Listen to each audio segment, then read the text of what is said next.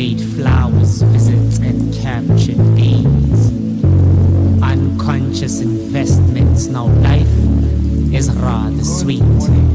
We caged birds just to be free.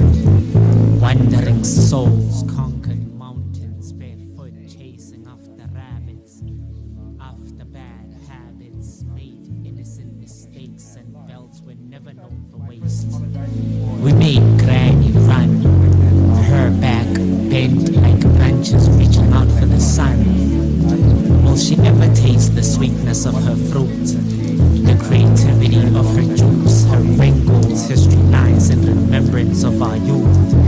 We were young, naughty scenes in hiding, but when seen, hidings were seen, and we ran like we carried freedom in our feet. When streets were playgrounds before playgrounds were built on our streets, tongues dressed in different speech, loneliness dared not to befriend us. Tea and laughter for breakfast, inhaled stories, now we own legends for breath.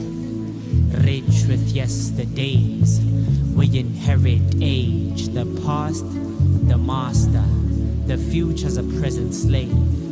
I wasn't flex then. If time is money, memories are an investment.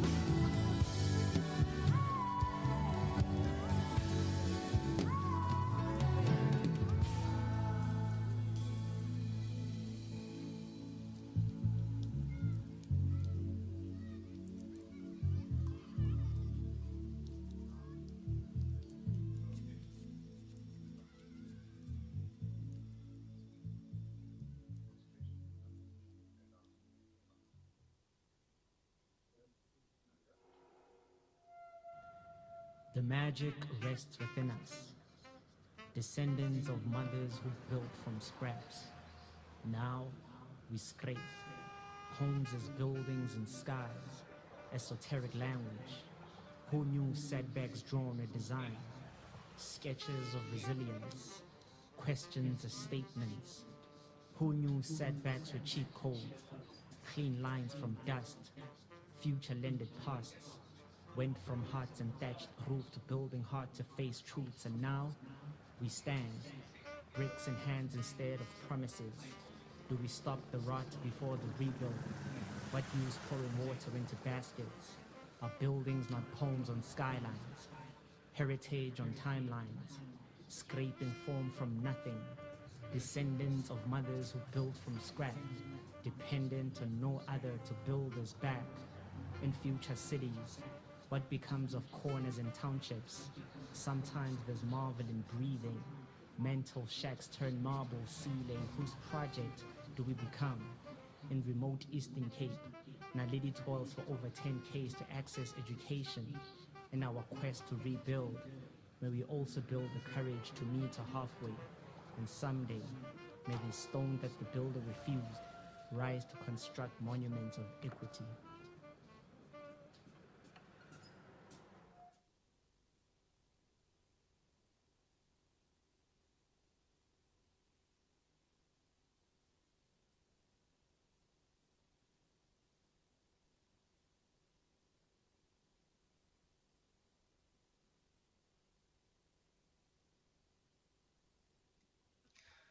Good morning, everybody. My name is Mukana Makeka. It's a pleasure to meet you. I'm an architect, practitioner, designer, and sometime artist, and it's an absolute honor for me to be your MC for the day. I'd like to first start by saying thank you so much to Flex of He and I for that wonderful intervention to kick off the day, which brings to mind notions of music, word, space, and architecture. In terms of the introduction that I will do very briefly, I just wanted to also acknowledge Mrs. Shongwe for the wonderful session that she shared just now, to give some quick apologies with regards to the technical issues that we're experiencing, but all things are under control. Let me first start by welcoming three honored guests, Honorable Nokolo Kiviet, who's the Deputy Minister of Public Works and Infrastructure, Dr. Josienzo Ramohopa, Head of Infrastructure and Investment in the Presidency, and Nanan Fongo, the Interim CEO of the Built Environment. I would encourage you to interact and use this platform with regards to the chat function. Where possible, use the icons in terms of your acknowledgement of applause, etc. Please keep your microphones off so that we don't disturb the speakers in terms of their discussions. And furthermore, under normal circumstances, I would be explaining where the fire escapes are and where the bathrooms are. Unfortunately, we are in a very different age, so I'm not under the pressure to do that. As an architect, I'm frustrated that I can't describe a spatial condition to you all. However, do feel free, if you do need to step out, I do believe that you have bathrooms where you are at. However, in terms of today's session, I do want to make specific focus on Autodesk as a sponsor for this event. Thank you very much. It would not be possible without your support and the support of many people here. In particular, the Sacap committee, but I also want to introduce the Sacap president who will effectively launch today. I've had the pleasure of knowing Datin Zindiso Charles Nduku for a number of years. We studied architecture together at UCT in first year in 1995 to show our age. And what was interesting about that time was a sort of inflection around what does it mean to be part of the post-South Africa from an education perspective. We've drawn together, we've critted each other, we've laughed with each other, we've cried after bad crits. But more importantly, he is currently a practicing architect, as to be expected, owner and director of NN Architects. He has designed and implemented a range of projects from offices, educational facilities, health facilities, warehouses and factories. He's very passionate about the state of the built environment, and it's a pleasure to hand it over to him to usher into the day. Dadenduk, the floor is yours.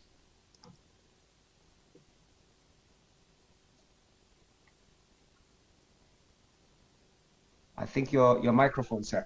Okay.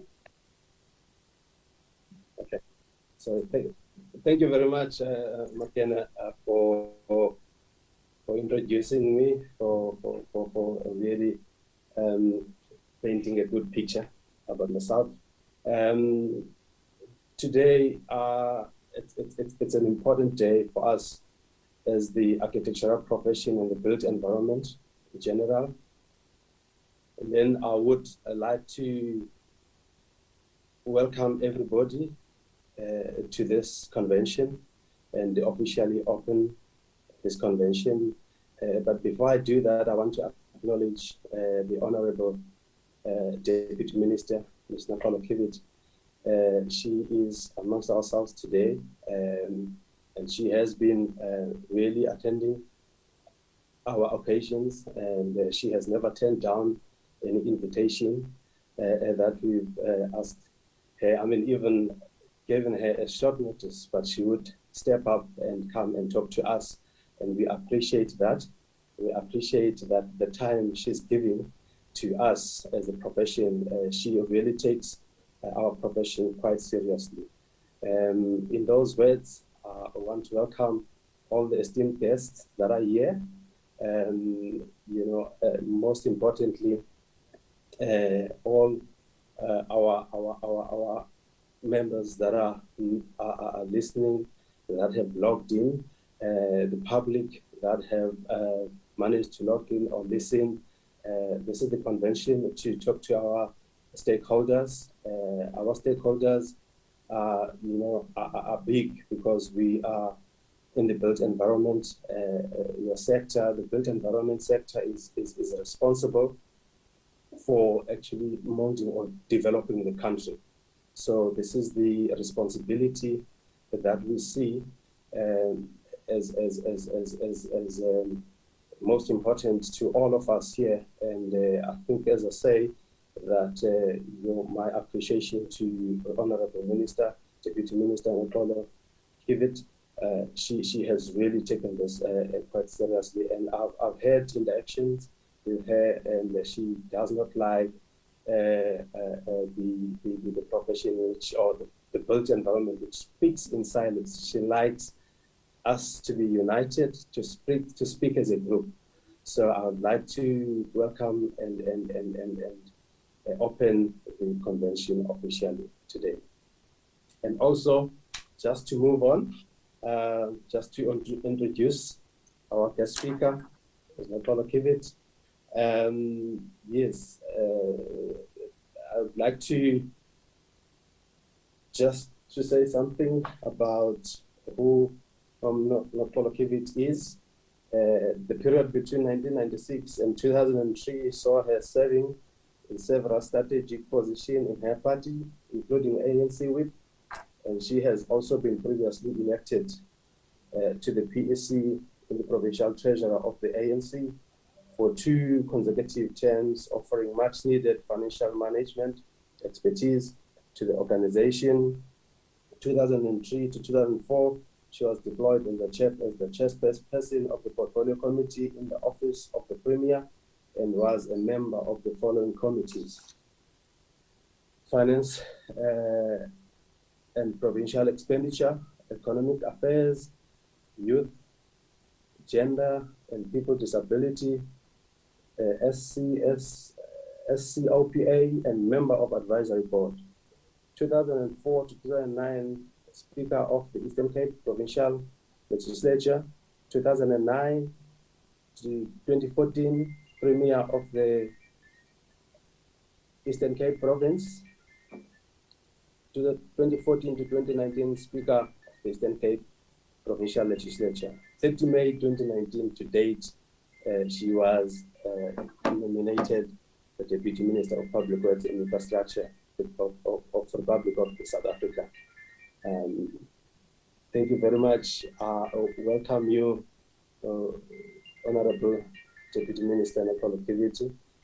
Thank you very much. I would like you to address the convention. Thank you.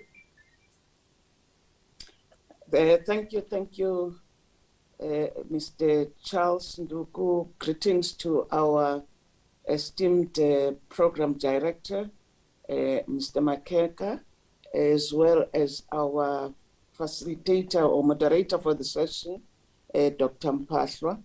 Allow me, President, to greet you together with your team of board members, our head of Infrastructure South Africa, Dr. Khotsienso Ramokhupa, and his team from our department, all the panelists, as well as all the esteemed guests, ladies and gentlemen. Allow me to greet you all on what has been a different Women's Month this year. Different in the sense that it is a second Women's Month held during the reign of COVID-19 pandemic in our country and the world over, which resulted in our government putting into effect control measures to mitigate the spread of the virus. Program Director, we are now seeing a decline in the numbers of those infected by the virus after experiencing the most devastating wave of all the 3 waves that have come our way. It is for this reason that we having this event in a virtual platform. The decline in numbers does not necessarily mean we can now return to business as usual. The danger is still very much present, and therefore we must remain vigilant and observe all protocols that are set by government, including keeping a safe distance from one another, wearing a mask, sanitizing and washing our hands as often as possible. Program Director, as the virus is still with us, also vaccines have been made widely available, and it is advisable for people to get vaccinated, although this is not guaranteed that one is not going to be infected, but it will go a long way in averting fatalities, at best hospitalization. I will not get into the science of communicable diseases and viruses, save to say that we have seen in countries that have achieved mass vaccination of their population, how they have almost been able to return back to normal. So this sends a clear message that vaccines somehow do work. I wish Program Director to take this opportunity to commend the Council for preparing an event that brings professional speakers from within our continent as well as across the globe, the academia, government, public sector in general, voluntary associations, registered persons, suppliers of products, media, Sacap committees, staff members, and board members, everybody together in discussing challenges confronted by the profession, yet not only to discuss those challenges, but bring their heads together to think about innovative ways to promote and reimagine the world through the lens of the architectural profession. This, therefore, is a session to affirm what the late Dr. John Tibane in his book, Master Your Thoughts, Transform Your Life, advises us about when he refers to what strategic leaders do. And I quote, they define their purpose, rethink their possibilities, reaffirm their proposition, reevaluate their partners, revitalize their people, redeploy their power, realign their priorities, redesign their processes, refocus their passion, reinforce their performance. And therefore it is exciting to be part of this noble cause, as I refer to what I've just quoted as the 10 Res that he has come up with. On the 6th of August, Program Director, I was invited and attended a Sacap event, which was more to celebrate the achievements of women in the profession. There I highlighted how the profession is still very much male-dominated, with indeed an overwhelming 77%. This surely does not represent the demographics of the country. The big challenge, therefore, is to improve the pipeline to ensure that girls from all corners of the country can access opportunities to be trained and qualified to practice as architects or as the various professions within the built environment, to participate therein. I would like to challenge everyone who is a registered professional who is here to make themselves available to provide mentorship to registered candidates, especially young women. Even if one does not have a candidate that they can mentor immediately, one can look at how individually you can contribute to growing the profession, including by advocating and championing the cause through motivational talks at schools, so that learners can be exposed to what it is that you do and therefore develop an interest in the profession. In his address to a joint sitting of Parliament in October 2020, His Excellency President Cyril Ramaphosa tabled the Economic Reconstruction and Recovery Plan, And in that address, he noted that infrastructure, and I quote, infrastructure has immense potential for stimulating investment and growth, to develop other economic sectors and create sustainable employment, both directly and indirectly. When one, close quote, when one looks into the introduction of the document on the ERRP, it is reflected therein that, and I quote, for the past decade, the South African economy has experienced stagnation, which has put a strain in the effort to tackle the historical structural inequalities, unemployment, and poverty. In an effort to rid the South African population of the devastating effects of COVID-19 pandemic and set the country on a path of economic recovery, the plan outlines key priorities to be addressed, chief amongst which is the aggressive infrastructure investment. The plan also explicitly states that it explicitly states that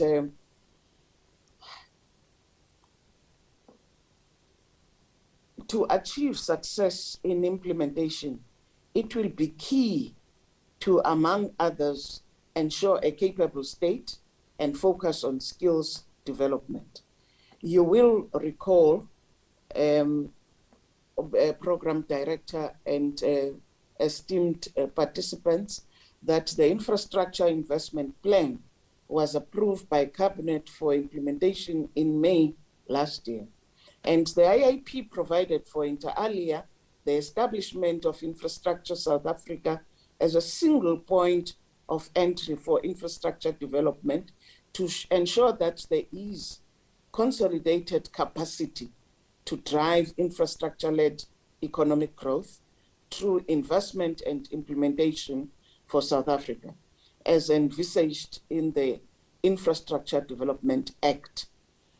In addition, the Infrastructure Investment Plan provided for the introduction of Sustainable Infrastructure Development System, the SEEDS methodology, to appraise and evaluate infrastructure investment projects to ensure that they attract funding and financing. The inaugural Sustainable Infrastructure Development Symposium, SA, which was used to unveil a total of 50 such projects with the rand value of 340 billion. And another 12 special projects were identified and gazetted as strategic integrated projects in July 2020 that covered network industries as well as human settlement, agriculture, agro-processing. On the 6th and 7th of October this year, Excellency, the President will be convening the second installment of the SEEDS SA to unveil the next wave of infrastructure projects. Program Director, again, our Minister of Public Works and Infrastructure, Ms. Patricia de Lille, in her budget speech vote on the 25th of May 2021, indicated how 84 projects and programs which have been on hold have been identified and would be sent back to their project owners to advise them to resubmit their infrastructure projects following the SEEDS methodology, which takes the country forward in that it helps us to recover. It is for this reason that Infrastructure South Africa has been established and is nested with the department to undertake the crucial work of driving the implementation of strategic infrastructure projects, as well as advancing the infrastructure investment plan. And the head of ISA, which is in Infrastructure South Africa, Dr. Ramakhupa is with us and will elaborate on ISA's role and in coordinating the three spheres of government. In September 2018, the President of the Republic announced the creation of a dedicated infrastructure fund of 100 billion rand, primarily aimed at providing seed funding to enable a blended financing of public infrastructure projects. To this end, a memorandum of understanding has been signed in August 2020 between National Treasury, the Ministry of Public Works and Infrastructure, and the Development Bank of Southern Africa for the establishment of such an infrastructure fund to be hosted at DBSA. The Chief Investment Officer for the Infrastructure Fund has been appointed in August, and the business plan was approved in December 2020.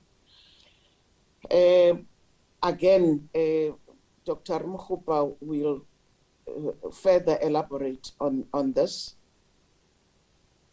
In relation to the coordination of government and working with all spheres of government, the focus is on effective coordination and implementation of catalytic infrastructure projects in line with the support for the district development model. We require innovative funding models to implement the strategic infrastructure projects identified as priority projects for government.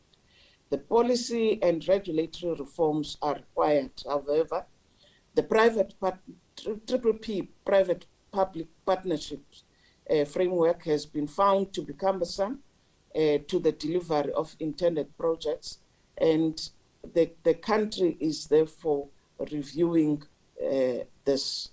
Ladies and gentlemen, among inhibitors to growth and prosperity is the malaise of fraud and corruption. These have the effect of derailing progress by redirecting scarce financial resources into pockets of the few greedy individuals who have no appreciation of the plight of the poor in a country. The construction industry is also one that has demonstrated a propensity to be affected by corruption. We have many projects that we never completed because either of officials soliciting bribes from companies or sometimes the service providers and contractors, when they tried to play things by the book, they had their payments withheld until they acceded to the demands of crooked individuals.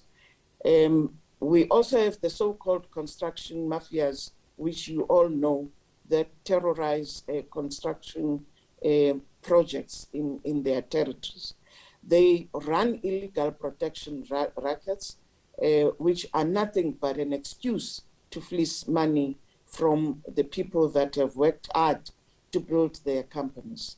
All these acts require law enforcement to be vigilant, and for citizens and companies, private sector, to work with the law enforcement agencies in order to bring the culprits to book.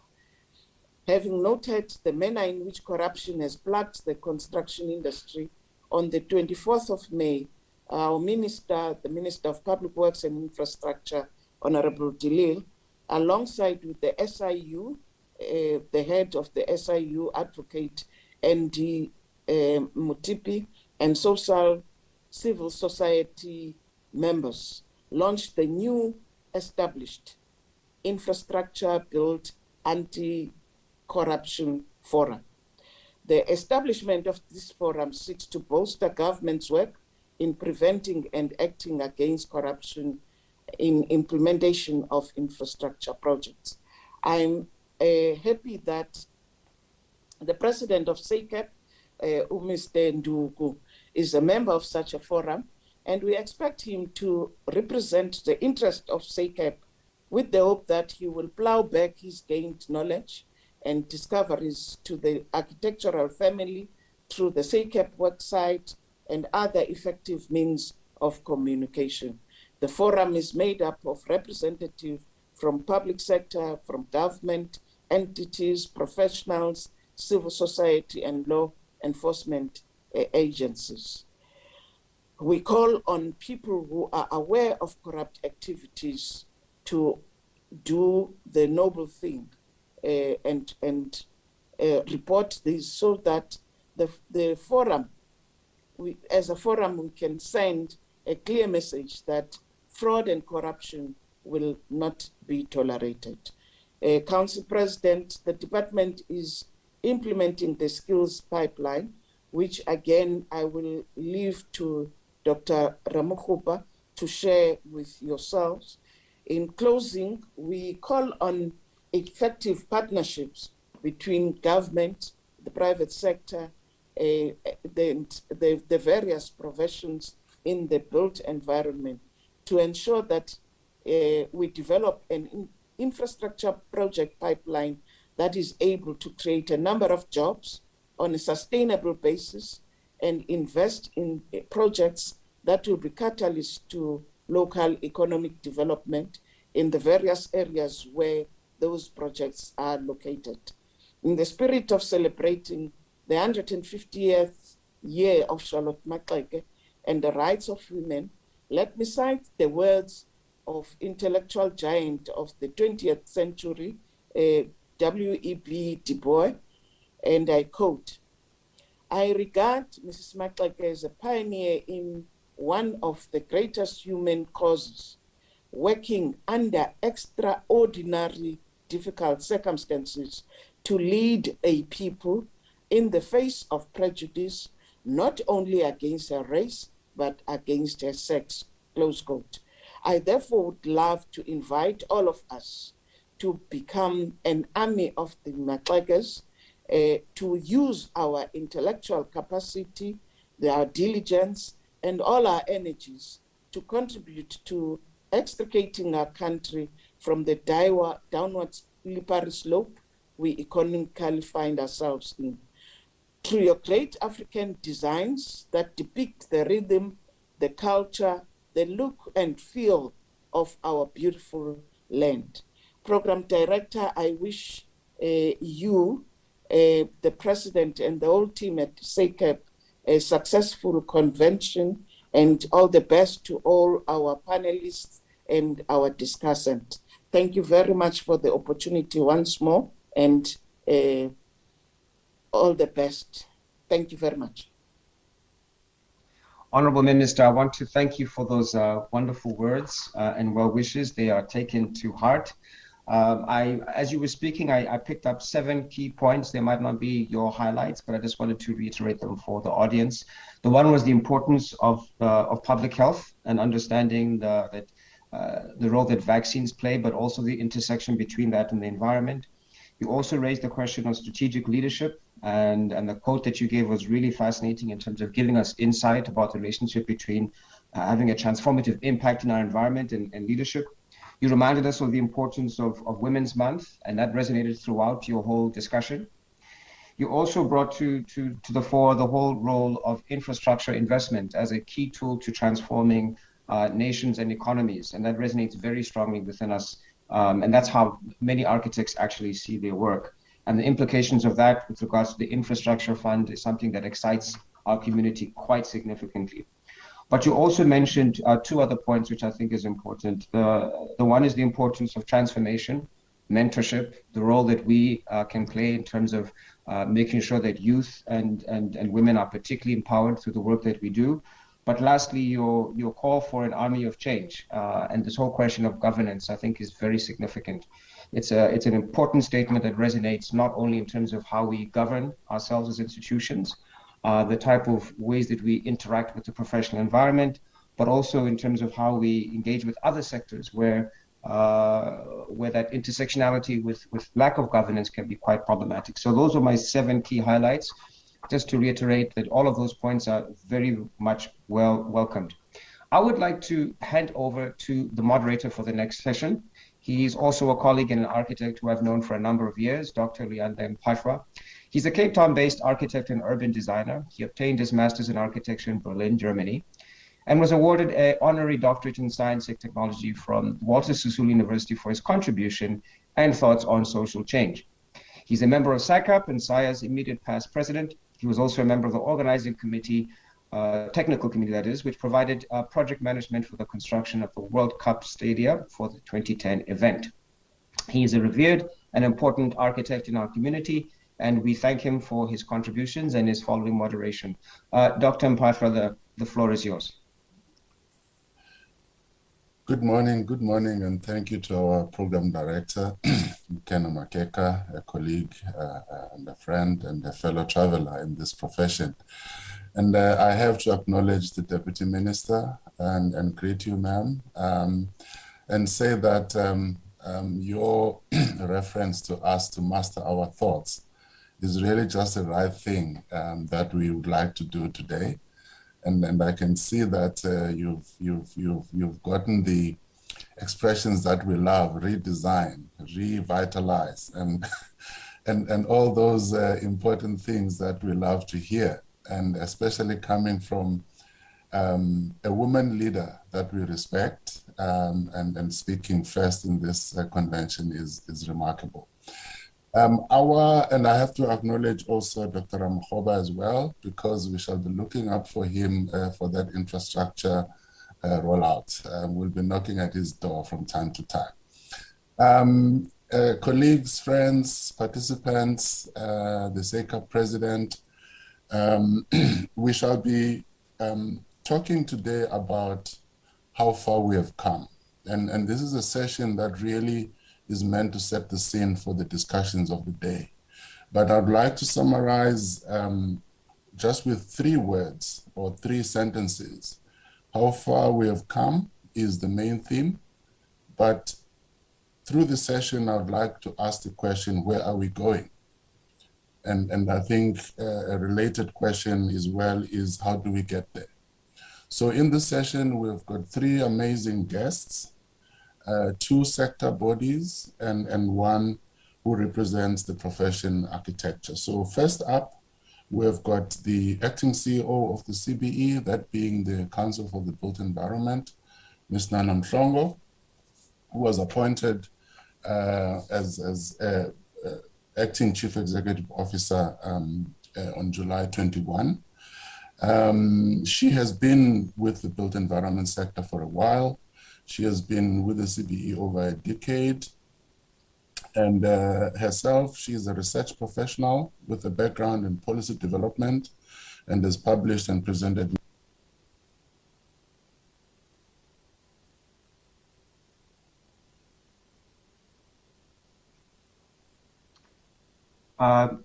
Leander, I think your mic is off. Oh, sorry. Just the last 20 seconds. Yeah. Okay. Yeah. She is a research professional with a background in policy development and has published and presented numerous research articles. She holds 2 master's degrees and is currently completing a PhD. I can only say, wow. She has been also part of the Cuban technical advisors in the Ministry of Public Works and Infrastructure, and a member of the Department of Public Works National and Provincial Infrastructure Forum. So we are pleased to welcome her, and she has written also that in addition to that, and we must acknowledge, she's a mom with 2 children, and obviously she plays that role also in between all her busy schedule to support her family, and I think this is important. So I'd like to invite you, Ms. Mhlongo, and perhaps you can enlighten us in terms of the role of the CBE as this sector body that represents all professions. Yes, today we're about architecture, but I think it's fair to acknowledge that we're part of a broader built environment group. Welcome, and over to you.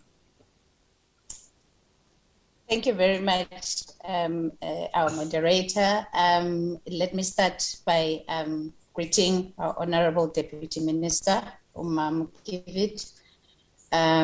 It's an honor that I have to speak after her, but it's also a challenge. Program director, the head of ISA, the president of Sacap, the CBE chairperson, all council members, dignitaries, colleagues, good morning. Thank you very much for this opportunity. First, I would like to just share the sentiments by our Deputy Minister in terms of Sacap's hosting of this event. I don't know if my presentation, okay, maybe I'll use my own here. Perhaps just to give a brief background in terms of the CBE. CBE is the Council for the Built Environment. We are an entity of the Department of the Public Works and Infrastructure. And we are responsible for the 6 professional councils. But that does not limit in terms of then how we operate in influencing the built environment in terms of the professions. We also collaborate with those that are not currently catered for by our mandate. So as the moderator has highlighted that architectural profession is one of the 6. It also includes the engineers, the landscape architects, the quantity surveyors, the project and construction managers, but as well under which we have the health and safety practitioners, as well as the property valuers. We have a various aspects of the mandate as the CBE, which partly it's to focus on promotion of human resource development in the built environment, but also importantly, to facilitate and coordinate the participation of the professions in integrated development, which is one aspect that will relate to the topic that I will be talking to this morning. So my brief talk this morning, it's really to look into architecture as a profession that is able to influence our society, but also has got a massive opportunity to transform our society. Perhaps we look at professions in terms of the status that it provides, but then we need then to refocus our energies in terms of saying, how then do we go beyond just changing the physical environments, but having the architectural profession as a driver of social change. So that is briefly what I want us, it's really to provoke our thoughts as we go through the discussions today, to saying, let's not just carry the titles, but, we have a country that we need to serve through our intellectual capacity. If we may move to the next slide, please.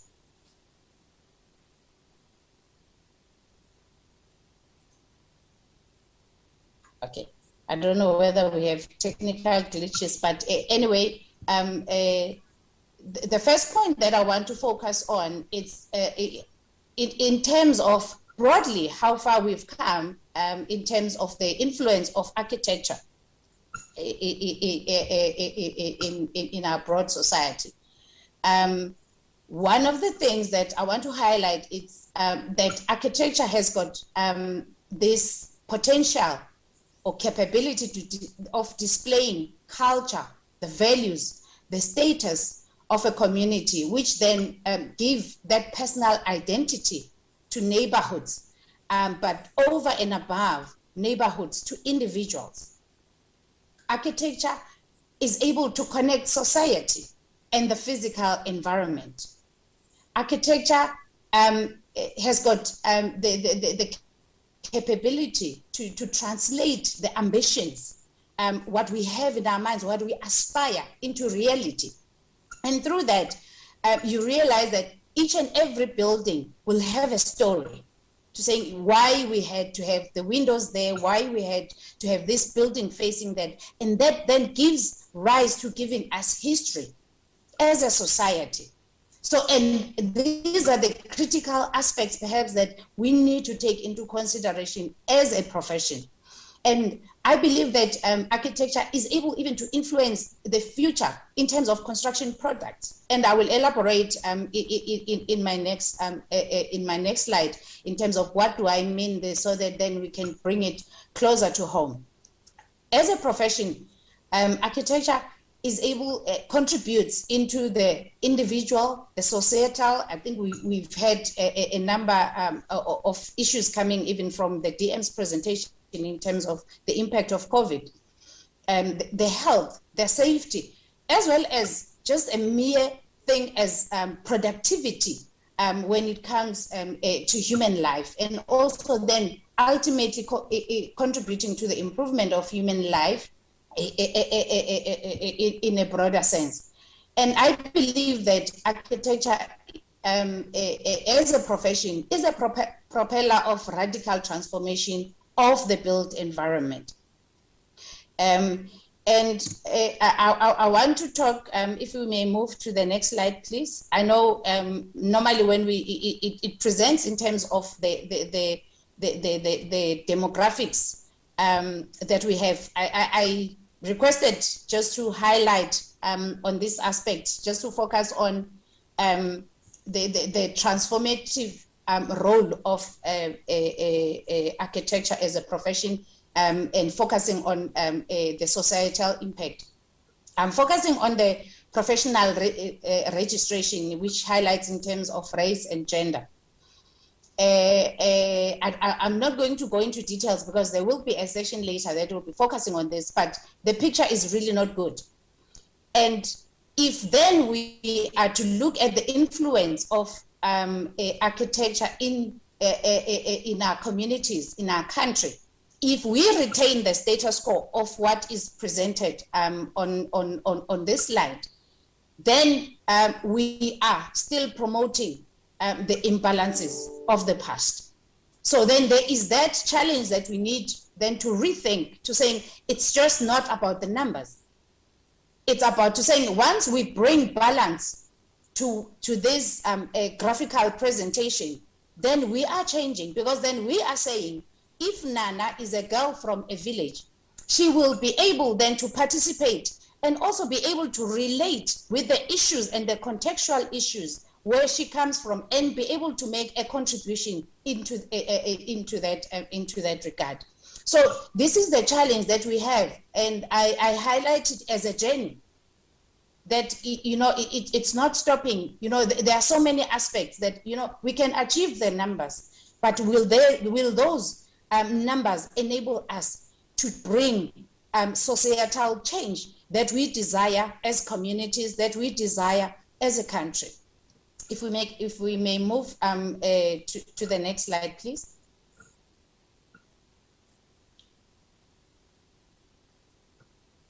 So my last slide, because I just really want to tease the thinking around, is that what then are the transformation or transformational opportunities that we have within this profession? One area that we need to look into is then our education aspects when it comes to the architectural profession. What is contained in our curriculum?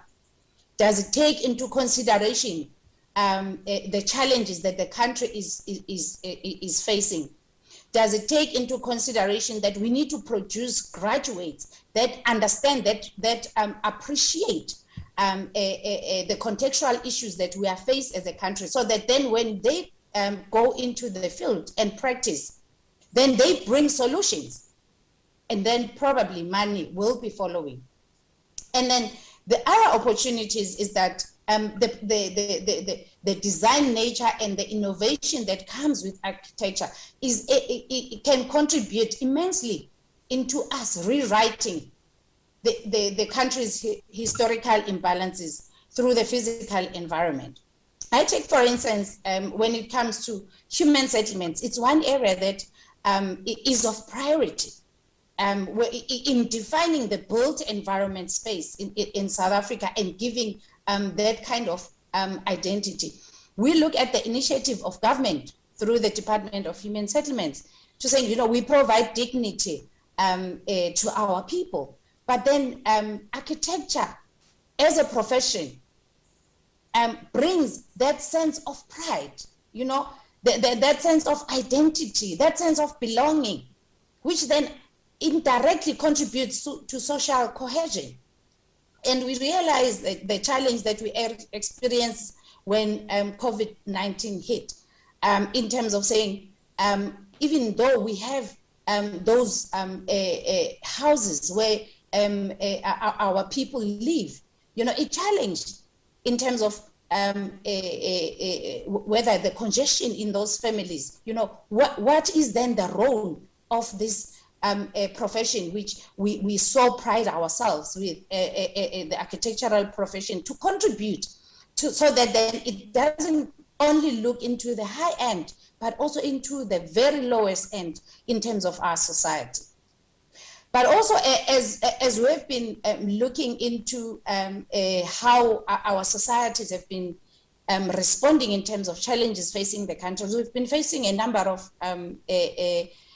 community unrest. And the first target, it becomes infrastructure. And it got me thinking to say, you know, what makes anyone to think to say, you know what, whether it's a library, whether it's a school, whether it's a mall, then it should be burnt down.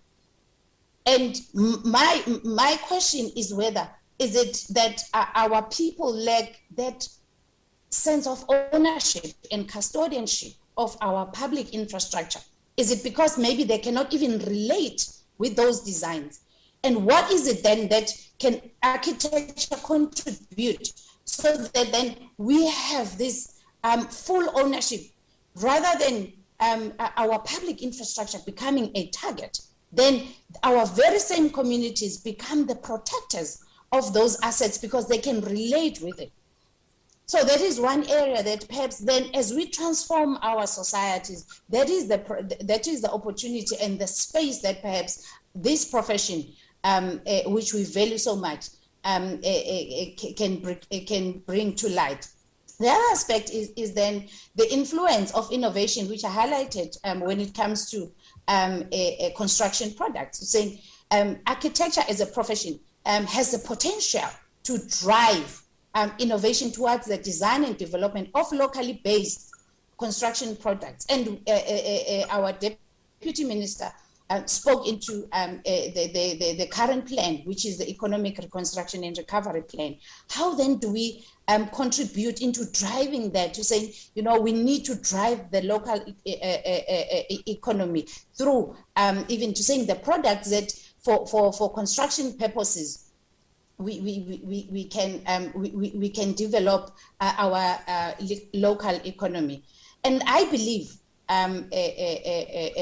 program director, as I end, that architecture can give South Africa identity, and not only identity, but it can also give South Africa style.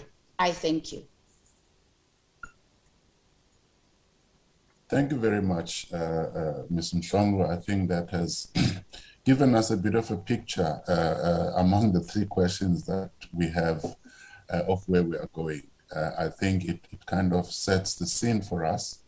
And I mean, if I'm to make reference to what the Honorable Deputy Minister was saying, summarize your input is really to say that we have to redefine the role of architecture in our society, because as we are practicing, I can guarantee you, this is not how it is generally understood. We're known to be people of buildings and beautiful things, but to be drivers of social change and all that, that is something we need to strive to achieve. And we hope that as a sector body representing us, you will be championing that cause with us, with government, because it is quite important.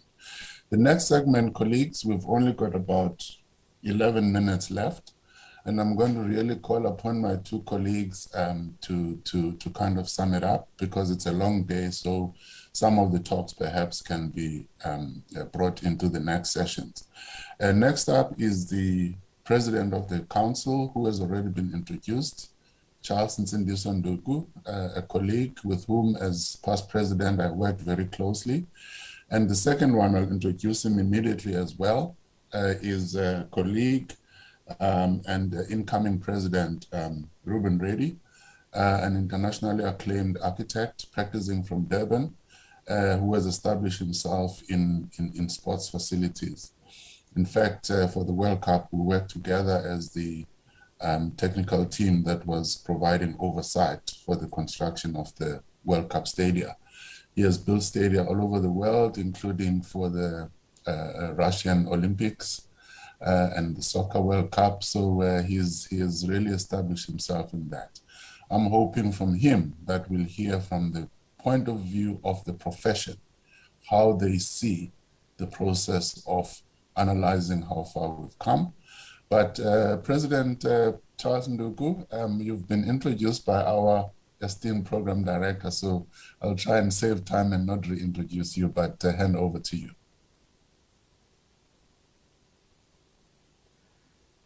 Thank you very much, Dr. Mpahla. Thank you very much for the opportunity. I'm going to try and save time to answer this question of how far have we come.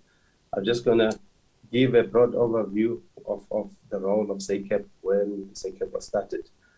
I think professional architects were regulated under the Act, the Architects Act 35 of 1979, leading to the establishment of South African Council for Architects, SACA, which commenced in 1971 and remained in place for plus minus 30 years. Architect Act 35 of 1979 was repealed and replaced by the Architectural Professional Act 44 of 2000 in a move to consolidate and include other categories under one umbrella. That led to the renaming of South African Council for Architects, SACA, to South African Council for Architectural Profession, which is Sacap now. And that regulating the professional architects, professional senior technologists, professional technologists, and professional draftsperson. That was established or started in 2001. Sacap is further established to provide for the regulation of the relationship between Sacap and the Council for Built Environment, and to provide for matters connected and is enjoined to protect the public. The role of Sacap, the main role, Sacap's main function is to protect the public against unprofessional conduct by a registered person, guide, facilitate, and promote a high standard of competency and responsibility in architectural profession, and increase public awareness of the range of architectural services offered. It also aims to ensure that the profession fulfills its total role in the development of South Africa and the world. The architects, or South African architects, are actually practicing all over the world. That we have really good, competent architects that are coming out of this country. It is also is doing that is actually protecting the public by registering the professionals, renewing the registration, accrediting programs at higher learning institutions, regulating activities within the architectural profession via code of conduct and disciplinary procedures, facilitating and auditing the continuous professional development. CPD, we call it a CPD, that when we, even if you are qualified in practice, you have to keep yourself abreast with the knowledge and the development. So that is why we have CPD, developing and implementing the identification of work process, developing and updating the recommended professional tariff of fees, amending legislation and when necessary, ensuring the public and registered persons are kept abreast of the developments within the sector. So those are the main roles of Sacap in a nutshell. I don't want to go into details about that, but the main one is to protect the public through registration of the professionals. I would like to highlight the main issues that as a fifth-term council that we had to deal with. And when we came into the office, as I said, that this council was established way back in 1979, and then until it is Sacap now with the Act of 44 of 2000. We have had there are two areas of our mandates that I would like to highlight: the IDOW and the scale of fees, or the publication of the fees. I think this is connected with the Competition Act, under Competition Commission South Africa. We have had challenges in the past. For quite a while, we were unable to actually publish the fees and IDOW.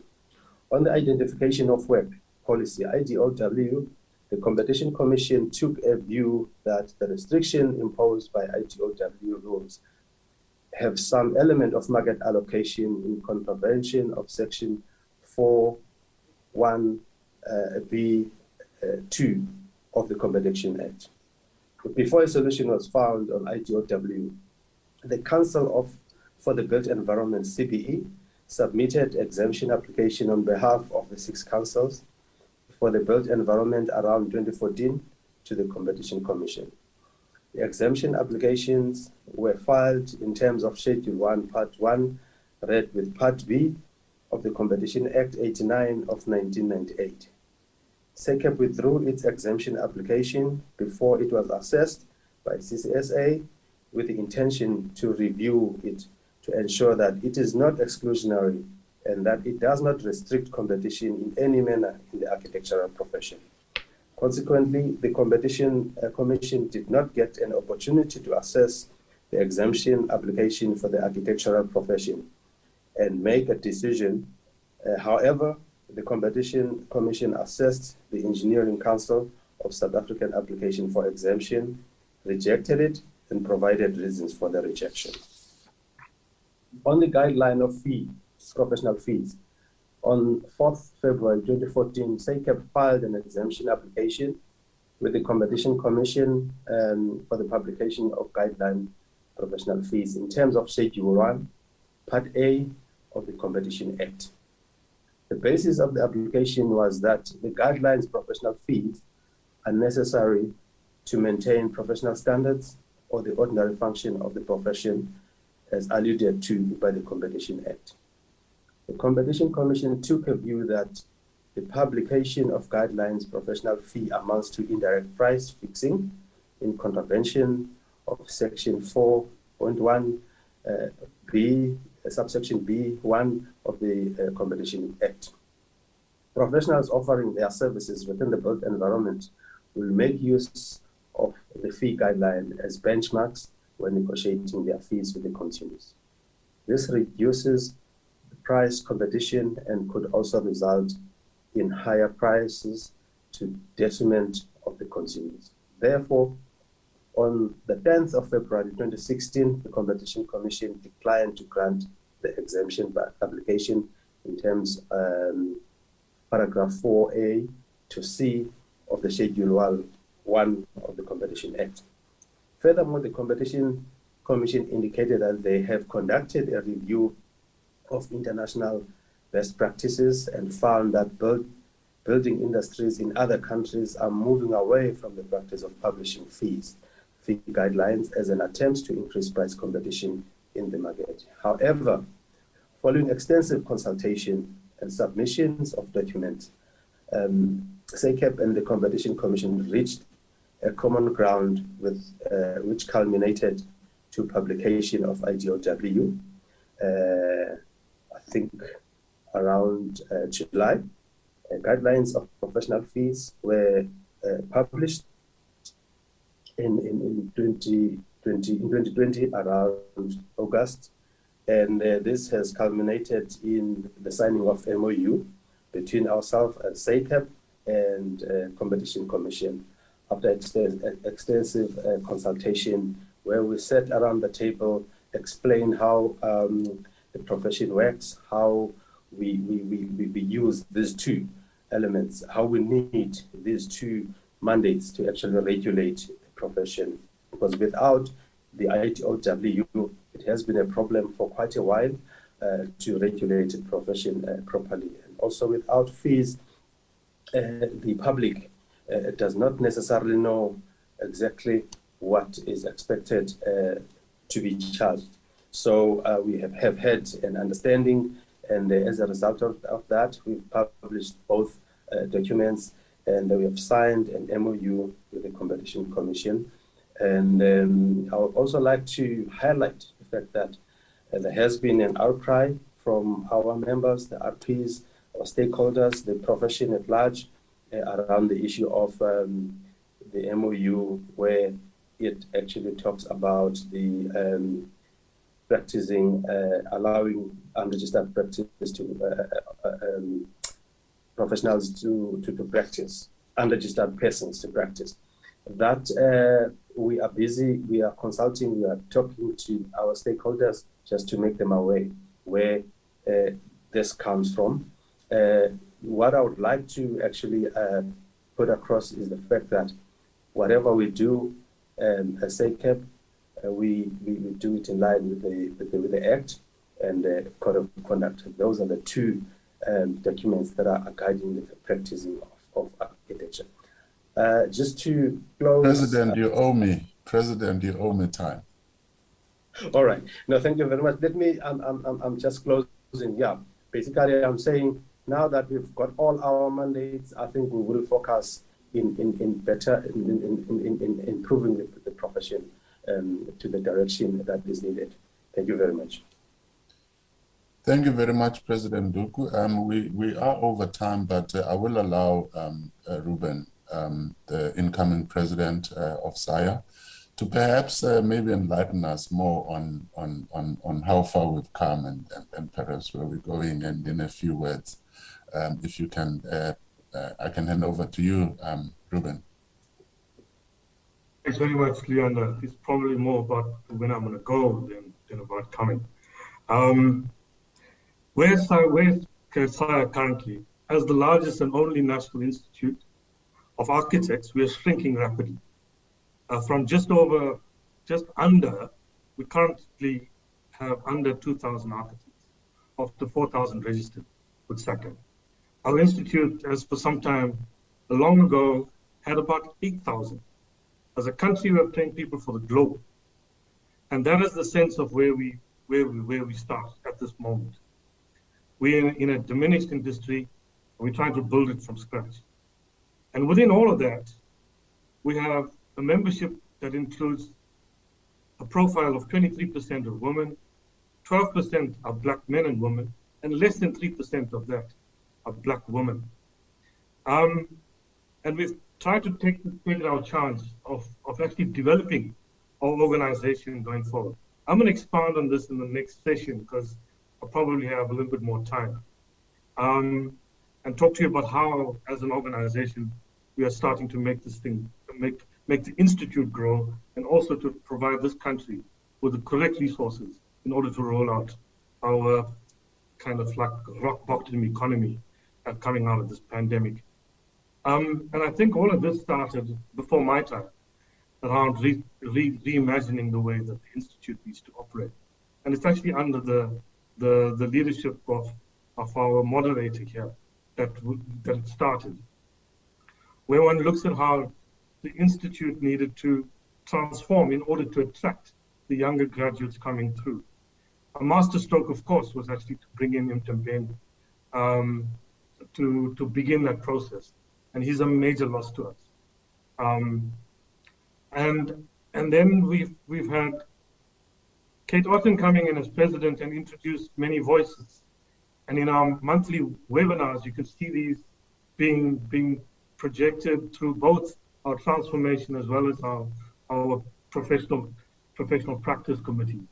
And this is where they are looking at new ways, new people that are delivering talks and so on to our membership.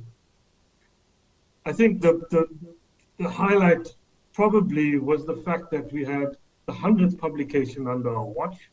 And what we did is that we allowed a diversity of people to contribute for the first time ever.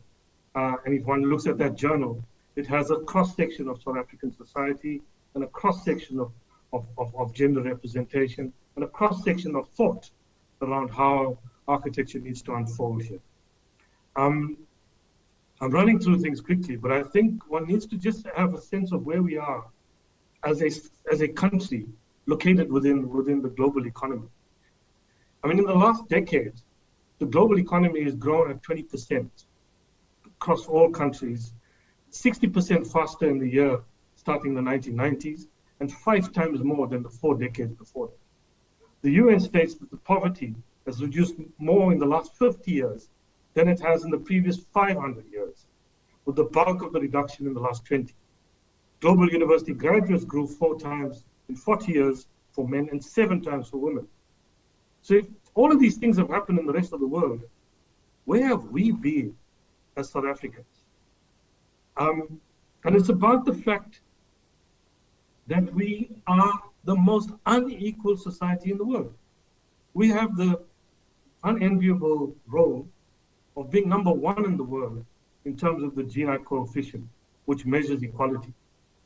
If 0 being the most equal society and 100 being the most unequal, at 63 we occupy Recording the in position progress. of the only country in the first in the 60s. I'm just going to jump through to the end of this year because it kind of encapsulates exactly where we are and where we need to go. It's by an architect, artist, and disruptor called Lebbeus Woods. Architecture and war are not incompatible. Architecture is war. War is architecture. I'm at war with my time, with history, with all authority that resides in fixed and frightened forms. I'm one of millions who do not fit in, who have no home, no family, no doctrine, no firm place to call my own, no known beginning or end, no sacred and primordial site. I declare war on all icons and finalities, on all histories that would chain me with my own falseness, my own pitiful fears.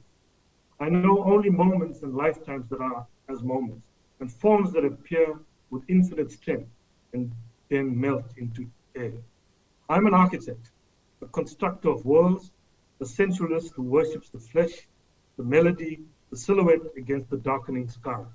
I cannot know your name, nor you can know mine. Tomorrow, we together will construct. Good luck with the rest of the day. Thank you to the speakers on this session.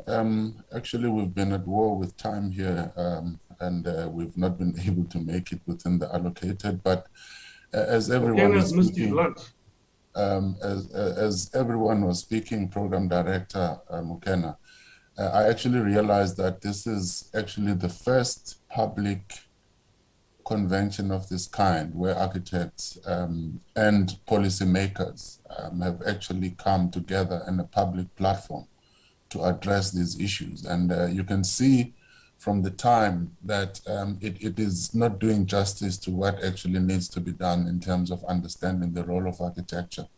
So I'll hand over to you as you are taking over to the next. I can thank firstly the Minister for her address and has given us some things to think about. I really won't go back to what has been said as highlights. I think Nana has given us quite a good sense of what the role of architecture should be, what we should be aspiring to. And obviously, the president of Sacap, the regulator, has to help us in that journey to ensure that we've got a robust profession that can produce the skills that are required by accrediting those institutions to ensure also that the content and the curriculum actually does speak to the issues of South Africa and the continent. And I think it's quite a new challenge that we also have to set ourselves. And then I think with the last contribution from Saya, from Ruben, it is quite clear that the profession is also facing challenges that need to be addressed. And we need to face it in terms of what is the status of architecture in our society? How do we encourage architects to be part of the profession, and how do we support them? And how do we mentor them? So those are takeaways from the session, and I'd like to thank everyone and hope that the rest of the sessions can give us a bit more. Over to you, Program Director.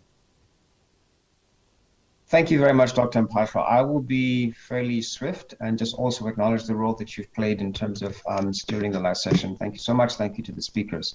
The next speaker is a friend, a mentor, a well-known name in the architectural world, Professor Joe Nowero. I'm honored to also say that the previous, one of the speakers spoke about the importance of mentorship. I definitely count Professor Joe Nowero as a mentor who's had a big impact on my career. But enough about me, let's talk about him. Joe Nowero Architects was established in 1984 in Johannesburg, South Africa. He has a career which has combined teaching and practice since that time. He was the Ruth and Norman Professor of Architecture at Washington University in St. Louis from 1995 to 2001, and a Professor and Director of School of Architecture and Planning at UCT from 2000 to 2005, and retired in 2015 as an Emeritus Professor. His work has been widely published and exhibited all over the world. He was elected as an International Fellow of RIBA in 2010. He's an Honorary Fellow of the American Institute of Architects as of 2015, and was awarded the Gold Medal for Architecture by the South African Institute of Architects in 2010. Professor Joe, old friend, the floor is yours. Welcome.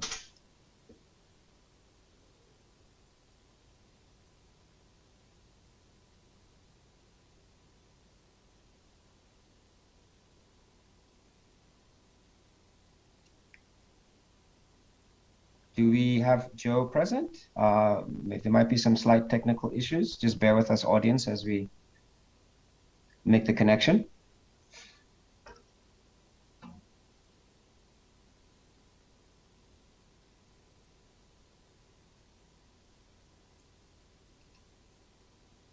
It was on earlier, though. Oh, yeah, Joe, I'm not sure if that's your iPad. Could you put your video and audio on? You are next. There you are. So we just need your audio, and then we can begin. It's good to see you.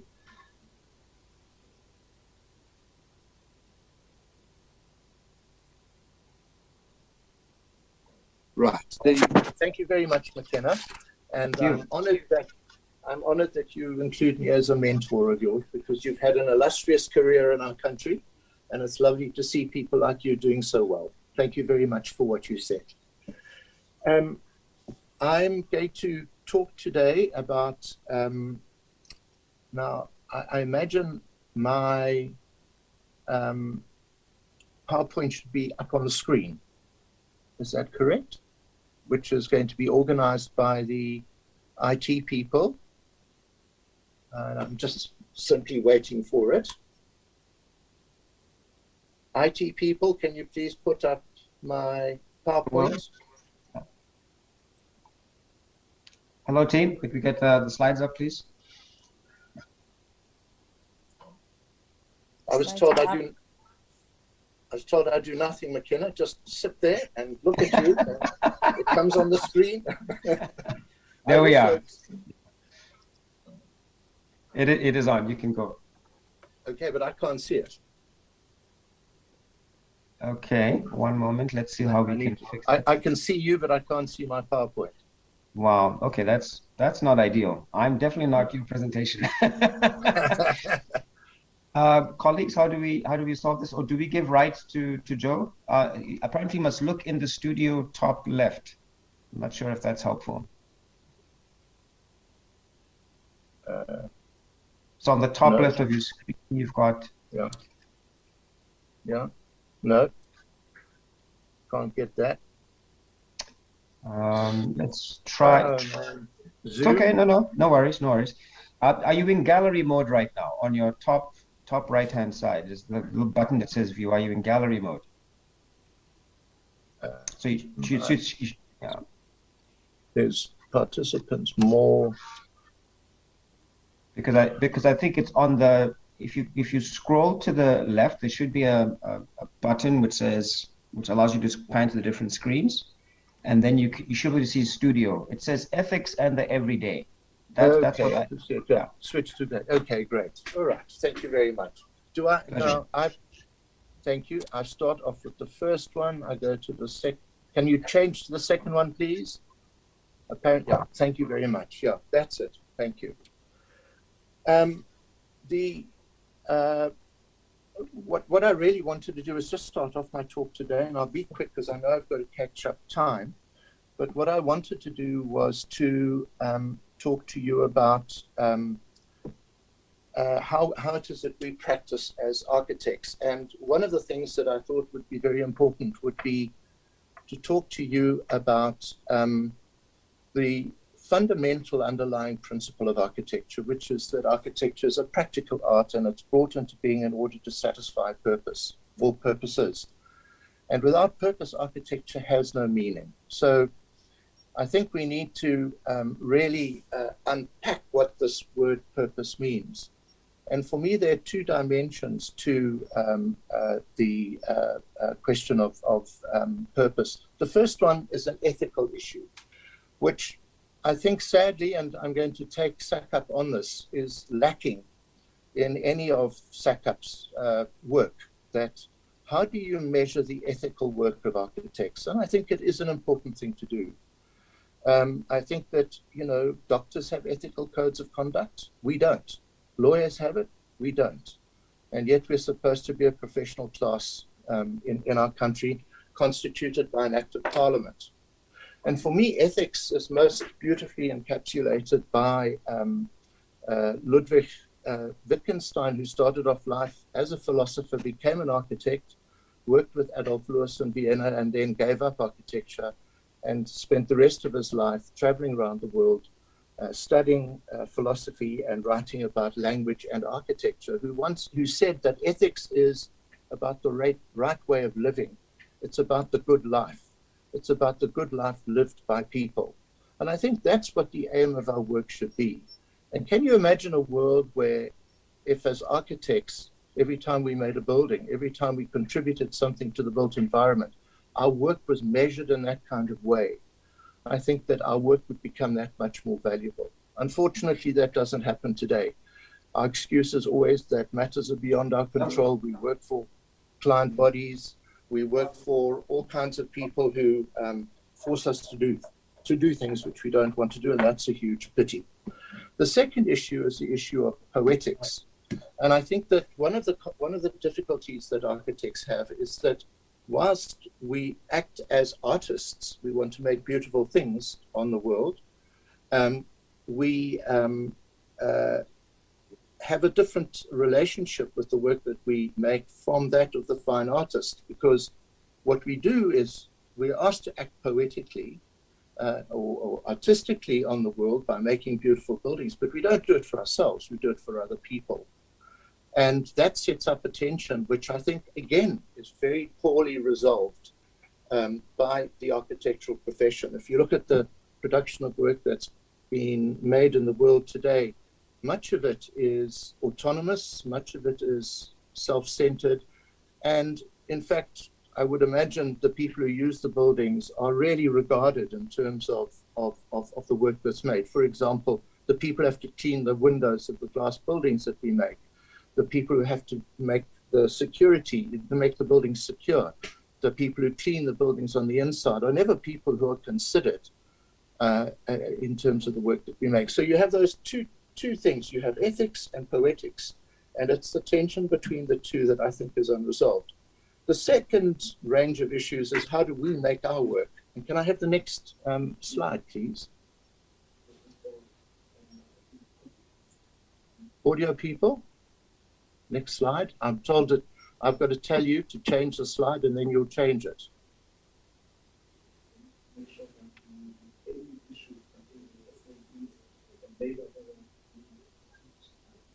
Is the slide fine, Joe?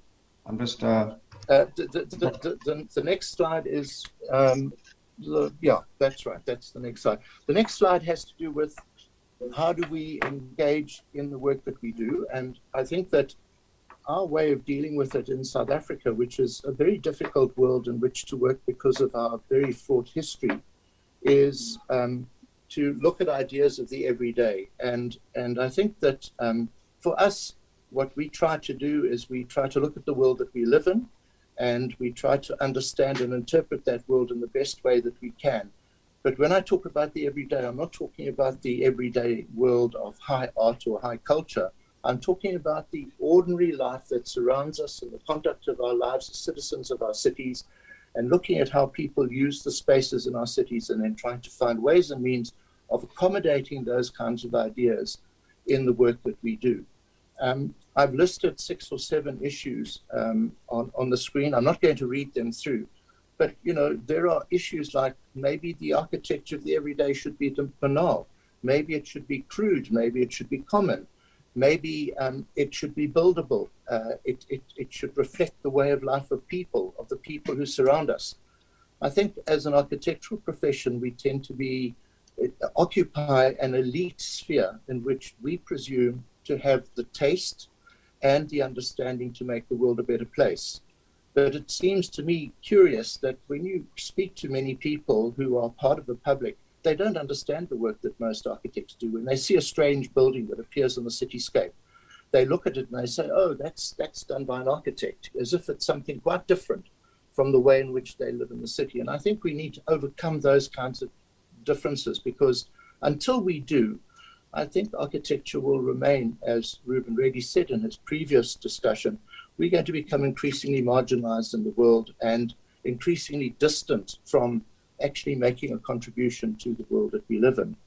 What I'd like to do now, I'm just really trying to hurry my talk along because I've been asked to shave 10 minutes off my talk, which I hope I'll be able to do so that we can get back on track. I'm going to show you 2 projects that we've done, what I would call COVID projects. Can you show the next one, please? Which really have to do with 2 very different ways of dealing with the idea of purpose and of trying to deal with the issue of the everyday. The first one is the repurposing of a 27-story building in the city centre of Cape Town, which is, if you go to the next slide, which is a building right adjacent to a very fine building recently completed by Makeka's practice, which is the Cape Town International Convention Centre Phase 2, which I suggest everyone who goes to Cape Town should go and have a good look at. It's a very fine building. And the building that we were asked to repurpose was a 1980s office building designed by a very fine Cape Town architect, Doug Roberts, which is a 27-story office building called the Metropolitan Life Building, which had reached the end of its life. It was no longer a feasible building. It had only 70% occupancy, and it was slated for demolition by Metropolitan Life. Working with a developer from Johannesburg who hit on the idea of being able to transform the building into a hotel, we worked during the COVID period and doing precisely that. It was a very interesting building because, next slide please, the building itself, to make it feasible as a hotel, needed to be as dense as possible. So we converted it into one of the largest hotels in the country, a 550-bed hotel. But what I think is very nice about, or very important about the hotel, was that the idea was to bring hotel accommodation within the reach of the everyday man and woman in the country. Rooms are let out at 700 to 800 Rand a night in this building, which adjacent almost to the front entrance door of the Cape Town International Convention Centre is quite an achievement. Unfortunately, Cape Town has priced itself out of the reach of the average South African citizen, and also out of the reach of many people who live in Africa who would otherwise come to Cape Town to attend conferences, but they can't afford the hotel accommodation that's afforded in Cape Town. So this hotel is an attempt to bridge that gap and to bring hotel accommodation within the reach of middle-income families in South Africa and outside of South Africa, where you can get a hotel room, as I said, for 700 odd rand a night. The hotel is like a gigantic big city, and it was really a daunting task for us. We worked only as the design architects. We worked with Vivid Architects, who were the architects of record. And it was really like a military operation trying to get the building ready, repurposed as a hotel. To give an idea, we had to make over 20,000 cores in the concrete slabs in order to get the wet surfaces in place. The building, the rooms themselves, we were told it would be impossible to fit the number of rooms we needed to make the hotel feasible into the parking grid that we had, but we managed it. We managed to get 3 rooms into a 3 parking bay grid, which meant the room width was 2.2 meters, which is very low. I'm telling you all this technical stuff because I think for me, the challenge of a building like this was that it was both a technical problem or technical issue, and I'll talk about it later, but a kind of a cultural, if you want to call it that, set of challenges.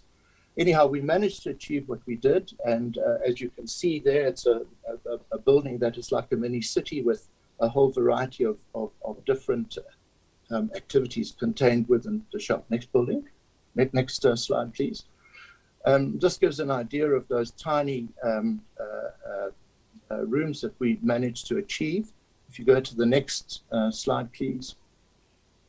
The one advantage that we had, and this is where technology and building regulations become so important, and why I find them so onerous, because they are so they're so prescriptive instead of being proscriptive, in the sense that the sill heights of the offices were 1 meter high, which meant that when you sat at your desk, you couldn't see the view, and the view in Cape Town is everything.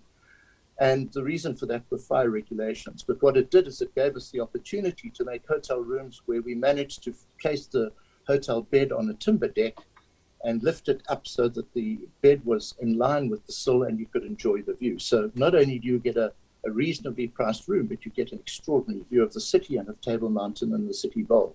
Next.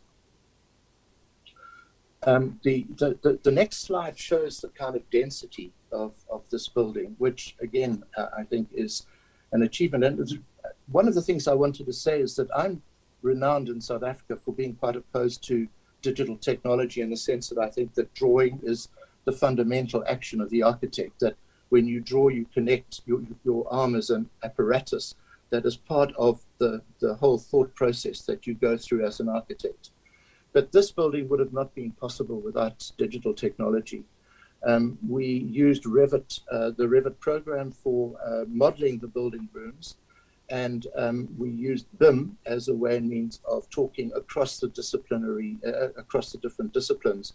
In fact, we modeled the services in this building in 3 dimensions, to the extent that the electrical engineer modeled all the conduits in 3D, and we managed to track any clashes before the building got built. So it was a process that was actually very, it was very easy. Next. The building, as I said to you before, is a fine example of, you could say, probably late modern, early postmodernism. It certainly caused a stir in Cape Town when it was built. It was the tallest building in Cape Town. It's now been eclipsed by a number of other buildings. But as you can see, we've put a gigantic tower on the top of the building, which is called the Tower of Death, which you can go up in a little chair and you can drop down under the force of gravity. It's 50 meters high, and people love it. But it is now taking into account the tower, the tallest building in Cape Town, which seems to have filled our client with a great degree of pleasure. Next. So this is the building as it's been repurposed. And the reason why I include this is that I think this sets up for me a tension between what I said previously and what we face in the world today. We can't afford to demolish buildings any longer. We need to repurpose them. But if you think of a building being brought into being in order to satisfy a purpose, how do you design it in order to satisfy a purpose, but at the same time offer it the potential to be easily adaptable to future uses over time? Because as we know, we live in a neoliberal economy where building uses change continually and very rapidly, and the buildings that we make have to be able to be adapted. And this is a real tension that I think architects face, not only now, but in the work in the future. And it's something that really doesn't, concern us too much. I think we are really concerned with the present and designing buildings for the present, but not making them adaptable to the future. The building itself, we hung swimming pools over the side of the stepped part of the building. Next slide, please. Just keeping an eye on my time. You can see the two pools that we created, which have a fantastic view of Cape Town. We've now subsequently told that a Chinese consortium is going to build a 70-story hotel building adjacent to our one, so we're not sure what the impact of that is going to be on the pools, but who knows, we live just for the present. But the second thing that I think was important for the building was, how do you take a building like this and finish it in a way that speaks a language to people generally, and without trying to be architectural, without trying to be too esoteric. And I think that the strategy that we chose was to use themes of what our client said was Africa, which was South Africa, which was gold, diamonds, and vegetation that is rich and lush and is prevalent in the country. And we created these incredibly rich interiors, which I think most architects would probably think are not quite their cup of tea, but which somehow seem to provide people with a relief from the world that they lived in. About 50% of the people who have been staying in our hotel all come from Cape Town, and they come from areas like Belleville and other parts of the city, and come to spend a weekend or a night or two in our hotel, simply because it's so different from anything else they know, and it's something that appeals to them. So I don't want to get too involved in what popular taste or matters like that are really about, but I think as architects we need to address those issues, because our taste culture is sometimes not the same as what the public appreciate in buildings and in architecture. And somehow we need to study that more carefully if we want to make our buildings more friendly and more amenable to the public at large. Next. The interiors of the building are, I think, I got into a lift when it first opened, and there were two very attractive young women in the lift, and they both had their cell phones on, and the one turned to the other and she said, "This is the most Instagrammable building I've ever been to in my life." And I thought, wow, I mean, what a compliment for a 70-year-old white architect. Yo, that's great. Next slide, please. So, yeah, the lift lobbies are like Aladdin's cave, and people talk about it. They say we don't need to go to Las Vegas, we don't need to go to Lost City, we don't need to go to Gauteng. We can stay in Cape Town. We can have it here. Next.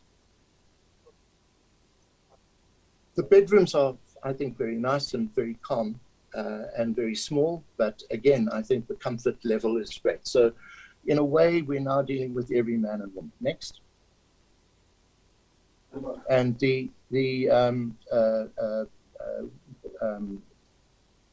pool decks, I think, have commanding views of the city.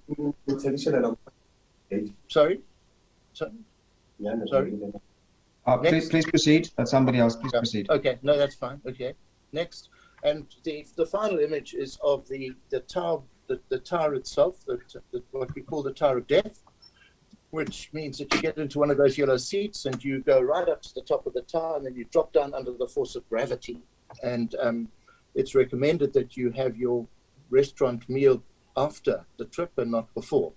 But we have people who it's fully booked most days when the weather's good. Obviously, in Cape Town, with the kind of wind that we have, there are going to be large numbers of the year when it's not possible to use. But again, It's that idea of making something extraordinary in the city for the public to use, which gives them another dimension to their use of the city, which I think is really important for us as architects.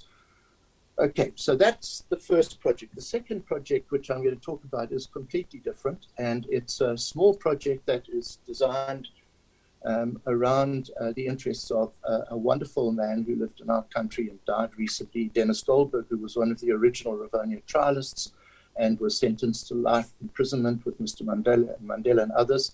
The only thing was that he didn't land up on Robben Island, but landed up in Pretoria Central, where he was really badly treated because he was seen by the white warders not only as a political prisoner, but as a traitor to the white nationalism that had gripped the country at the time. He was released in the 1980s and went to live in England, worked for the ANC in England, and then returned to South Africa in 2000, and came to live near us in Hout Bay. My wife is, in fact, he's my wife's uncle, and he then devoted his life to arts and culture amongst the youth in Hout Bay. And one of his wishes was to build what he called a House of Hope, which would be a place where youth art and culture would flourish in Hout Bay. Charles, your mic is on. Charles. Sorry, Joe. Is it? No problem. Yes. Okay. Yeah, please switch off your mic. Thank you. Yeah.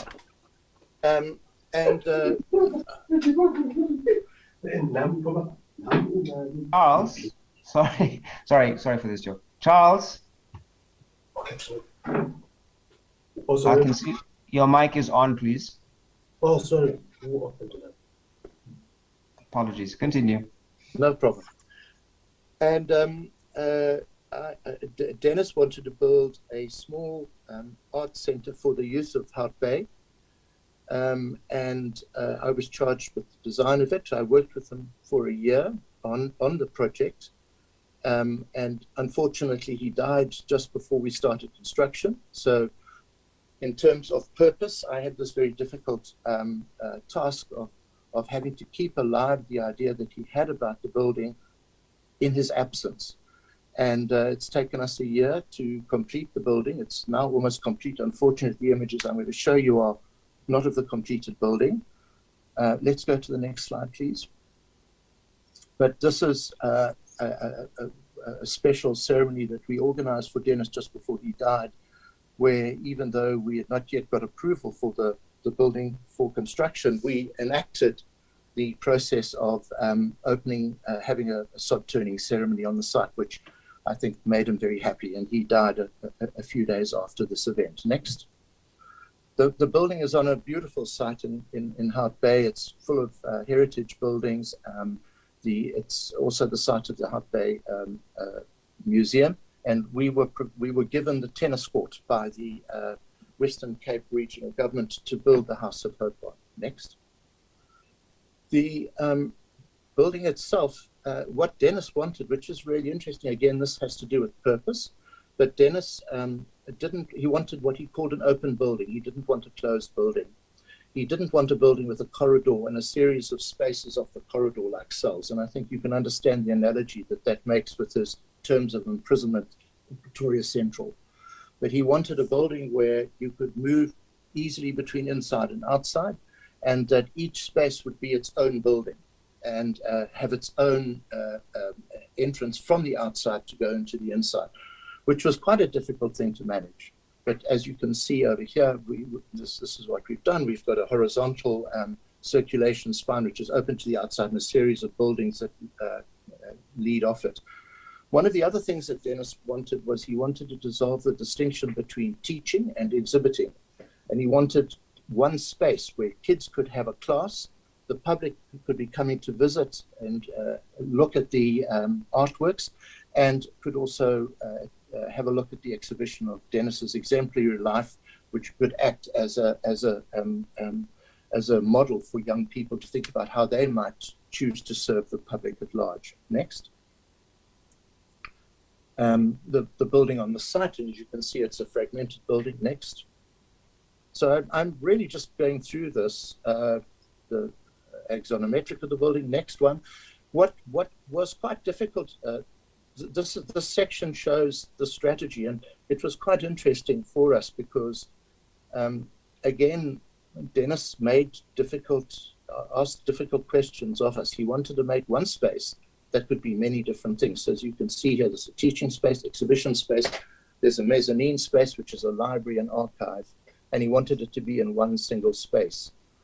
We had to deal with the problem of acoustics, obviously, but when it came to getting approval from the city wanted to know what kind of building it was. And we said, well, we can't really describe it as one kind of building. It's many kinds of buildings all happening simultaneously in the same space.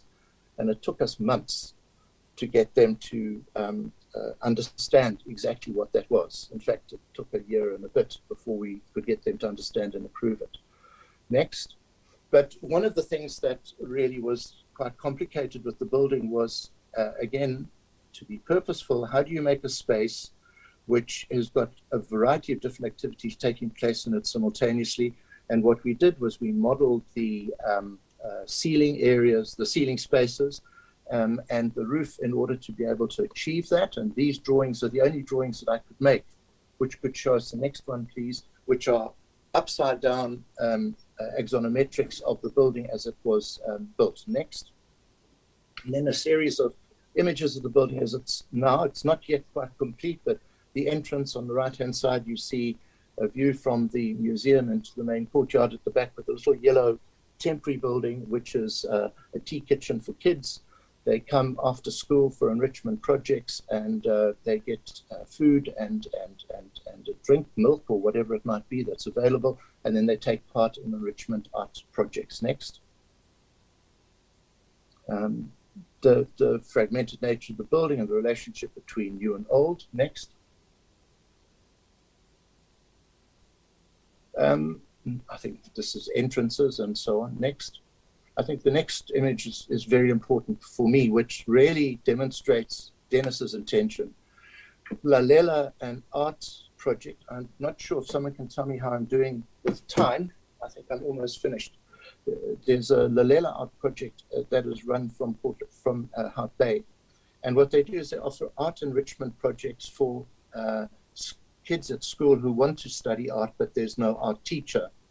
And these generally tend to be schools that are in the less affluent areas of the city. And what they did is they ran a project where they used Dennis, because their major focus is in Hout Bay, and Dennis lived in Hout Bay, as a person whose life was an exemplary life. And they set up a competition for kids to draw portraits of Dennis as they imagined Dennis to be. And we collected 200 of these portraits, which are, I think, quite special.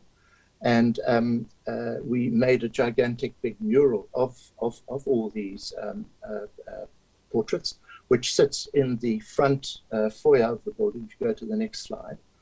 And that will be the first exhibition that we hold in the space. And each kid, we're going to have a big event to open the building, and the 200 kids with their families will be invited to that opening, and each child will actually autograph their drawing and will be photographed next to the drawing with the autograph. And we're hoping that just this kind of act will trigger an interest in arts and culture amongst these kids. It's not cost anything to do. It's engaged a whole constituency of children right throughout the city, and it serves to reinforce Dennis's idea of arts and culture. Again, being purposeful. Next. Professor Joe, if I may trouble you. First of all, I really want to apologize that we have this concept of time. This is over. It's over. Okay, so just okay. But please, one minute. Please go ahead. Yeah. Yeah. No, just I think really what I wanted to do was just to say to you that I think architecture is a very important profession. It's a noble profession. It reaches back far into history. I hate to see it regarded as an industry. We're not an industry. We're a profession. And I think that we need to somehow, through the work that we do, ennoble our profession, and ennoble it by making it accessible to the man and the woman in the street, so that they can appreciate the hard work that we do. And to do that, I think we have to fundamentally reshape the way in which we think about architecture. And I think the areas around which we can reshape it are through purpose, through ethics, and through an engagement with the everyday. Thank you. With those wise and wonderful words, I want to thank you on behalf of Sacap, Joe. Excellent presentation. I must tell you, I've always admired the way that you carved away the building on the ground floor in terms of the hotel sky, the way it creates more public space at the base. I haven't been inside the building, but that alone caught my eye as a very profound moment in the design. So thank you so much for that. Absolute pleasure. I would like to hand over to our sponsors. They have a short video that's been prepared for us for about 3 minutes. Again, thank you to everybody, and then we'll go on to the next session. I would like to hand over to the technical team for the Autodesk video now.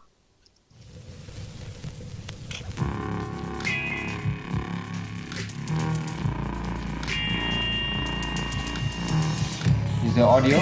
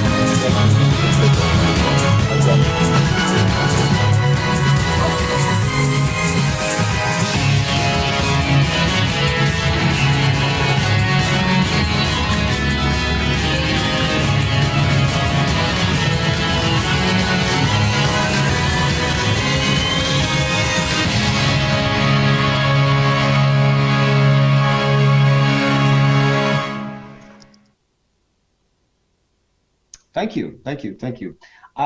Whether that video had audio or not is somewhat immaterial. In many respects, I think it does speak to the power of architecture as a sort of visual, spatial, and cultural art. So I definitely read into the video. I'll ask the organizers if perhaps that video might be available to participants offline if they would like to have access to it again, perhaps with audio.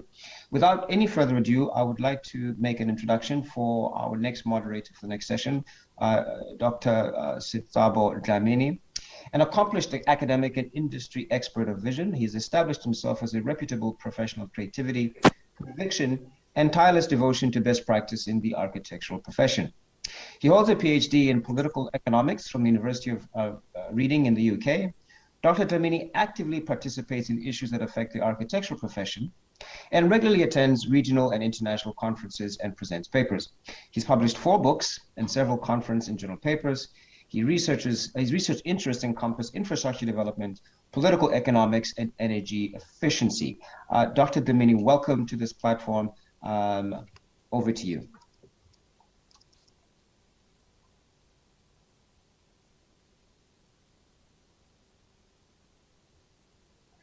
Thank you very much, Program Director. Welcome, everyone. I don't know if the Honorable Deputy Minister is still there. All distinguished guest speakers, ladies and gentlemen, thank you very much for joining us this morning. This session, basically, we will be looking at the key fundamentals in terms of what the architectural profession can contribute in as far as reimagining the world is concerned, and as far as what is currently occupying almost every policymaker around the globe, which is how we can grow our economies coming out of the COVID-19 pandemic. First in line for this session, without any waste of time, I will invite Dr. Hosienzo Ramokupa. Dr. Josienso Ramokupa is currently the head of investment and infrastructure in the Office of the Presidency, and has been seconded to lead ISA, which is an entity that is currently, that cabinet has recently constituted to drive the national infrastructure initiatives. So prior to this, Dr. Ramokupa was Gauteng MEC for economics. Dr. Ramokupa, I would now invite you to please address this convention. Over to you. Yes, thank you very much, Dr. Dlamini, and good morning again to Honorable Deputy Minister, colleagues, and let me greet you all in your eminence. And let me also just express my most profuse appreciation at the organizers for having found it appropriate to invite us to share with you some thoughts on how we are driving the infrastructure in the country. And I think that we can benefit immensely from this kind of conversation, because I imagine that in the course of the engagement, you will be able to critique some of the work that we are doing. And I think that it is through that critique that we should be in a position to enrich the conversation. So I am going to just do a few reflections, and those reflections are against the backdrop of the Economic Reconstruction and Recovery Plan. As you would know, that the President took a multifaceted approach to the response to the pandemic. The first phase of the response had to do with the spread, just addressing curtailing rather the spread of the virus through the various risk-adjusted lockdowns. And then the second one was to provide significant relief to ailing businesses that were suffering and hemorrhaging as a result of the absence of normal trading, but also to support poor families that were going hungry as a result of their inability to generate any income because of the lockdown. And then the third phase of the ERRP was the inauguration of a comprehensive economic recovery, reconstruction and recovery response, which began to identify key sectors that can help us to come out of a very difficult situation in the shortest possible space of time. So the ERRP is undergirded by 6 pillars, but I just want to lift 3 pillars that I think are opposite to our conversation today. And I think the profession should find a way of positioning itself to contribute to the ERRP. And my take is that there are 3 areas that lend themselves to the profession. The first one is the President makes a commitment that as part of the ERRP, we need to unlock 1 trillion rands in infrastructure investments over a period of 4 years. Now, you know that the fiscal matrix has deteriorated and the fiscal headspace has diminished essentially. So we can be looking to the fiscals to help us to unlock this infrastructure investment. So invariably, it means that the private sector should be central to this.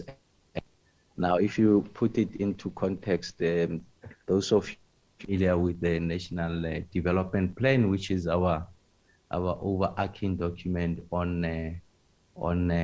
development in this country, sets a long horizon about South Africa that we want to achieve by 2030, sets out a number of aspirational targets. This relates to universal access, they relate to the multidimensional measure of development and growth, and not just limited to economic growth, but just the quality of lives of our people, levels of education, so on and so forth. So it says amongst those that we need to achieve 30% share of GDP should be invested in gross fixed capital formation. So gross fixed capital formation, essentially the levels of investments in the economy should be sitting at 30% of GDP. Now, as I speak to you, the number is at about 16%, so almost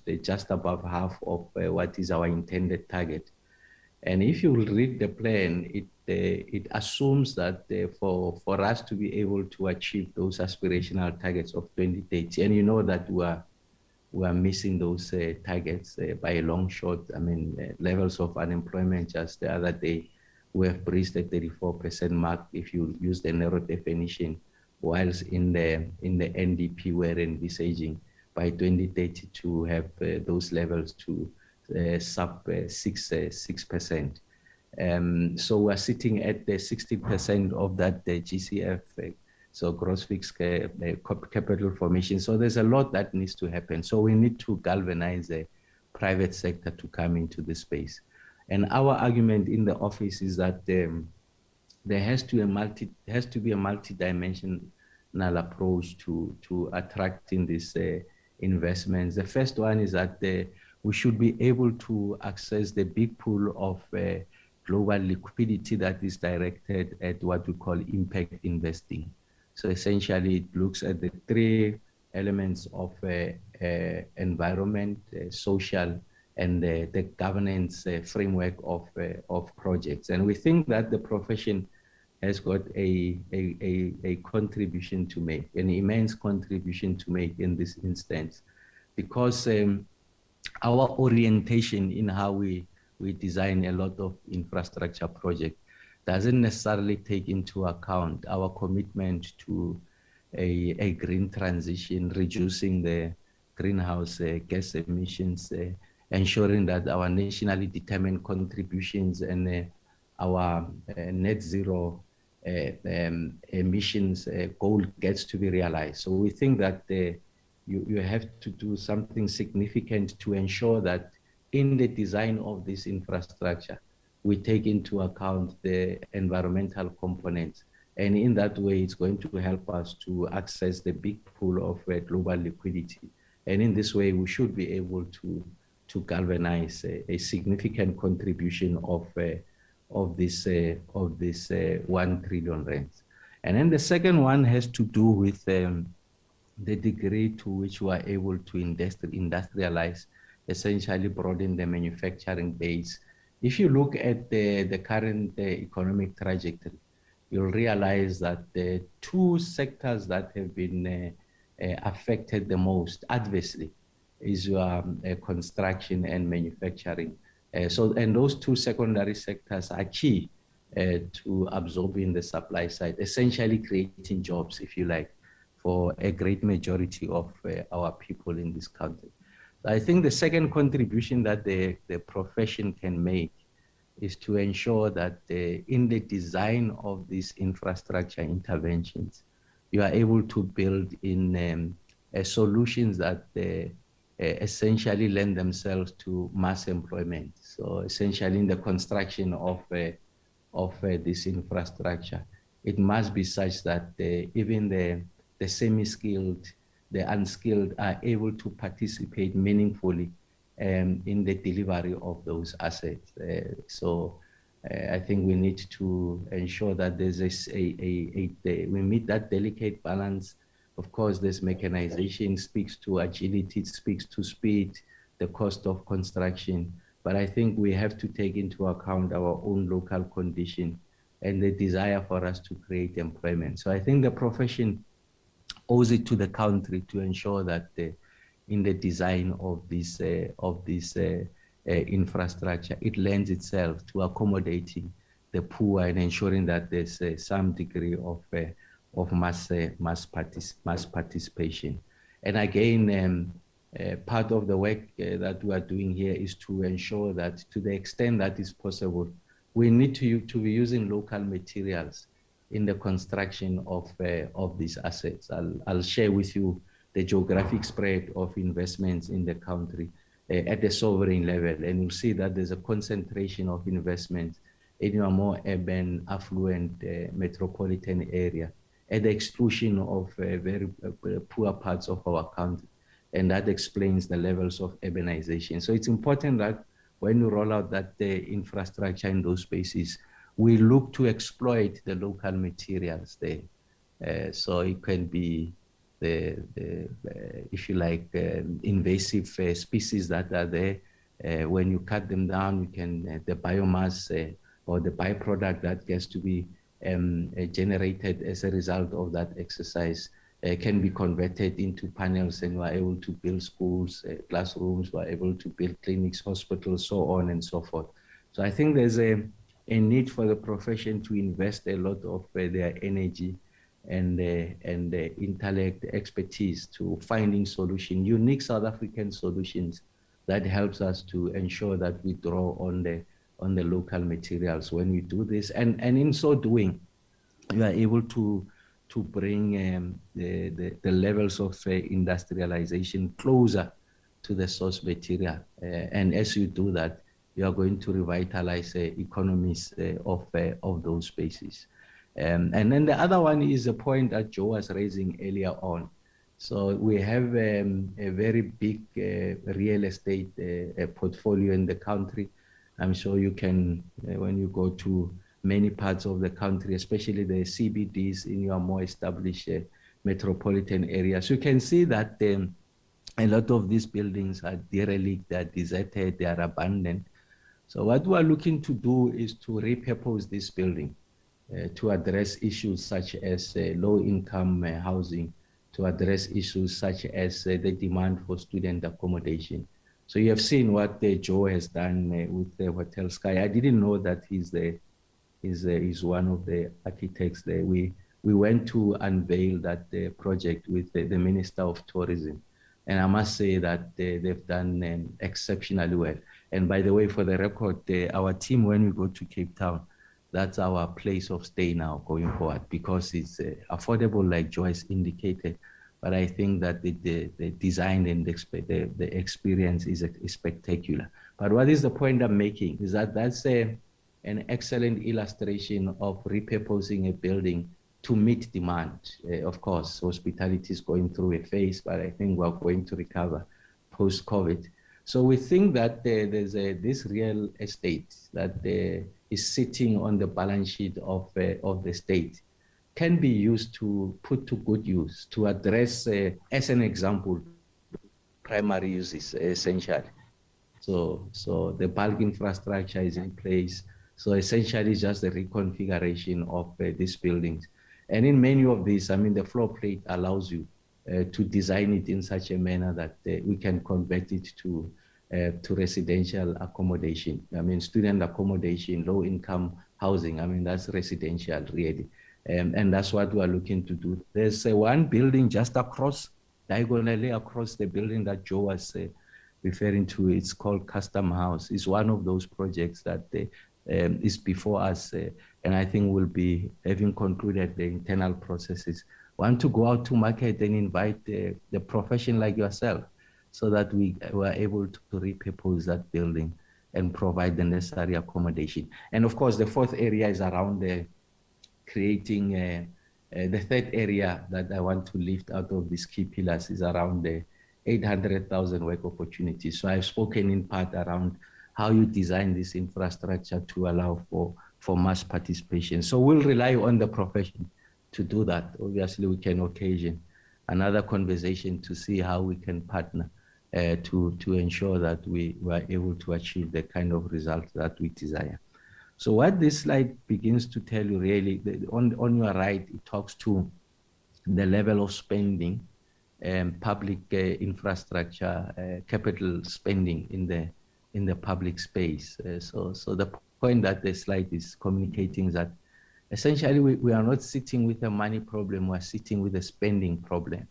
And that spending problem has to do with a range of factors, both objective and subjective factors. On the objective front, you find that the state has hemorrhaged a lot of skills, and therefore the capacity to design and also execute has been significantly undermined. So the state does not sit with that capacity that makes it possible for it to play the kind of role that it should be playing in the economy. And the other one has to do with the kind of design of this infrastructure. Doesn't lend itself to agility, speed of construction, and therefore it will be important that we address those issues to allow us an opportunity to spend as rapidly as possible, obviously in the right sectors, so that we enable the economy to recover in the shortest possible space of time. Of course, there are subjective factors. They have to do with leakage, corruption, and all of that. So you have to address all of these issues in their totality. But I'm saying for purposes of this conversation, the design of public infrastructure must lend itself to being agile and allowing us to the speed of construction, but also, like I said, the element of ensuring that there's a significant mass participation. I've spoken about gross fixed capital formation. I did say we're sitting at 16%, and our target is 30% of GDP. And I did say that there's a big pool of liquidity. So in the design of a public asset, we need to ensure that we are able to access that the big pool of liquidity that is directed at the ESG investing. And then the map, the sovereign map on the left, what it illustrates is just to explain the legend, where there's a deep green, like your metro province of Gauteng. That's where you have the concentration of investments in the country. So we have done a longitudinal study stretching back to 1994. It's a significant timeline in the political history of our country because it signals the victory of the democratic project. So we have mapped it over time, and we find that the concentration is in Gauteng. So what we are looking to do is to address the rate. So that's where there's little or no investments. And you can see, I mean, it coincides with the level of affluence in those provinces, Eastern Cape, Free State, Northern Cape, so on and so forth.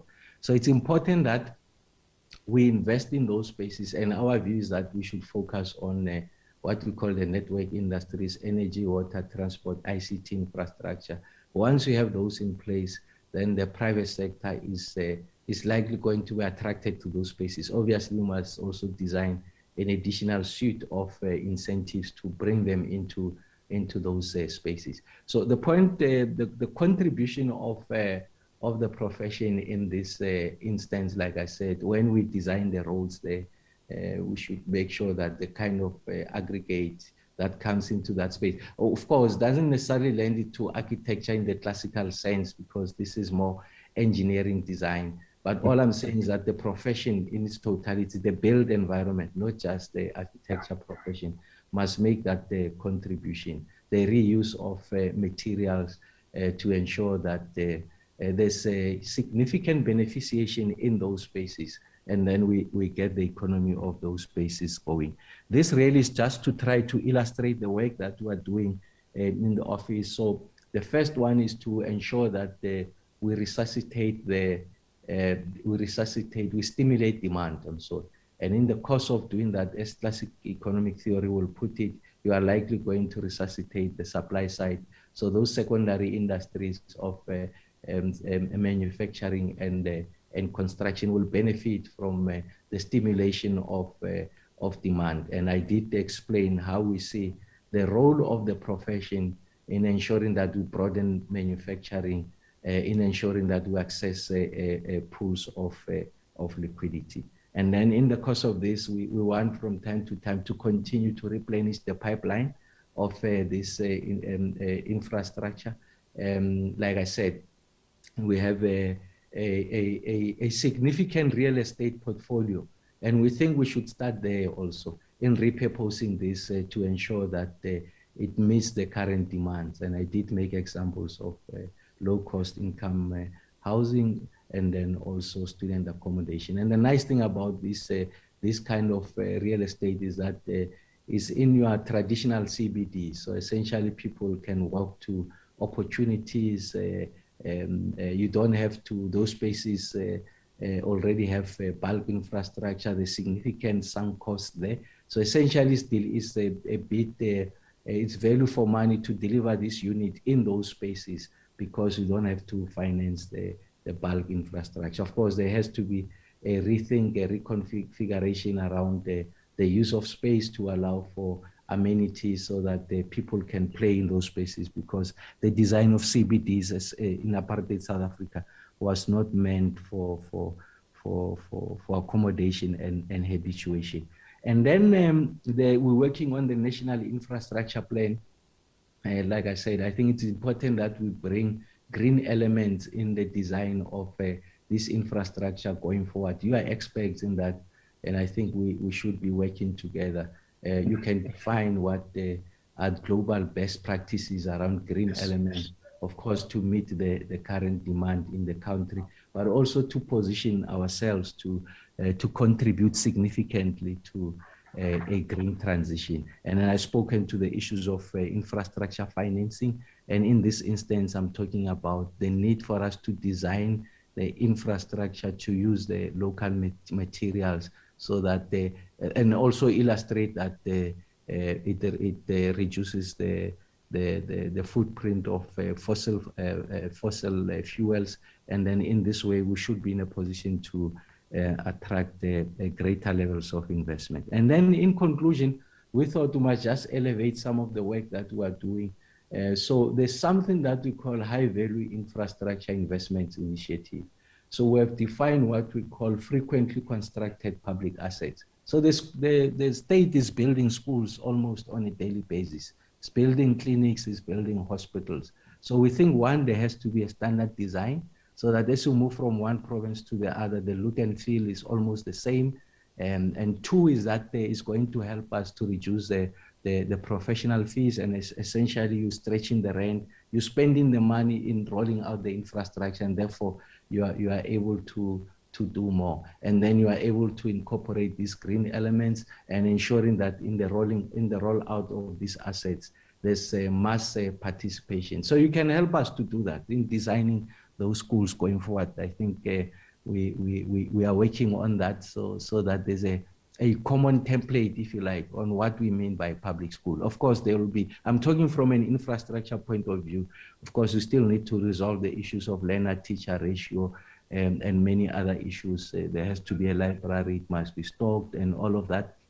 I'm using the lens of infrastructure and how best can we make it possible for learners to have decent sanitation off-grid. So there are many parts of the country, especially in the poor, far-flung areas, where there's no municipal water connection, and therefore you need to find innovative solutions in ensuring that you provide those solutions that are off-grid. And then there's issues around eradication of informal settlement, we have mentioned. And then there's some work that we're doing on the green economy. One of the flagship projects there is around green hydrogen. But I think the one that is more relevant to the work of the profession here is around the ESG investing, the issues that I raised earlier on, that the design of public infrastructure must lend itself to meeting, if you like, all the ESG indicators so that it enables us an opportunity to access the debt capital market or that big pool of liquidity that is directed at ensuring that we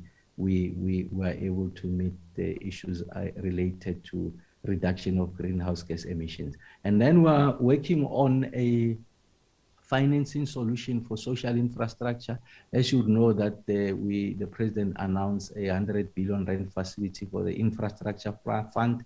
That's a blended financing mechanism. The state is prepared to take the first lots, and we hope to crowd in private sector participation. So that really lends itself to assisting and facilitating investments on projects that have got some revenue stream. But the public infrastructure, schools, clinics don't necessarily have a revenue stream. So we have found a financing solution to do that.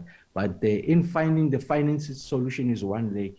The delivery of that asset is important, and that's why I spoke earlier on around the green design, and I'm sure that the profession can help us in resolving those. So in a nutshell, those are some of the issues that I thought I must elevate for consideration in this meeting. And I'm sure that we can occasion another opportunity to have a much more detailed discussion. Thank you very much, Dr. Lamini, for the opportunity. Okay, thank you very much, Dr. Ramukupa. And I just hope that you'll be able to stay with us for the next a couple of minutes so that you can be able maybe to take one or two questions. Before we do that, I would like to just ask our organizers to just run a video which is presented by Morak Events, which presents some critical statistic data that I think would be critical as we start the discussion. Data Build was originally established in 1974 as a lead tracker of residential building and civil projects. And Morak joined that company in 1992 as a personal assistant and steadily rose through the ranks until her appointment as Chief Executive Officer in 2002. Today, Data Build is firmly entrenched as a pivotal player in the construction landscape, providing valuable insight into most of the industry activities. So if we can just allow the team to play that clip briefly, and then we will start the discussion. Thank you. Good morning. Thank you for inviting me to present at your convention. Many of you share project information with us, and we appreciate the opportunity to be able to return the favor. The stats that I will be sharing with you are based on the projects researched by our team. We cover both public and private projects in the residential and non-residential sectors. Although we do publish projects throughout the SADC countries, I'll be focusing on South Africa today. And so, moving on to the presentation,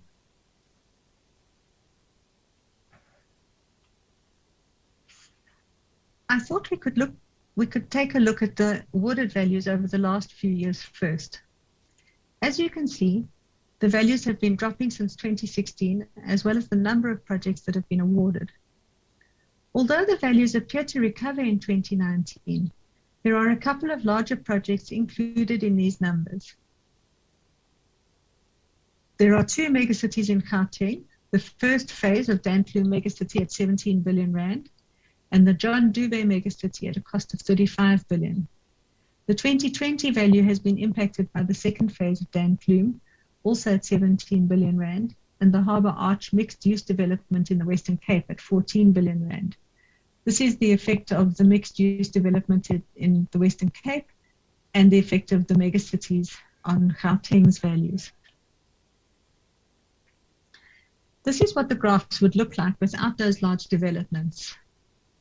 On the positive side, the 2021 value, which includes awards to the end of July, is already very close to the 2020 value, excluding the megacities. And if the trend continues, it looks like that it may be a better year. This is a slightly different view of the same numbers. Here you can really see the impact of the megacities on the 2019 values. But once the megacities have been removed, the picture is a bit more balanced in terms of the provincial split. And one can see the decline in the value of residential awards, which is also reflected in the value of building plans that have been approved over the last 2 years.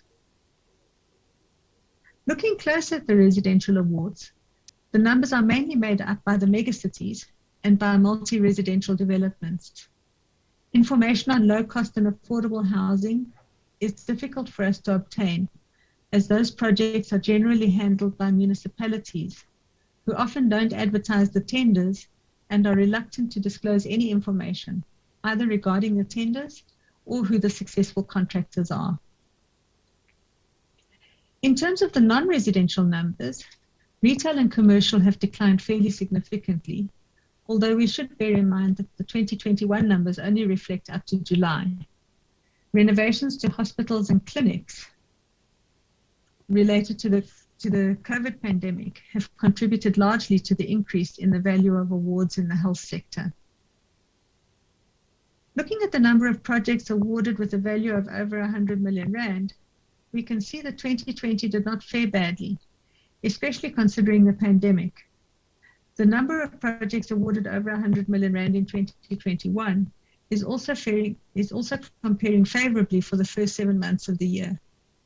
Retail will probably be positively influenced over the next months by the repairs and rebuilding of shopping centres and retail outlets as a result of the recent unrest.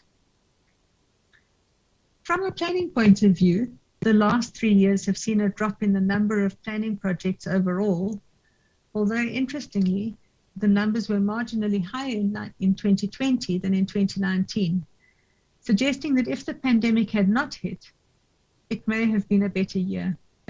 Although we are still in the throes of COVID, the numbers for 2021 appear to indicate a similar sort of picture. This is a view of the private projects that we have obtained at planning stage, which seem to indicate that more of the projects in the planning stages in 2019 and 2020 are as a result of private investment rather than public, with roughly double the number of projects in the residential sector compared to the non-residential. Almost 3/4 of the activity is centered in Gauteng and the Western Cape, followed by KZN.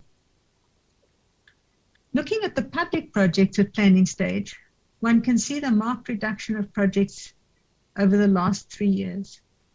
Since the lockdowns, communication with municipalities in particular has been difficult, and this may have influenced the numbers last year and this year.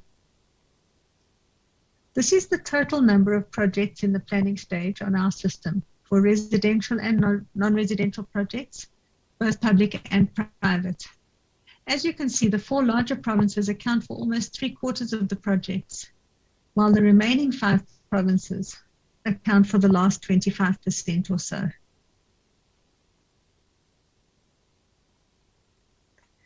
One can see a definite increase in the number of postponed and cancelled projects from the second quarter of last year, coinciding with the lockdowns. I suspect that some of the projects that we have recorded as cancelled and postponed in the first and second quarters of this year actually relate to last year, but were only recorded this year as a result of being unable to contact municipalities and government departments.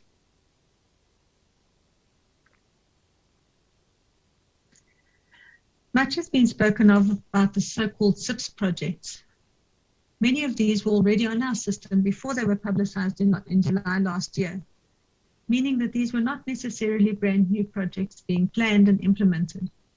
The majority are infrastructure projects, apart from 18 that are human settlements. I've included a list of the human settlements projects on the next 3 slides. Some of the projects are still at the planning stage, others have been out to tender, and some have been awarded and are under construction. If you would like more information on any of these projects, please send me an email and we will send you the information.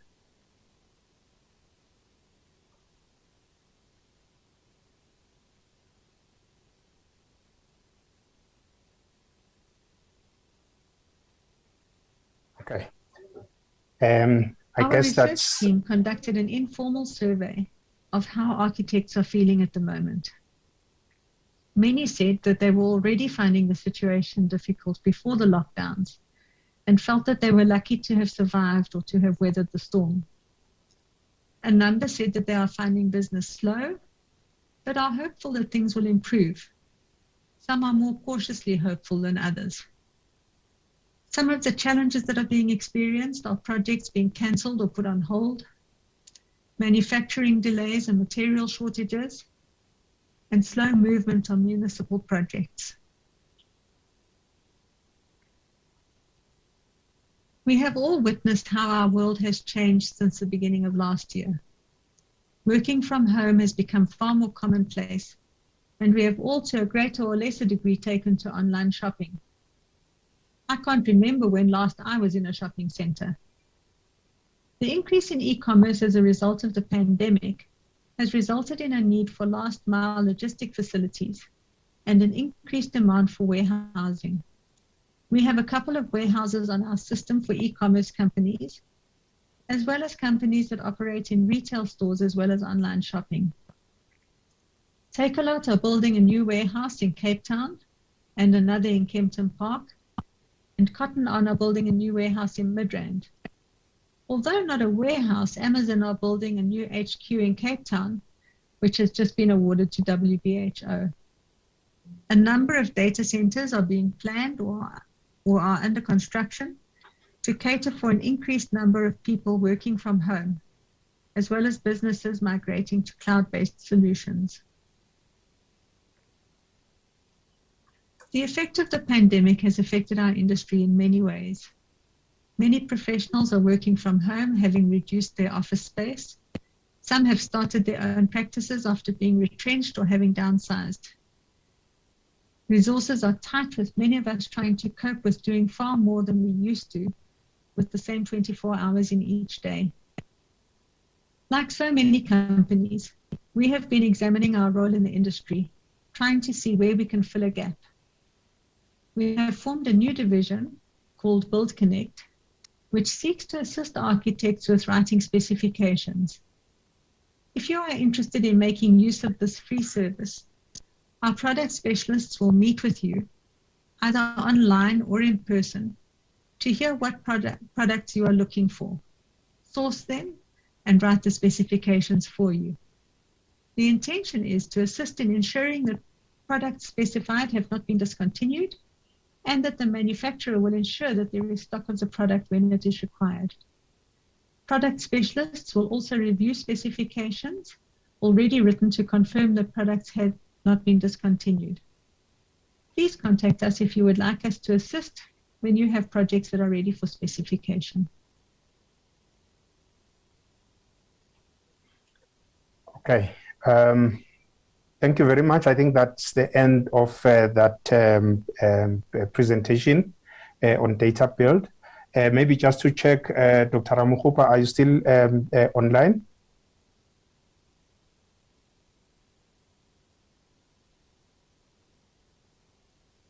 Okay. Maybe whilst the team is still checking on that, because I had requested that there are a few questions that I think some of our panelists would have loved to engage Dr. Ramukupa on. Perhaps in the meantime, I think they will give me an indication once he's in. In the meantime, I would like to move on to our panelists and invite each of them to just make a 3-minute introduction. And I will start with Franz Decker, who is a practicing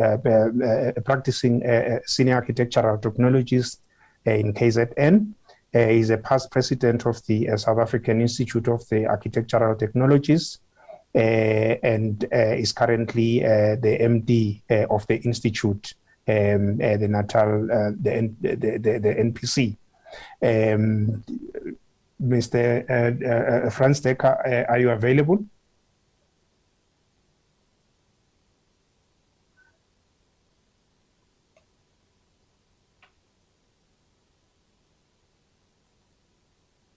Okay, I'll move on to the next one. I've also got, as part of the panelists,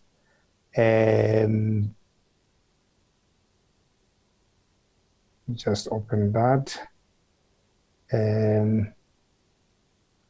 I've got Ruben Reddy.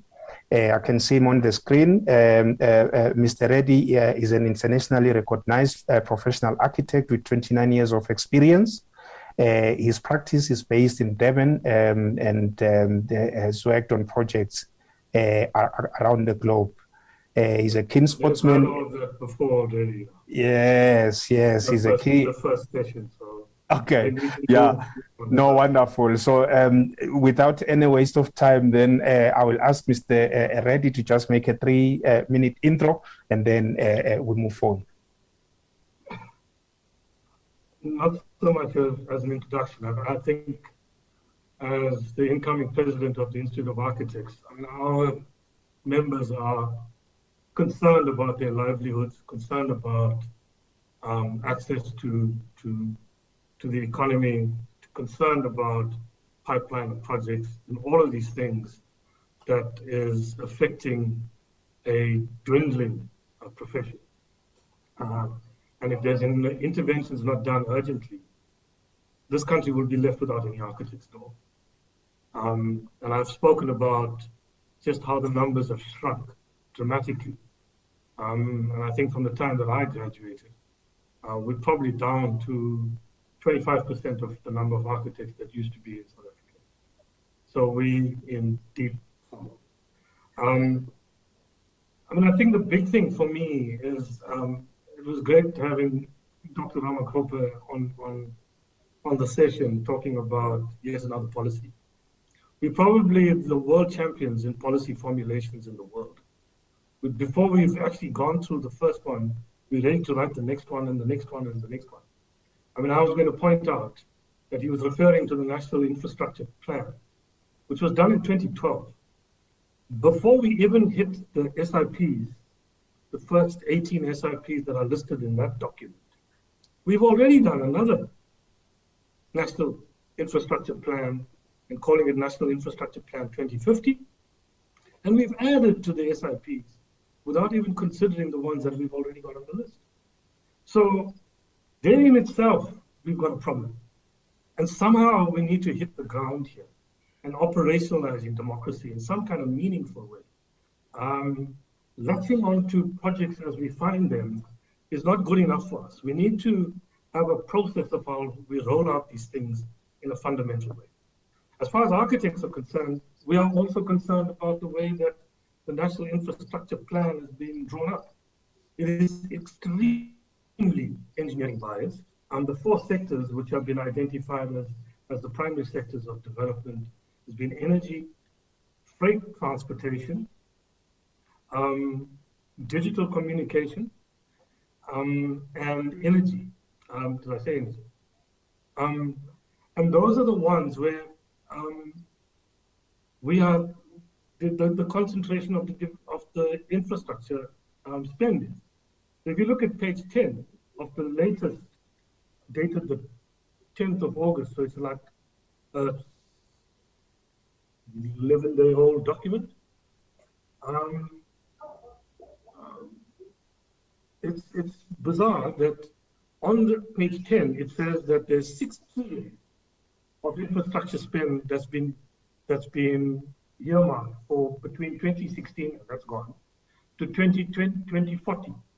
And of that 6 trillion, 72% is in 2 sectors, energy and transportation. Now, if you add the other 2 to that number, what's left for building?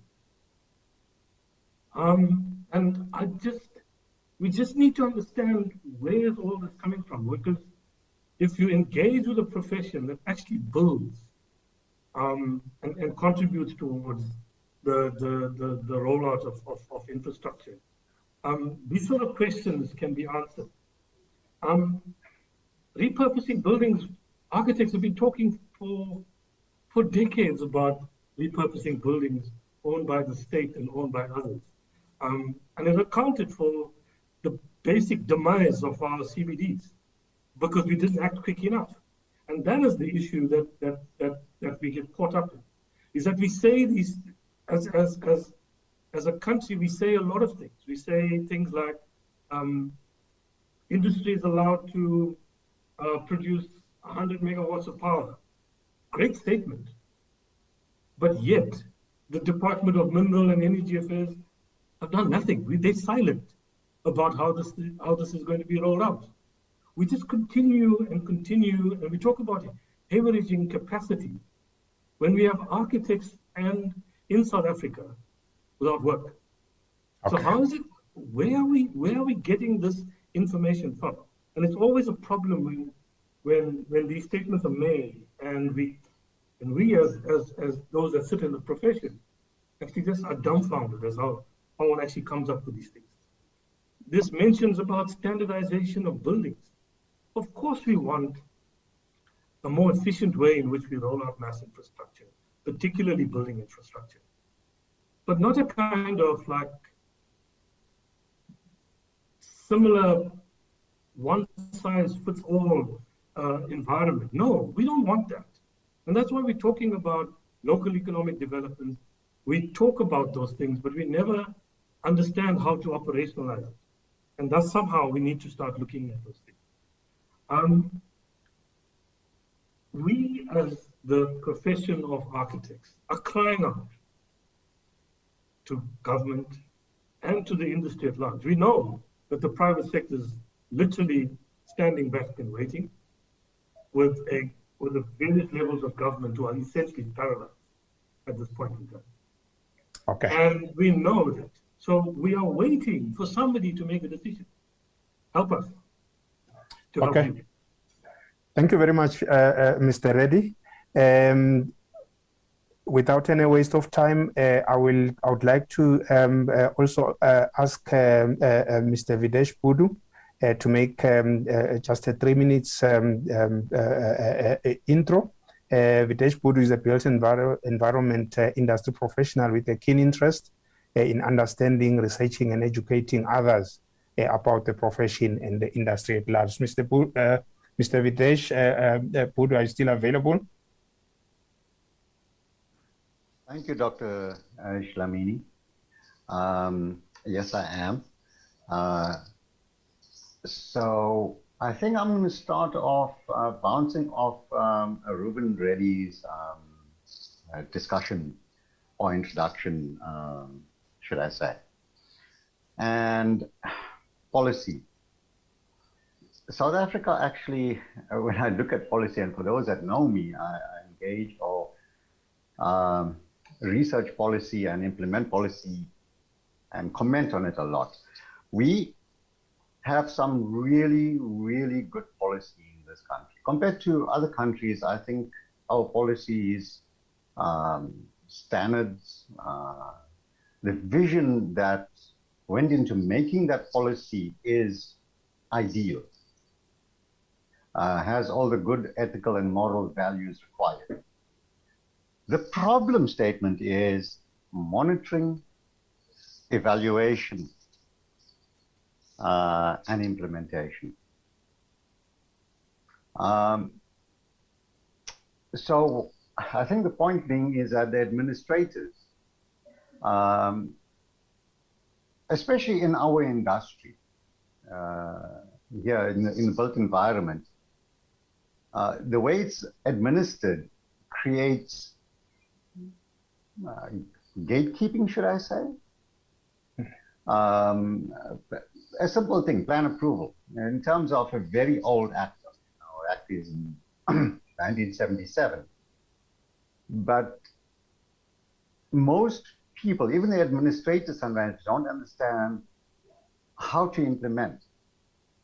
There is no preamble written in the act. The preamble is in section A of the regulation, or stands 10400 part A, and it's very clear on what it is trying to achieve. But then when we look at the administrators and their action, it's contrary to what is wanted by the act, or what is tried to be achieved by the act. This just slows down development then leading to economic recovery. So I totally agree with the fact that we're very good at making policy. If it is not implemented, monitored and evaluated by the powers that actually made the policy, then the policy is null and void. It doesn't exist, should I say. Or it should, maybe I should touch on this next topic, which is that bad or non-existent monitoring, evaluation, etc., leads to another thing called corruption. And it's not something I want to actually dive deep into here, but it only increases a problem. Now that is at administrative level or government level. What about the professions? What can we as architectural professionals do? And how do we now bring development in? That's a very, very topic, and it was touched on by previous speakers. For example, ethics, developments, mixed-use developments, integrated developments. Why do we have here in South Africa, with the largest income disparity in the world, non-mixed use, so segregated developments. Segregated developments only increases social disparity. Social disparity then goes further into suppressing the growth of people that actually need it the most. Yeah. So in our work that we do, we need to be conscious of these problems and educate our clients on, a lot of clients want, we have a few billion rand and we want to build high income housing projects in Umhlanga Ridge or Cape Town or Sandton or something like that.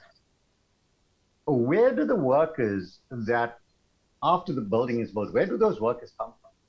Do they have to travel 3 hours a day to get to work? It's things like that that we need to actually take into account. Then I think the last point I would like to make is, it's actually coming back to government, and which is even within our profession and the legislation of our profession, Act 44, monitoring, evaluation, and implementation. I mean, my understanding, and I could be wrong here, but Section 18 of the Act is very clear. It separates competence and educational qualification. The point being is that education is, you get formal education, you get informal education. Both together leads to competence. And 21 years later, that part of the Act, Section 18 of the Act, where it requires that measures be put in place or a metric be put in place to measure competence is not done. And the only reliance on competence then is education. So I think I've summarized, I don't know if I have any more time in the 3 minutes or I've gone over. Yeah. I've summarized what I wanted to say there. No, that was a mouthful, Mr. Vitesh. Thank you very much. Much appreciated for making that input. I would like now to invite Mr. Lwazi Mahlangu, who is currently the Acting Deputy Director General, responsible for governance, risk, and compliance at the Department of Public Works and Infrastructure, with a focus on strategic management, risk management, knowledge management, monitoring, and evaluation and investigation. Mr. Mahlangu is a strategic thinker and an energetic strategy and policy researcher and scholar with vast experience within a challenging educational and research environment, and has the ability to make sound judgment based on a combination of observations, analysis, and experience. in a number of areas, including economics, financial markets, and instruments, strategic planning, strategic thinking and planning, business processes, monitoring and evaluation. Mr. Mahlangu, if you'd like to just give us your perspective on the main issue here in terms of economic recovery. Yeah, thank you, Dr. Flamini, and good morning to all. And thank you for having me in this session. I'll quickly talk on the approach we are taking as a department, given the fact that this is more of a stakeholder convention, and also the approach that we're taking in the department, giving effect to the current state of the nation. Four critical areas that I'll talk on. One is the approach we've taken in terms of the outcomes. We've taken an outcomes approach in planning, strategic planning for the country, and also working together with other government departments and also our entities, which are Sacap is one of our built environment councils within our entity CBE. The first one is integrated government planning and coordination. And this touches on all spheres of government and also other stakeholders involved in the process, because there's this fragmented approach to planning, and you find that then doesn't give effect to the outcomes and the results we want to see. So that's the major part that we're looking at, and coordination. And you would have heard about the district development model and all the other role players coming in. I think linking that to the DOC's earlier presentation, it cuts across all spheres of government, civil society, and the business at large. The second aspect is on the transformed built environment. Three critical areas there. One is you're looking at the skills pipeline, looking at the future of future that is required, future skills set that will be required for future infrastructure as we're building on this 2050 infrastructure. We're also looking at your push, your demand and your supply, basically your push and pull aspects in terms of linking that to from the communities, from the schools, or throughout the processes up until they become professionals in their own right. And we're looking at that. The third aspect within that is, the second aspect within the transformed built environment is the legislation aspect of it, so that we deal with the hindrances of the legislation that then also become a drawback in this aspect. And then the last one is more on creating an environment that all relevant stakeholders can participate into that, in that space. The third outcome is more on sustainable infrastructure investment. I won't go into detail with that, on that, because Doc covered in that. And that's where we are looking at moving from the 16% to 23% split into two, about 15% from the private sector by 2024, and also looking at 8% that will be coming from the private, from public sector, and working together in terms of infrastructure as a percentage of GDP, and then moving towards your LDP target of 30%, as the Doc was saying. But beyond all of that, what is very critical as well as you know for public works is that we've got the expanded public works program. So our outcome is more on optimized opportunities, creating jobs. And you would have seen that the 34% unemployment rate, narrow definition as was stated. If you then break that one down, or if you go beyond that to a broader definition and you break it down in terms of the youth, the question now is, how do we then get the youth and channel their mindset in a space that in the future initiatives of government working together with the stakeholders of the private sector, how then do we channel their energies, channel their mindset into these initiatives, and then they take ownership of their future. The current investment or investment that we put in infrastructure now, what would be the benefit of the future generation? So I think that's where now we're saying there's a stakeholder we need to then work together in developing a stakeholder matrix of how we then create certainty in the initiatives of future plans, as well as also understanding in the clear vision of our contribution towards a better South Africa. Thanks, Chair. Okay, thank you very much, Mr. Mahlangu. And the next panelist that I would like to introduce, it's Mr. Mlatelo Mwasa, hailing from Limpopo province, joined the public sector in 2001 and has worked in a number of portfolios within the Department of Public Works and Infrastructure, and is currently the Chief Director responsible for the public entities in the Intergovernmental Relations branch to strengthen the department's stakeholder relations, ensuring and effecting oversight and interaction between public entities, professional councils, and also the ministry. Working with the Deputy Minister, he assists with the facilitation of board and council appointments, development of strategic plans, financial transfers, and reporting. Mr. Mlatelo Mwasa has led disciplines such as facilities management, project and construction management, and leasing portfolios. Mr. Mwasa, if you can just give us your introductory remarks, please.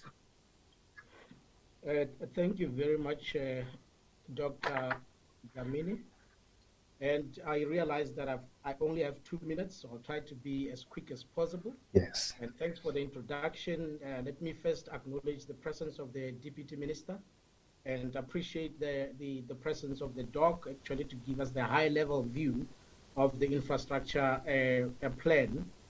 Colleagues, I think maybe just to indicate one or two things, just flowing from what Mr. Lwazi Matlangu has just shared with you.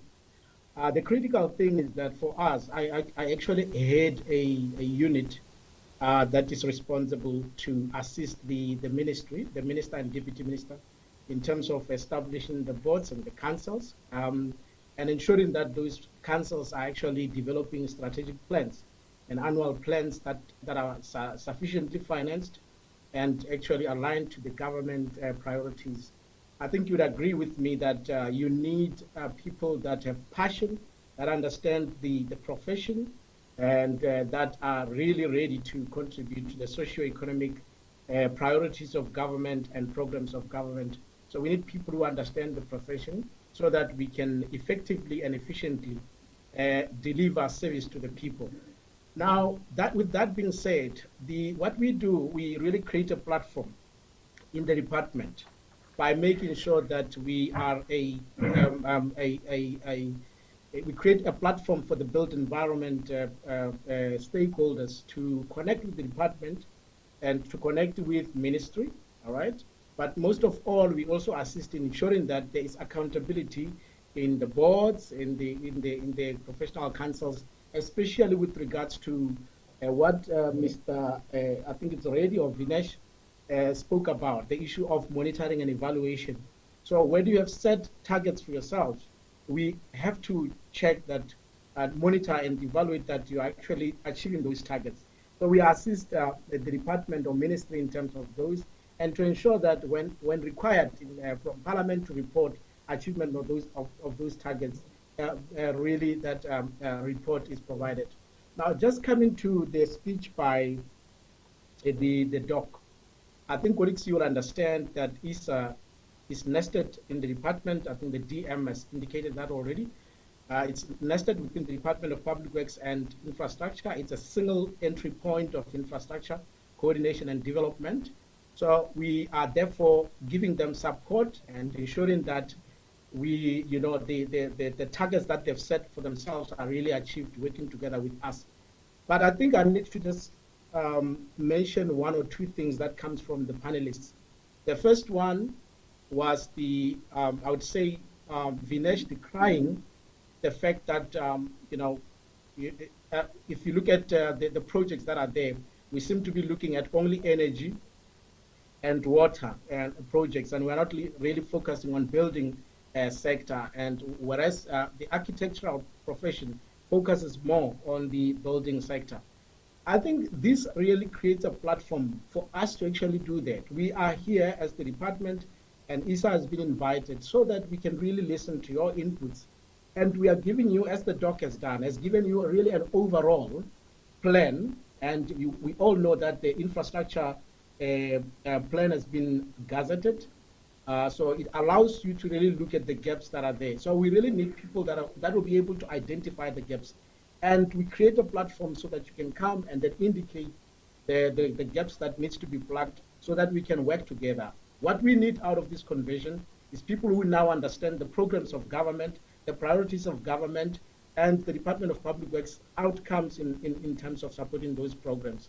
And then we can all work together as the Built Environment Councils and all the other public entities under the purview of the Minister of Public Works and Infrastructure. So with that being said, I don't want to talk about the two outcomes. Mr. Lwazi has already spoken about the issue of the integrated planning as well as the transformed built environment.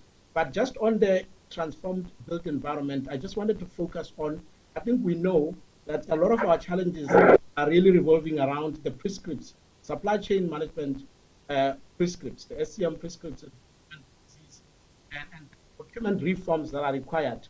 We talk about the triple PFA regulations of 2017. There's an outcry in terms of the implementation of those. Now that outcome seeks to actually ensure that those reforms of supply chain are actually effected. We also look at the issue of the the contractor development programs. So there's a lot that we are doing, but I think what we need from you is actually to give us more inputs, and some of the gaps that we are identifying in our plans so that really we can pull together. Thank you very much, Chair. Thank you very much, Mr. Mwasa. There were a number of questions that I thought I would utilize the last few minutes. I think we've got about 5 minutes for this session, and then we have to conclude. But perhaps, Mr. Mahlangu, if maybe I can direct this to you. It's a question from Dr. Mphahlwa. It was directed originally to Dr. Ramokgopa, but I think you are also better placed maybe to address this to some degree. How can the sector bodies like architects engage with ISA regarding some of the issues that Dr. Ramokgopa raised? Issues of standard designs for schools, green designs, the use of materials, etc. And what platform is available for this engagement, because it is crucial to ensure that the professions play a role in decision making. Would you want to just share your insights on that, Mr. Mahlangu? Thanks, Dr. Dlamini. Quickly, I think the issue in terms of the platform is one. ISA, I think, is doing round robins, going across the country, looking at, just getting involved in all these areas of getting all stakeholders. I think it's more of one communication and a platform where everyone can access that, and so that if they're in a particular province and the professionals are in that, they can also access that. That's the one. But second, I think it's also through Mr. Mwasa, through the platform of integrated planning and coordination as a stakeholder, they are also looking into that. And through the channel of our council, like your CBE, I think information can be channeled there so that they can be on board in that regard. So that's the one platform that we can talk about. And I think in terms of your material design and all those kind of things, those are things that are new that are coming in. What Natalo was touching on procurement as well. And I think this is one of the areas that within this space of construction, if you take the history of 2009, the construction downturn and all of the like, it's about how do we rebuild and rebuild South African construction industry, particularly when you're looking at it in terms of three specific areas. One, you're rebuilding it. Two, you're looking at local participation of local SMMEs, as well as you're looking at the issue of local content, particularly local supply. I think currently there are discussions in terms of supplier registries so that they also participate in that. So I think we can provide more detail in that context, but I think in terms of the platform through CBE, let's have those coming through so that we can then have a bigger stakeholder matrix that then also communicates this information going forward. Thanks, Doc. Yeah, no, thank you very much. I think that's very important because there's need there. I think where that question is coming from is that currently most of the professions, like the architects, there's a bit of a gray area in terms of government's clear strategy of how they are involving the architectural profession, for instance, in them making a contribution in those ideas as to how the creation of sustainable infrastructure that's responsive to future demands, and that has got that economic impact that will really take us forward, is being done. So I guess further engagements on that would assist. Maybe another question that I would like to also pose, I don't know, between yourself, Mr. Mhlanga, I think this is the last one, in a minute or so. How do we genuinely reorganize the bureaucracies in infrastructure provision that currently characterize the different spheres of government to put in place new policies, procedures, and frameworks that ensure better infrastructure rollout processes going forward?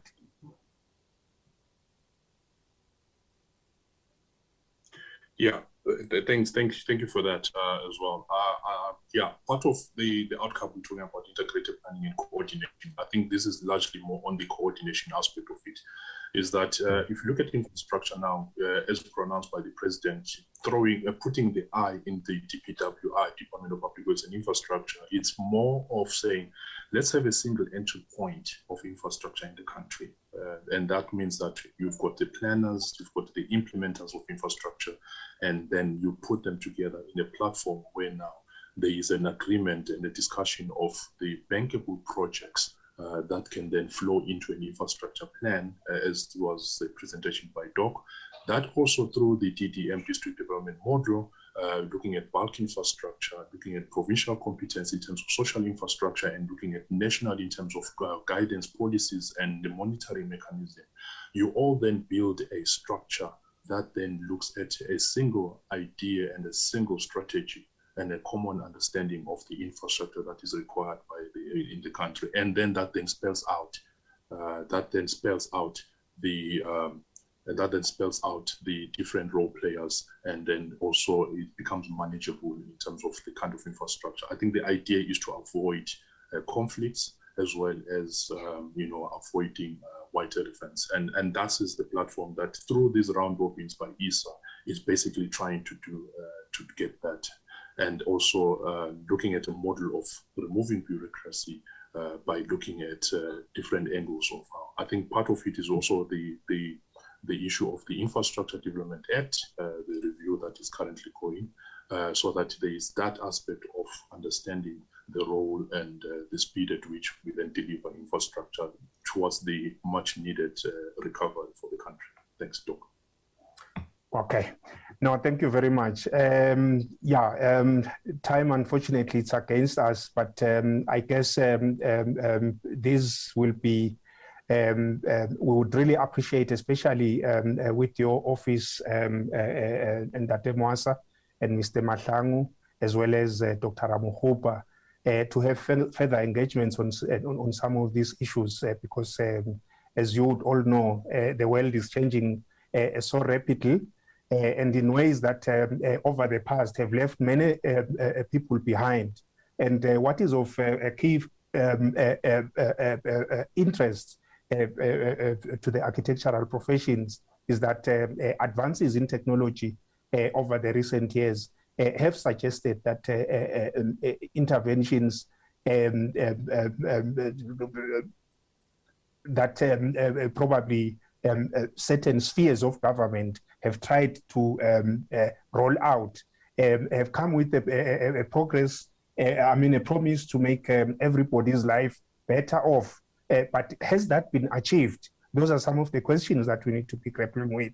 And the social and economic challenges really that stem out of the COVID-19 pandemic, they are becoming more and more clear as we move forward. And we are now a year and a half into this pandemic, and that gives us really sufficient time to look back and draw some critical lessons that can really inform our strategies going forward.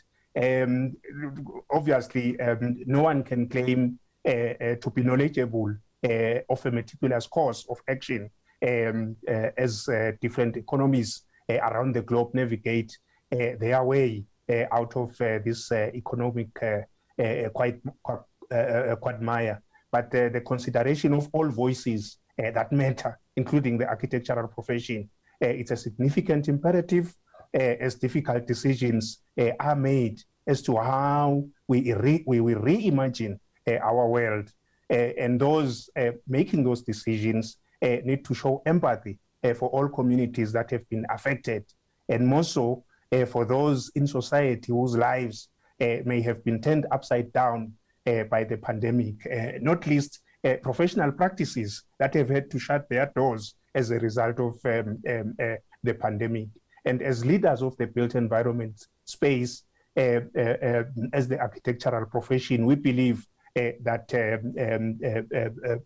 in collaboration with the public sector and other stakeholders, we can together go a long way towards redefining the kind of world that we are going into. So thank you very much to everybody that has participated in this debate. As we say, it's work in progress, and I'm sure Sacap will create more opportunities like this to engage further. So thank you very much. Mr. Mukena, Program Director, over to you, sir.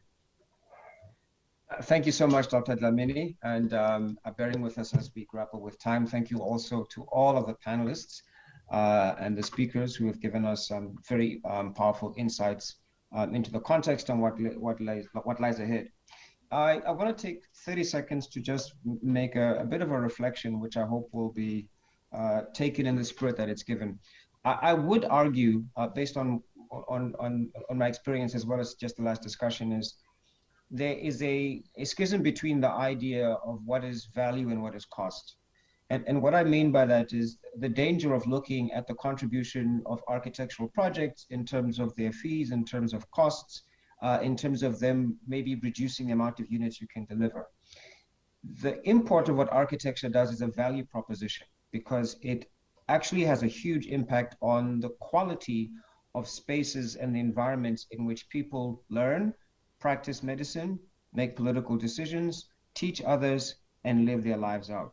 So we have to reclaim that social compact, that the role of architecture is about adding value to the built environment, as opposed to how can we reduce the costs of professionals in the creation of the built environment.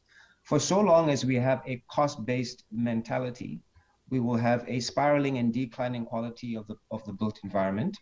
We will find a diminished social compact between how people interact with society, and ultimately the profession itself will suffer, and of course that's going to be a huge loss to the cultural contribution of the country.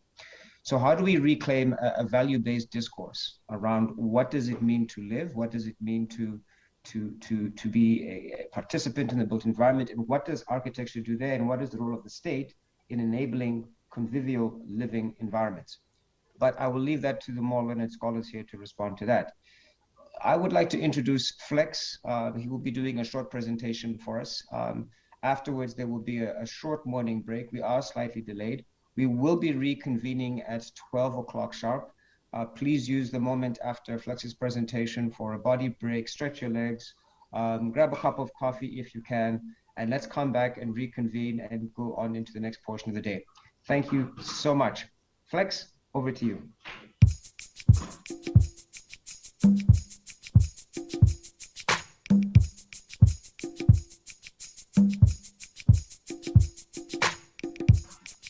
I think your audio, Flex. Audio.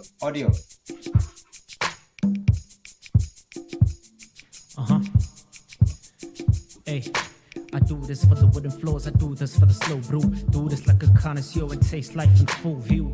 I wanna give birth to a little moon, write life into her youth. Travel across 7 blocks, come back to kick with you. At home we cuddle crime but stay defiant. I wanna juggle time and puzzle climate, remain fly above the clouds, the universe a pilot. I do this so to build a home. First I need to fix home. It's hard to fix a broken home beyond the leaking ceiling. Never take for granted the subtleties of breathing. A broken window bleeding, sunshine into your reading. Those are blessings out of season. I do this to take heed in. The night whispers, a child who listens his past wisdoms from ancestors. Now bear witness to African intelligence and algorithms. I do this for Majida Agas. But even a matreben wala hotole di class. We do this really shit so the fast. Lili make him tagas wala hotu kele fast. Hey, I do this for Majida Agas. But even a matreben wala hotole di class. We do this really shit so the fast. Lili make him tagas wala hotu kele fast. Life is flavorful, Ethiopian, Arabica beans. What is stressing you? Time when projecting your dreams. Still a trip or two, essential not to fall at the seams. You need to probe life, nothing's working out. You work out, not talking lifting weights, I'm talking exercising. Patience when you have to wait, flexing positively for a better mental state. To witness fate, to break before the breakthrough. Craftsmanship on display for eons, but how you doubt you are fireproof as the flames have been through. But here's to never doubting self for a daylight. The blessing of a pasture is the plain sight. Darkness of a curse is averted by a great light or great fight. Diaries, tears, ink, and late nights on podiums. Enemies within like stage fright, but stay frights above and beyond confines of frail minds. Or say night to dreams manifested once upon a time. I do this for Majida Agas. When you been a matreben, wala hotole di class. We do this really shit so the fast. Lili make him tagas wala hotu kele fast. I do this for Majida Agas. When you been a matreben, wala hotole di class. We do this really shit so the fast. Lili make him tagas wala hotu kele fast. I do this for Majida Agas. When you been a matreben, wala hotole di class. We do this really shit so the fast. Lili make him tagas wala hotu kele fast. I do this for Majida Agas. When you been a matreben, wala hotole di class. We do this really shit so the fast. Lili make him tagas wala hotu kele fast.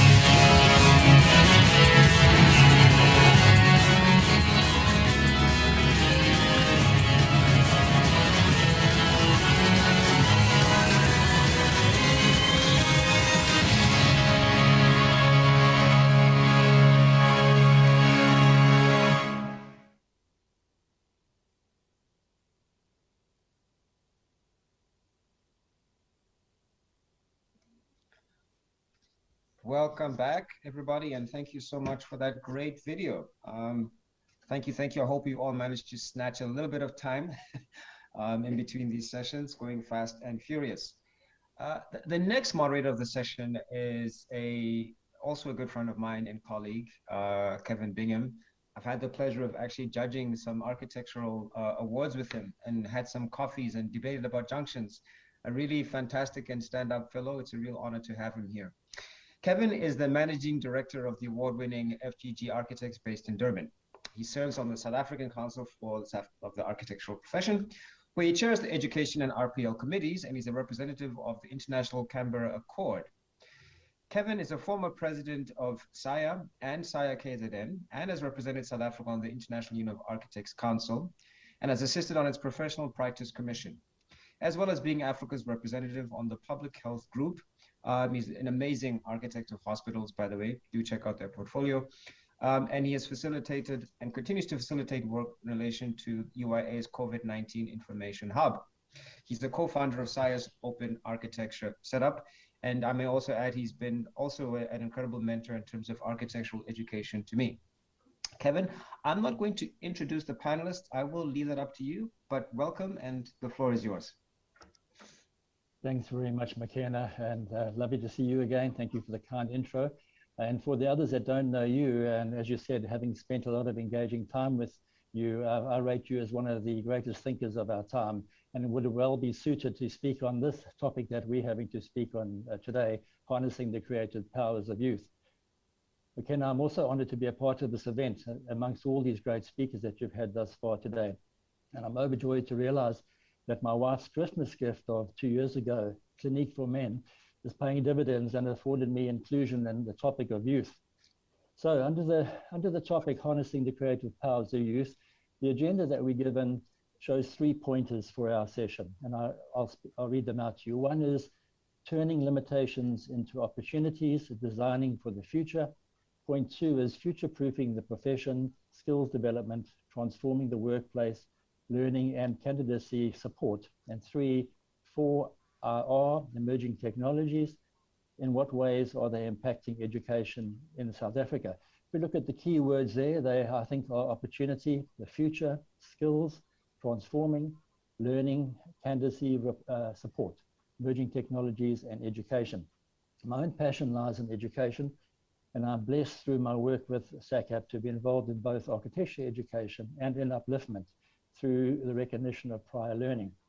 I'm excited that the organizers have provided us with 5 excellent panelists drawn from the areas of research, architecture and urban studies, and design practice, academia, and the CBE and ECA, that is the Built Environment and Engineering Councils.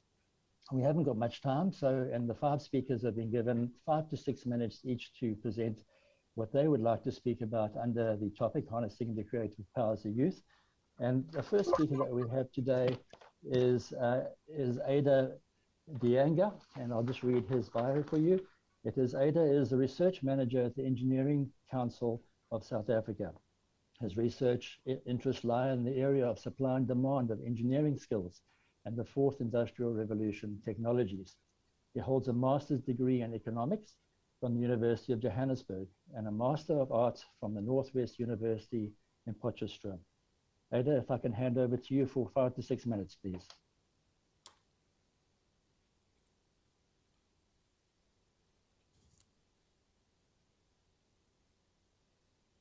Good afternoon. I'd like to make sure that I can see my slide. Okay, right. I'm going to speak on the impact of the 4th Industrial Revolution technologies on education. This is a research that we have conducted at EXA. We have gone through the existing literature, but we have decided also to go on doing a survey, conducting a proper survey, and to find out what is the impact of the 4th Industrial Revolution technologies on education. And here I want to narrow the scope of my study. When we speak about education, it is higher education, but it can cut across also any other training that people are undergoing. And first of all, I want to speak to define what is fourth industrial revolution. Next slide.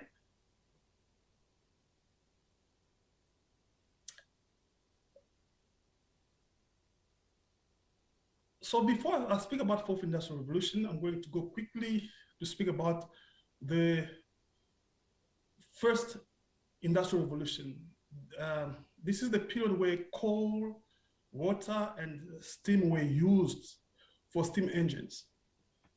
And I'm going to speak about the second industrial revolution, and it's the invention of electricity, in which in turn enabled mass production of goods.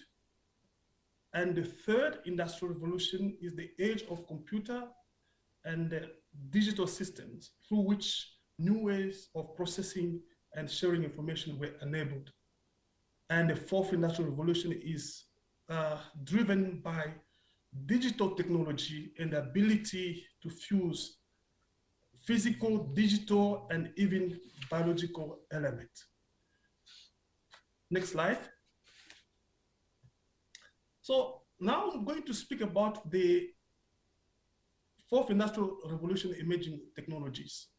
There are many, but for the purpose of this presentation, we are going to limit ourselves to 6.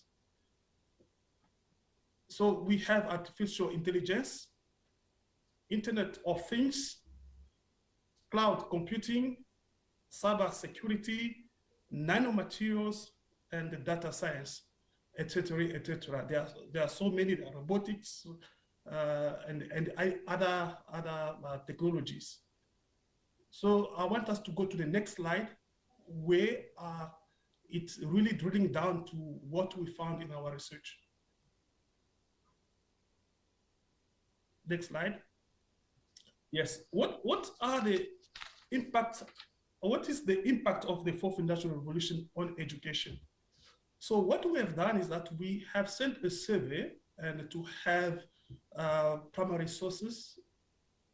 We sent them to different universities. There were about 9 universities, and just to find out what are the professors or lecturers and thinking about the fourth industrial revolution, how did it impact on them? We have got a lot of literature on the fourth industrial revolution, but we want to find out the status of the fourth industrial revolution.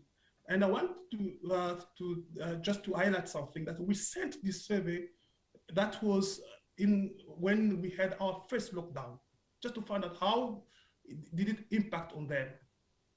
And when we speak about education, let me just say something. We speak about the assessment, we speak about the learning and the teaching and even the learning facilities. So these are the responses that we got, and this is very important that we share them with our stakeholders. This we received from the professors. The first one is the ability to deliver education to every student at the comfort of the home. So this is one of the great impact of the fourth industrial revolution. They can deliver education to every student at the comfort of the home. The second one is the ability to exchange files, messages, even record the sessions. So they can record the sessions, and anyone can download it and repeat it again, massage it into his brain, so that he get hold of what has been taught. And also to reduce the need for big campuses and large student halls. And it saves cost and time, especially for students who are employed. And the fourth industrial revolution, for some, they say they bring blended approach for teaching and learning. When we speak about blended approach, we mean the reality whereby we can study online, but sometimes we can meet on face to face and discuss on things, but we can still go home and continue to learn or continue to teach. And another impact is that it's placing more focus on assignment-based assessment. Assessment will have to involve critical thinking approach rather than a memory exercise, because before it was just sometimes students memorize and they go and then they download it. But now it just gives them time to think, and some of the assessment that have been done, it is to help them to think critically. And these are the main impact that we have found. There are many, but we have tried to summarize them for the audience. Next slide. And I want to say thank you for your attention. Thank you, Ada, and brilliant keeping of time. You've obviously been through this and worked it out. Thank you again. If you could just mute, we'll come back to you shortly after the other speakers. There'll be some other questions, so if you wouldn't mind standing by, just on mute at the moment. Thank you. Our second speaker is Geert Grevenstein. Geert Grevenstein is a fresh graduate from completing his Masters of Architecture degree cum laude in 2019 from the Nelson Mandela University. He is currently a candidate architect in the Garden Route region with just over 1 year's practice experience. Geert was the winner of the 2019 Korobek Students Architecture Awards with thesis entitled The Design of a Merino Wool Processing Facility in Berkeley East in the Eastern Cape. A subject sparked by the concerning state of the rural South African towns with new ruralism and creative industry as the solution. Geert says, I have a passion for the African continent and the identities that go with it. And he believes in a sustainable future for the ancient continent and hopes to create and sculpt on her rich soil. I was fortunate enough to sit in online for Geert's award event and have seen some of the work, so I think you're going to enjoy his presentation. Geert, you've got 5 or 6 minutes. Thanks. Hi, good morning. Thank you, Kevin. I would like to get into the youth and architecture with my talk entitled The Incredible Architecture of the Inexperienced Architect, Millennials Gone Mad. Harnessing the creative powers of the youth is regarded as somewhat whimsical topic, especially when nowadays youth is more of an allegation than anything else. Gen Z, Gen A, the Zoomers, oh, and don't forget about the mad millennials. Millennials have cooked up some incredible stereotypes over the years: compulsive job hoppers, entitlement, lazy, but by far the most valuable one is the one that we want to change the world, almost fix it. And that is very true. I don't think I need to explain why it is necessary that we as humans need to change our ways. But in a nutshell, here are some bullet points. This year, we have recorded our hottest months since records began. We are in a worldwide pandemic, not the coronavirus, but of negativity, conspiracy, and fake news. And the big one, Earth Overshoot Day, the day where we are demanding more from Mother Earth than she can provide. The factors are only a few of what is hindering our progress the world has made this far. It is more clear now than ever that we need to change our behavior. Sustainability is going to have become second nature. In South Africa alone, we poison the air quality of our citizens in the major metros of the north, just so that South Africans can sometimes have electricity. While in the cities of the south, we battle to keep the taps running by hoping it rains in the Great Karoo. All factors point to a dire shift by all, or at least by some, as long as it is the correct sum. Luckily for the world, the generation with the hero complex are joining the ruthless working world. A group out-of-the-box thinkers are aiming to shoot the lights out. In architecture, we have dreamers who dream of a better world, in particular, a better South Africa. We float on a cloud of endless possibilities when we write our final dissertation, usually, once again, each student trying to save the world with one project. It's interesting how exciting it is to be young, to be willing to do all this work with infectious enthusiasm just to impress and often inspire a handful of people in order to graduate. A young graduate possesses a special spark. The shocking reality is that the working world is artistically dull, it's monotonous and uninspiring. Furthermore, because we are internet kids, we are automatically skilled in BIM and rendering. This skill can land us jobs, but it limits our exposure to other parts of the profession.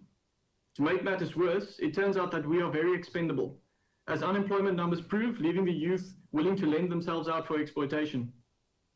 The big question is, how can we harness the unique starry-eyed creativity and solutions young architects can make before becoming responsible adults?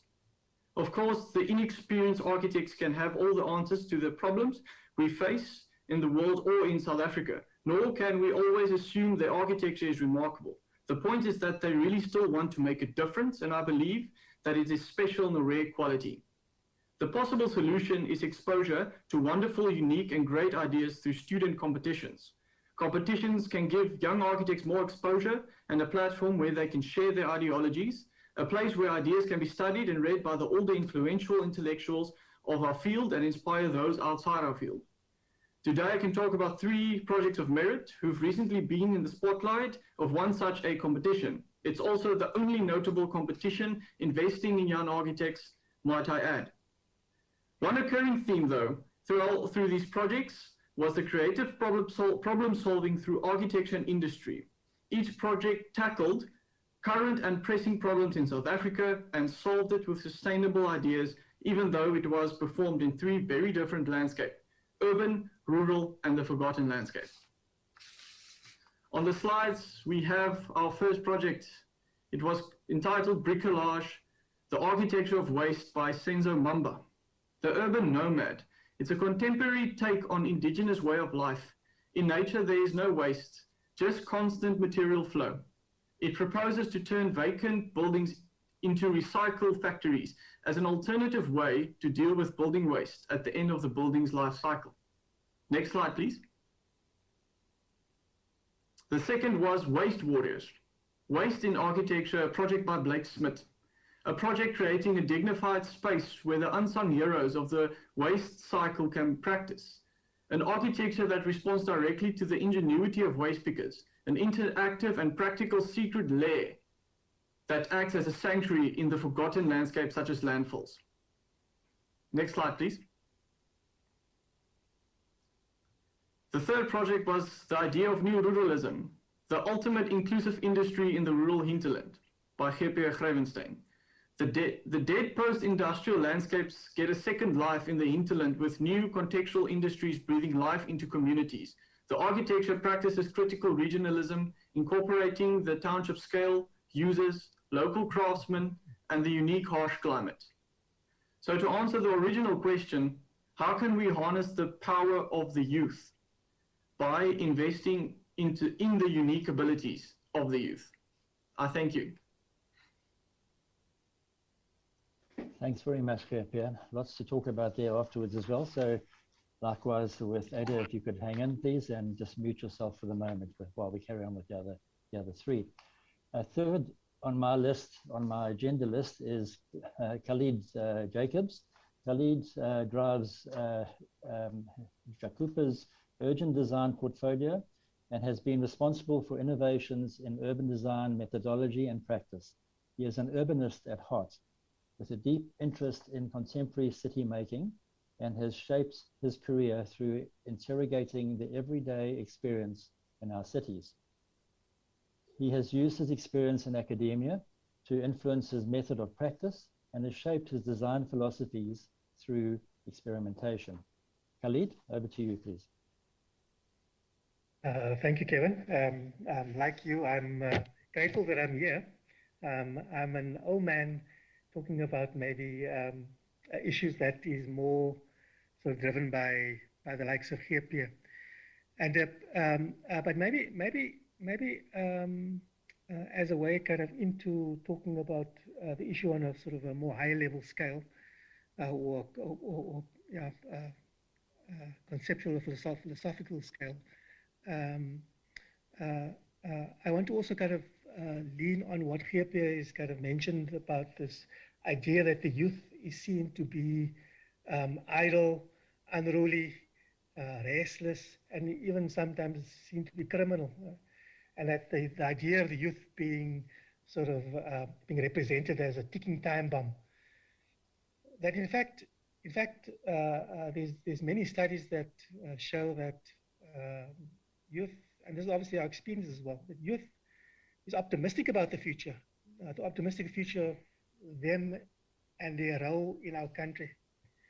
They have already shown loads of perseverance and also shown resilience in exploring where the opportunities lie and how they can contribute to society. So the point being that how we see the youth is in fact a choice.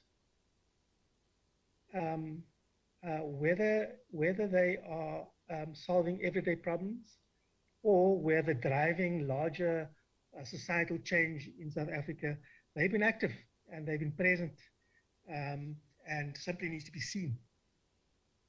So the youth, in fact, is our future dividend for chasing and capitalizing on the socio-economic challenges of our country. So shifting the perception of how we see the youth has to be the fundamental starting point on which we need to kind of rest our views on the future. Next slide, please. There's been programs after programs and of how to support youth, whether it's done through organizations like Sacap or individual companies. There's a plethora of methods of how to support what they do, from outreach to job shadowing, educational support, facilitating access to jobs and mentoring. There's a full range of opportunities that's available to youth. But I do wonder though whether what is being done is having impact in providing youth, giving youth the kind of opportunities to develop into young professionals. So I do want to kind of reference our chair for today, Makena Makeka. He was in fact started his practice straight out of university, and kind of represents maybe one way into practice that isn't about this lengthy route of trying to kind of build up a track record before you get access to work. So the skill that McKenna showed as a student was kind of seen by his initial clients, and therefore was able to get commissions. Having said that, there are others like Zaha did, who took 10 years, between graduating to implementing a first project, which is maybe kind of a more typical experience of what the youth would encounter. Another set of ideas is that there's a whole core cohort of architects that hasn't been trained as architects. They came through different learnings to be able to practice in our profession. And Gwen Fagan, of course, is the one person that came to mind quite quickly. But internationally, all these names, all these leading lights in our profession, many of them have come through to practicing architecture without an educational degree, with an architectural degree, shall we say? Sorry, qualify that. There's another set of ideas which is around the way into practicing architecture. And I want to reference Rem Koolhaas, of course, who accessed the profession through his writings. So he wrote Delirious New York 5 years after graduating, and that has been driving not only his own practice, but also been driving thinking and how architecture is seen and understood more broadly across the world. And then Charles Correa, he used his kind of activism and the bottom-up planning processes, etc., to then setting himself up for a career. So three sets of ideas. The one is the ability for people, for young architects to access the profession much faster. That this profession should consider access to those who haven't necessarily been formally trained in architecture. And then the third set of ideas that we should consider is that to get to practice, it doesn't necessarily mean making buildings. Next slide, please. Ruben Reddy mentioned earlier this morning in his presentation some of the challenges around what he termed the dying numbers of architects in our profession. And so I've collated there the number of registrations that Sacap, that is registered architects and people in architecture profession, like interior designers and technologists, etc., the various categories, and the numbers of membership from, let's say, 2010 to where we are today, is in fact hasn't gone anywhere. We sit with the same numbers of registered professionals since 2010. And that is a very worrying statistic in the sense that it shows no growth in terms of making room for young architects to enter the profession. And of course, our population has grown. So the ratio between the number of architects and the population, that ratio has increased significantly. So it raises a question. It raises a question to me in terms of how we organize ourselves as architects.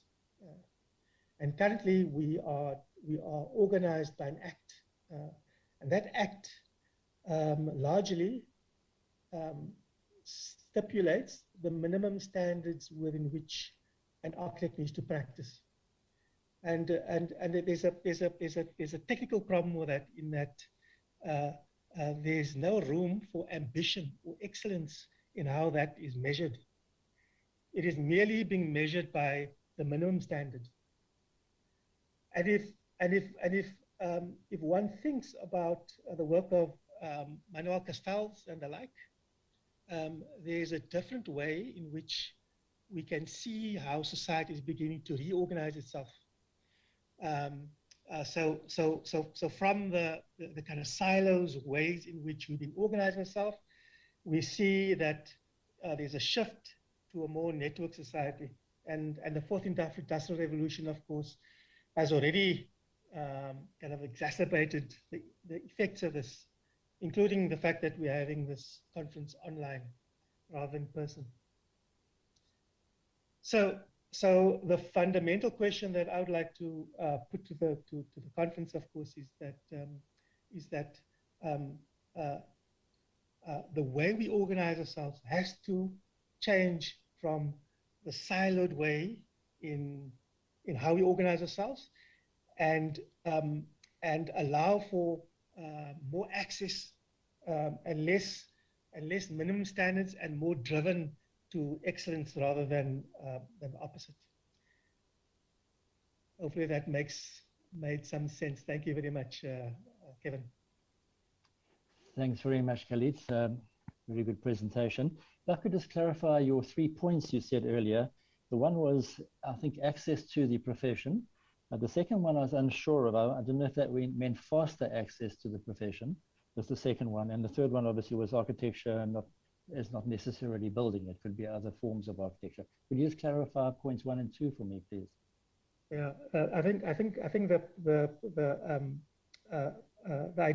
idea that one has to go through a lengthy process to be able to kind of mature as an architect isn't always true, and that in fact you and I, Kevin, we're still learning on the job, right?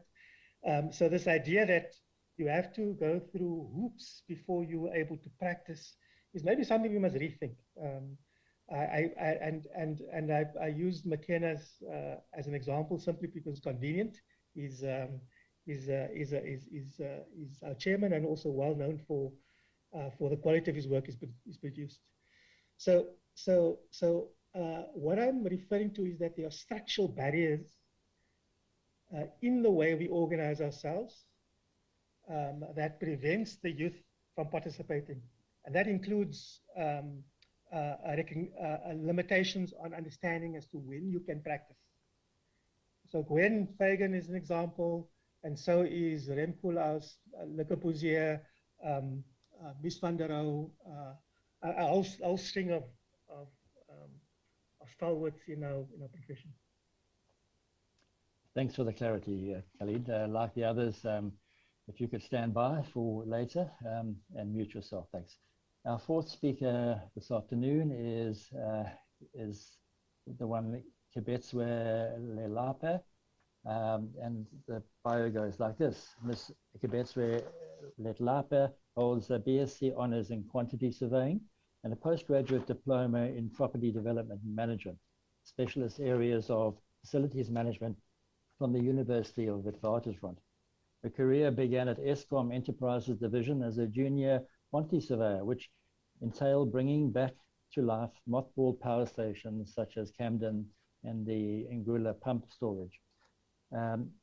She hails from a business-orientated family, which invoked her entrepreneurial spirit to head up the family construction company as a general manager. During this tenure, she found herself passionate about the skills in young students, instilling, nurturing, and harnessing talent and skills as a lifelong development growth.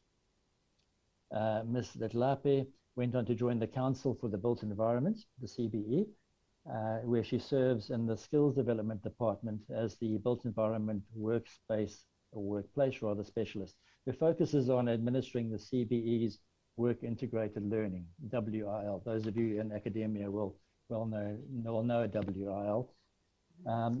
Kebetswe, over to you for your 5-6 minutes, please. Thank you. Thank you very much, Kevin. I actually want to thank Khalid for leading my my discussion today. I'm more into skills development. As Kevin has introduced me, I'm part of the skills development department at the Council for the Built Environment.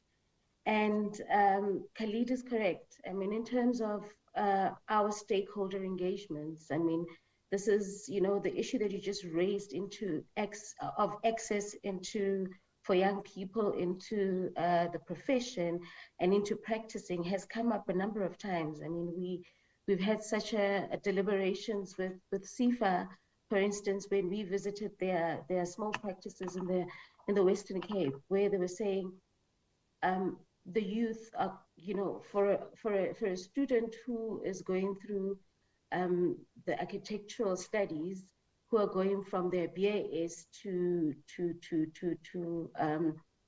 a master's in architecture, something needs to happen there, and this is something that we, as the CBE, are trying to now facilitate some talks to see what is it that can be done, because the period in between is a period where the learners are still back at school, and yet the work that they're doing during that tenure is not counted towards their professional registration. So those are things that we really, really need to look into, especially if we focused into transforming the sector. So from the CBE's point of view, we've got a tool that we're using, which is the CBE Skills Pipeline. And the CBE Skills Pipeline, basically, it was a tool where we were seeking to understand the sector, how the sector runs, and what the sector needs. So the pipeline is basically like a normal water pipe. So we wanted to see where are all the leakages and the blockages, and our immediate strategies were to unblock where there were blockages. I mean, at the beginning of the skills pipeline, we were talking of councils having blockages in candidates becoming professionals. But now we're speaking of the push strategy, which is more into, we're looking at the basic education level where we're pushing more learners to take up built environment studies. And our interventions there, it's not interventions that are not existing, but it's interventions that need to be more amplified and must be embraced by both private and the public sector. We're talking about interventions like maths and science programs, so that we can have a greater pool of learners that are going into our built environment studies. We're talking of career awareness, which is more focused on previously disadvantaged communities and schools, where there is a need of role models. So what we've picked up is that we would do career awarenesses, but learners, especially previously disadvantaged learners, cannot identify with an architect, cannot identify with what an engineer does, but they are well vested in knowing what a nurse does, what a doctor does, but in terms of our sector, it's still a problem. So this is where we're going to need the private sector and the public sector professionals to come in and also give up their time to be role models to attend these career awareness initiatives. We're also talking of bursaries that are targeted to previously disadvantaged individuals, targeted to women and persons with disabilities.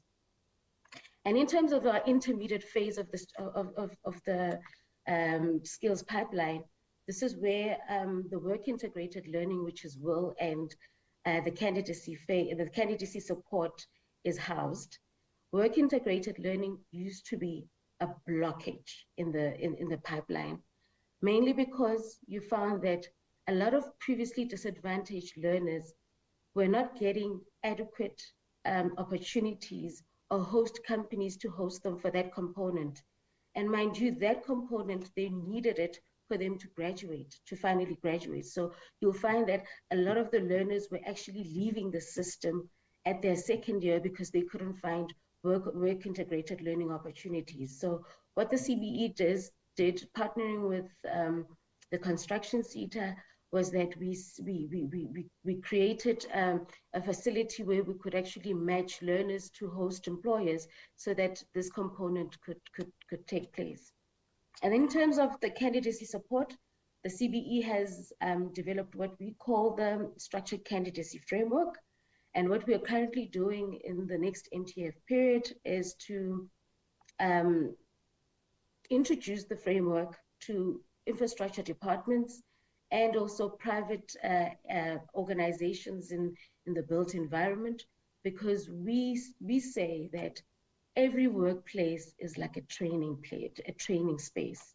So this is where we are encouraging companies to start up their own candidacy programs. So the little candidacy programs that we're all starting up will actually bring out more and assist more learners, especially now that we know that unemployment is actually at its height right now. And I cannot imagine how many unemployed graduates we have. I mean, at the CBE, we are inundated with requests of unemployed graduates to assist in placing them with organizations. But we're trying to then encourage organizations to start up these candidacy program, start up an internship program that would actually assist a graduate to propel them through their candidacy phase. Then we will be able to then do more and have more and turn more candidates into professionals. It's true, Khalid, your statement of saying the numbers of professional architects haven't changed in a long time. And this is what we are trying to do in terms of the structured candidacy support program, is to actually now encourage more organizations and smaller. And I know the problem there, the challenge there with a lot of practices, especially the smaller practices, is issues around funding and taking in an unemployed graduate where a stipend would be required, where it means the office needs to grow a little bit, bring in resources to accommodate that new unemployed graduate. But we, in terms of the framework then also gives you ideas in terms of funding. We speak of the SETAs, the relevant SETAs that can assist. We also know that our sister organization, CIDB has actually come up with a standard for developing skills. where as of April 2021, public sector institutions that are implementing construction projects above 60 million, it was published that you could actually fund candidates and interns towards candidacy and skills development. I thank you.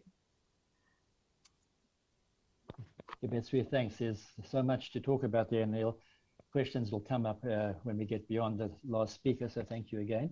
Our fifth and last speaker this afternoon, before we get to discussion on the panel, is Jabu Makubu.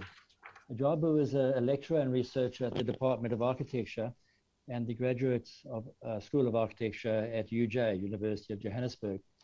He is interested in the politics of space and in reimagining urban public space in and around Johannesburg and the continent at large. He holds a master's degree in urban design from the University of Witwatersrand, and he finds the often conflicting relationship between architecture and urbanism both inspiring and challenging. His research interests are in architectural pedagogy, transformation, African cities, politics and public space, urban resilience, and sustainability. Jabu, it sounds like you're going to need more than your 6 minutes to cover some of those items, so we'll hand over to you quickly. Thank you. Thanks, Kevin, and thank you to the organizers for inviting me to what seems to be a very thought-provoking convention. If we could go to my slides. Next slide. Our talk is entitled, Where Are We? And I would like to argue that we are in a crisis. In fact, we have been in a number of cycles of crises for quite some time now. Globally, I would argue that in 2008, with the financial crisis, which was locally exacerbated by the xenophobic attacks, the Marikana massacre in 2012, fees must fall and roads must fall in 2015, 2016, high levels of gender-based violence in the country, now the global pandemic, COVID-19, and the high levels of unemployment, youth unemployment in the country. Moreover, people of color, specifically Black women and non-binary persons across the globe have been in a permanent state of crisis, imposed on our bodies and spaces we inhabit. The biggest crisis, however, is that they do not seem to value Black people. They do not value their lives, their thoughts, their work, and their creativity. So how then do we harness something they do not seem to value? Architectural education and the profession are not without blame for the state of crisis we are in. These institutions are built on foundations of extremely resilient systems of elitism, oppression, and exclusionary practices. One just has to look at the history of architectural education to understand how resilient and untransformed that has been. As a profession, our ethics and values have not significantly shifted from these traditions. We hide our biased, often untransformed nature behind tokenism and a false sense of meritocracy, as though these attributes are objective and without criticism. One only needs to look at what they celebrate as exemplary work for this evidence. Next slide. But if you look at this from a slightly different angle, a crisis could be seen as an opportunity to try new ways, to make mistakes, to be radical, and to take risks, especially for people of color and those marginalized. My conviction is that to change the practice of architecture, change must begin with how it is taught. What tools do we develop and use, and to what end? Next slide. In my practice as an educator and a researcher, we have been exploring several approaches to architectural education that employ different tactics, such as risk-taking as a productive tool of making and imagining, and to shift the center, to trouble the waters, and to expose the wound that we so easily want to stitch together. Through studios such as Protest City, Migrant City, and more recently exploring queer territories in Johannesburg, we bring issues of race, culture, religion, capitalism in tension with space making. These studios have required of us, both tutors and students, to search for new tools and vocabulary for our spatial explorations. An act that can be seen as risky by those who employ a more traditional, universal approach because the outcomes of such a studio are not preset or are difficult to evaluate. But one of the definitions of risk is the potential for uncontrolled loss of something of value. I like this definition because it talks to the idea of value. My question is, valuable to who? Whose value are we protecting or do not want to let go of? And perhaps taking risks presents an opportunity to disrupt the canon, to loosen the burden of our past and that of our future, especially when you think about the youth. We constantly think of them and position them in the future as if their lives do not happen in the now. They are part of the present. They're not just the future. Perhaps these disruptions can help us explore new values, values that will truly harness the creative powers of the Black youth who continue to be overlooked, remain unemployed, and whose education is severely impacted by lockdown regulations. The question is that I pose to the profession: is it ready to support such divergent approaches? Or are we fine and complacent with carrying on with the status quo, producing the same archetype and perpetuating the same ills that we are trying to overcome?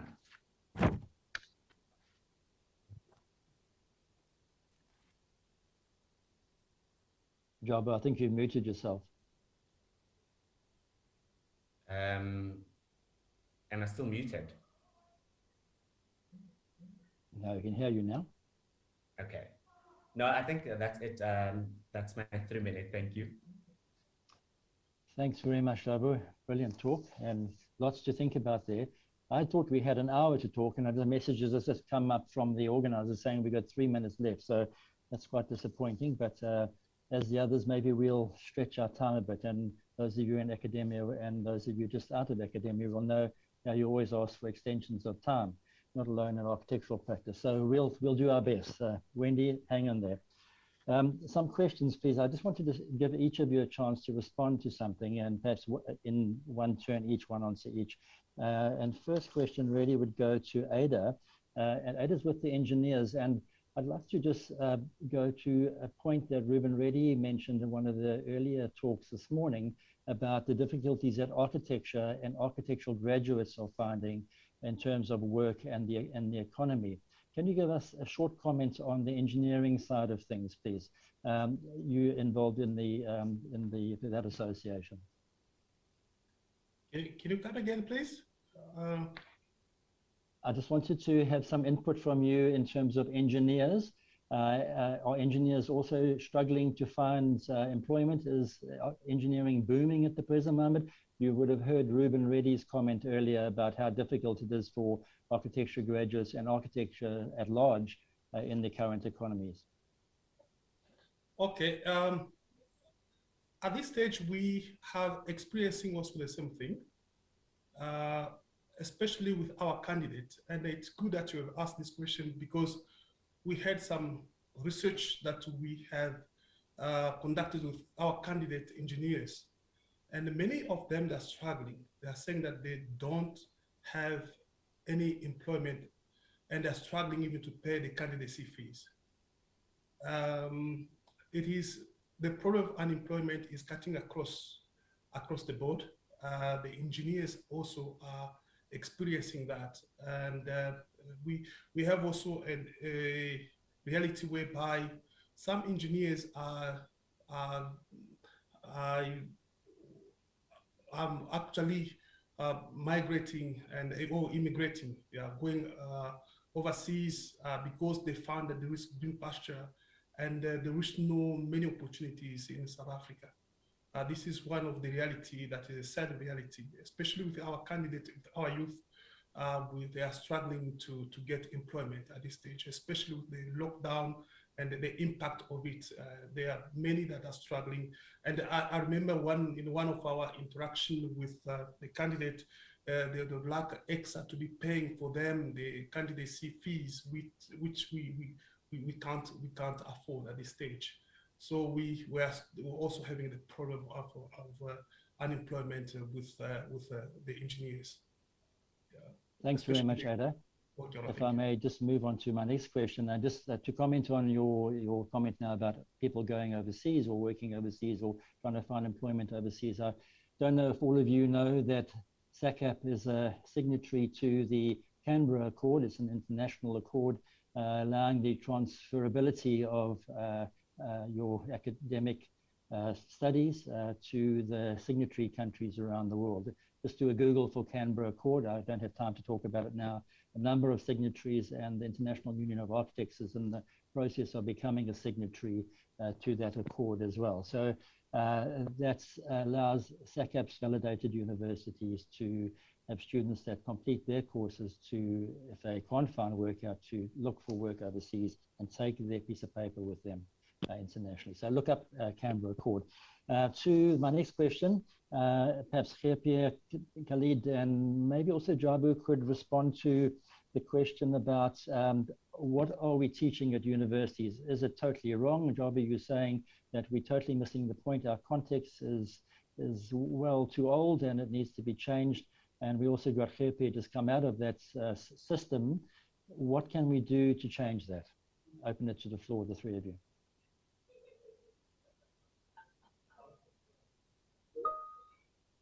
I can go maybe give it a try. For me, who's part of teaching and in the academia, I think what we are realizing, if we really want to change and maybe grow the architectural profession, is we need to question our ethics and values. Many of our students, especially Black female students, have very pressing sort of ideas and intentions with their qualifications and projects that they would like to explore. But the way the current teaching environment pushes those projects outside onto the margins. And so students get frustrated with the fact that the profession isn't open to these kinds of ideas and explorations. And I think we have to explore different ethics and different values as a profession for us to transform it. We can't transform it with the current set of values that we have inherited. They've proven not effective in terms of the numbers of graduates. They've proven not effective in terms of transforming the profession itself. So, which is, I think, something that a lot of people are trying to do in many small little circles, but we need more support from both the institute and the council. Thank you. The other two, any comments? If I may offer one view. Obviously, I'm not a lecturer, but I do have some insight as to the challenges, not only within these institutions, but also what happens to students afterwards. To answer your initial, to give an anecdote to your initial question, Kevin, CPUT currently has 62 engineering students that hasn't found a place of employment. So Faldi Samai and I have taken it upon ourselves to run a virtual office. And I see one of the questions that's come through the chat as well is mentorship doesn't have to be in person, and we have to find innovative ways in which we need to organize ourselves to do things like mentorship and ensure that we overcome the barriers, shall we say. But as far as I mean, there's been a lot of engagement in the content and the methodology of teaching at all the institutions post Rhodes Must Fall, the Rhodes Must Fall protests. And we've seen various institutions grappling with what it means to develop a post-colonial curriculum, and in many ways what Jabu talks about is values as opposed to programs, right, in terms of which questions we are asking, or at least which context within which we are designing. So values plus context plus complexity all makes for a very, very challenging environment within which to kind of gain a set of insights as to how to practice. And I think that what would be useful, certainly from the outside, is to see methods of being able to manage the complexity of the challenges that we face, and those are not necessarily kind of pointing to particular context and like, but the method of how to deal with complexity. I think that'll go a long way in terms of trying to find ways to get students prepared for answering questions that we don't even know yet. We don't even know what those challenges may be that the fourth industrial revolution or this network society may kind of offer us. Khalid, I'm going to have to pause you there because we're running out of time, and just go to Khepia quickly. From what I saw in your presentation at the awards and what I understand your university to have done and allow you people, or push you people rather, to do for your design thesis, it looks like there is change happening in the work that you have produced and what you showed us earlier. Well, Kevin, I think yes. I think there's balance to be maintained between accessibility and also producing quality students and quality young architects. If you look at the fabric of South Africa, we have the most segregated fabric. The builders of the future and the designers of the future have a big task ahead of them. I think it's very, very important to make sure that we create a framework where critical thinking at university is allowed, where students can have a opportunity to think out of the box. And yes, and I think financial aid for them to actually do the dissertation at the end and contribute back to the discourse of academia. And yes, I do agree. I think universities are moving away from a very conservative approach to a more free-thinking, problem-solving approach. Thanks, Khepia. And we've got about a minute or two left to go. And therefore, on to you, Kabetswe. So many questions I could ask you, but we don't have time. And Khalid did raise one of the points earlier on, this work-integrated learning that you speak of.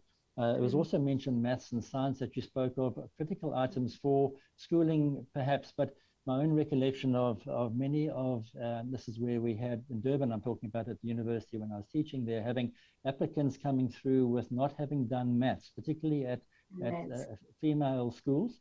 And then they couldn't get into architecture because of the restriction at a university saying that if you don't have maths, you can't get in. But if they came in with art as a subject, art being very helpful in first year architecture and throughout architectural studies, I thought that was quite an important point. And just to go back to Khalid's other point, and these are both questions for you, Kabetsu, is to look at alternate ways. And Khalid mentioned, and when I was a student at university, we had a course called SOP, Simulated Office Project, where you dealt with a client who was an architect and you did what was sort of a real project. So where people can't find employment, we need to look for a way to be able to give a person opportunity to gain those skills through guidance and mentorship and in a group of people engaging with other built environment professionals. But I'll ask you to comment on perhaps those 2 points.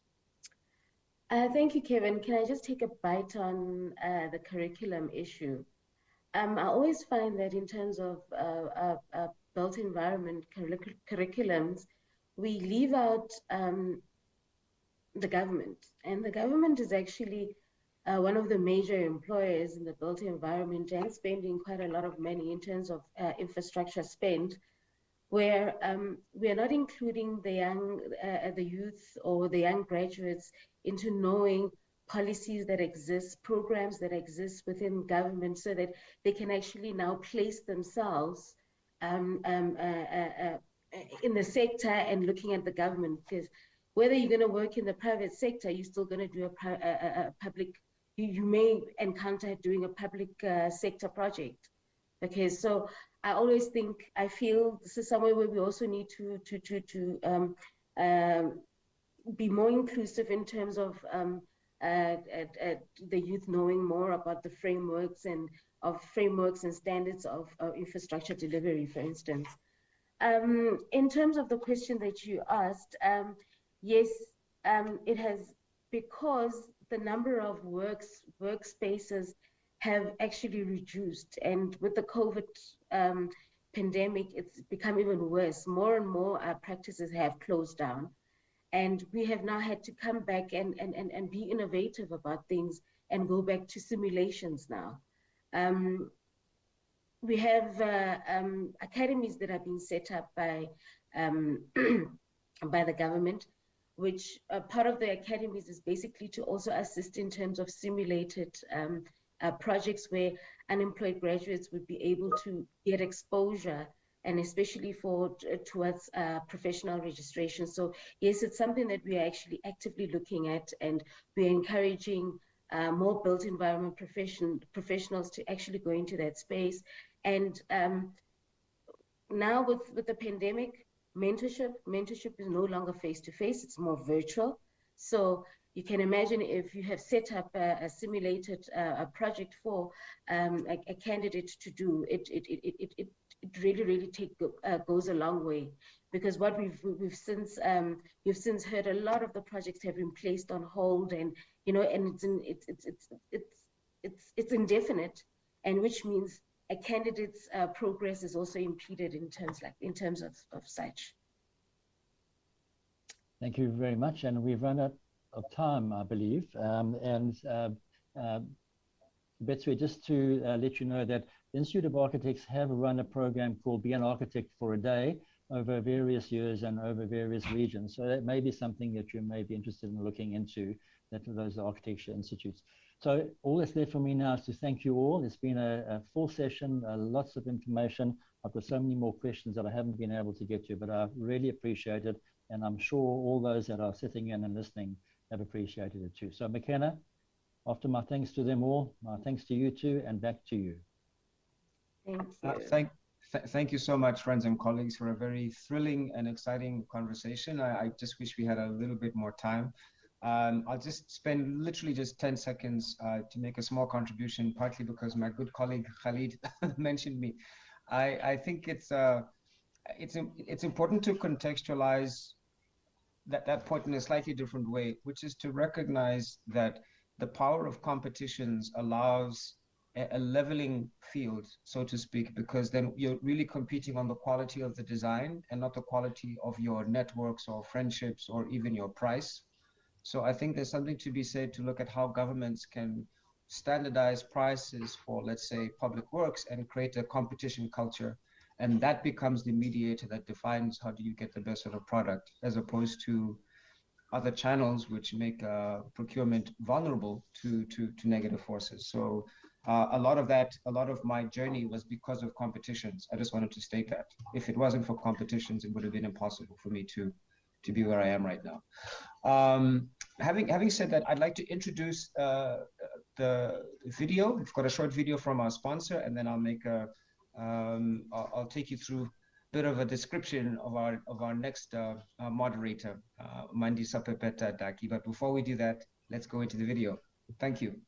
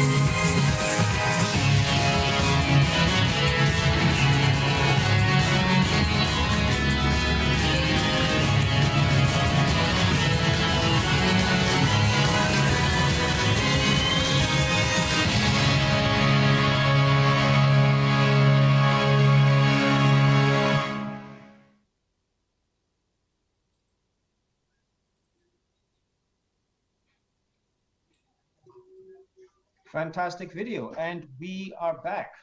This, by the way, colleagues, we do understand body breaks and the necessity for lunch and so on.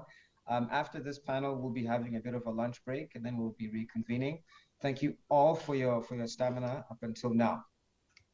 Let me start by introducing Mandisa Dak. He's a principal of architectural services and project management company, Bakaza Africa Consulting, founded in 2004, serving public and private and the corporate sector. He's been a mentor since 2008 to a number of emerging businesses throughout NYDA, the Durban Chamber of Commerce, Itala, and the Council for the Built Environment. In May 2020, founded a nonprofit initiative called Forum for African Built Environment Professionals, focused on leadership and empowerment drive within the built environment sector, regional and national appointments. And since 2015, he's been a mentor for the Council of the Built Environment. Mandisa, apologies for saying he, do forgive me. Over to you. Thank you so much to our program director. Can you hear me? I can hear you very well. Thank you so much. Thank you so much. I would like to appreciate the honor of being the moderator of this session. This session is the Built Environment Transformation Agenda. As I've been introduced, my name is Mandisa, and I know that Mukena Makeka has got the difficult job of the day, and you are doing a fantastic job. Thank you for that. And I just wanted to give a basic information of what transformation is. When I look at the description, it said it is a process of changing, which results to a marked change in form, nature, or appearance. And as part of this fifth term, we are appointed by the minister with the task of overseeing transformation in the industry. Taking you to the vision of Sacap, our vision is the transformed architectural leaders serving society in a sustainable built environment. We've got a transformation strategy which is meant to achieve this. We looked at 3 core issues, which is access to work, to redress the injustices of the past, and also education, where we monitor and evaluate educational and development programs.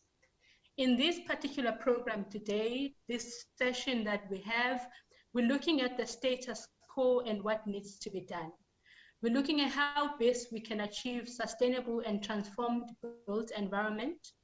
And we also say, how can each of us contribute? We say all hands on deck. The question and what becomes a frustration at times is how do we transform? The misleading idea is that we must push Blacks forward and leave everyone behind. However, research shows that those who have been privileged and those who have been underprivileged need to all play a role of leveling the playing field. This speaks to government, the private sector, institutes of basic and higher learning, industry at large, and Sacap plays a very integral role for all stakeholders to engage. So welcome to our session. We've got wonderful panelists.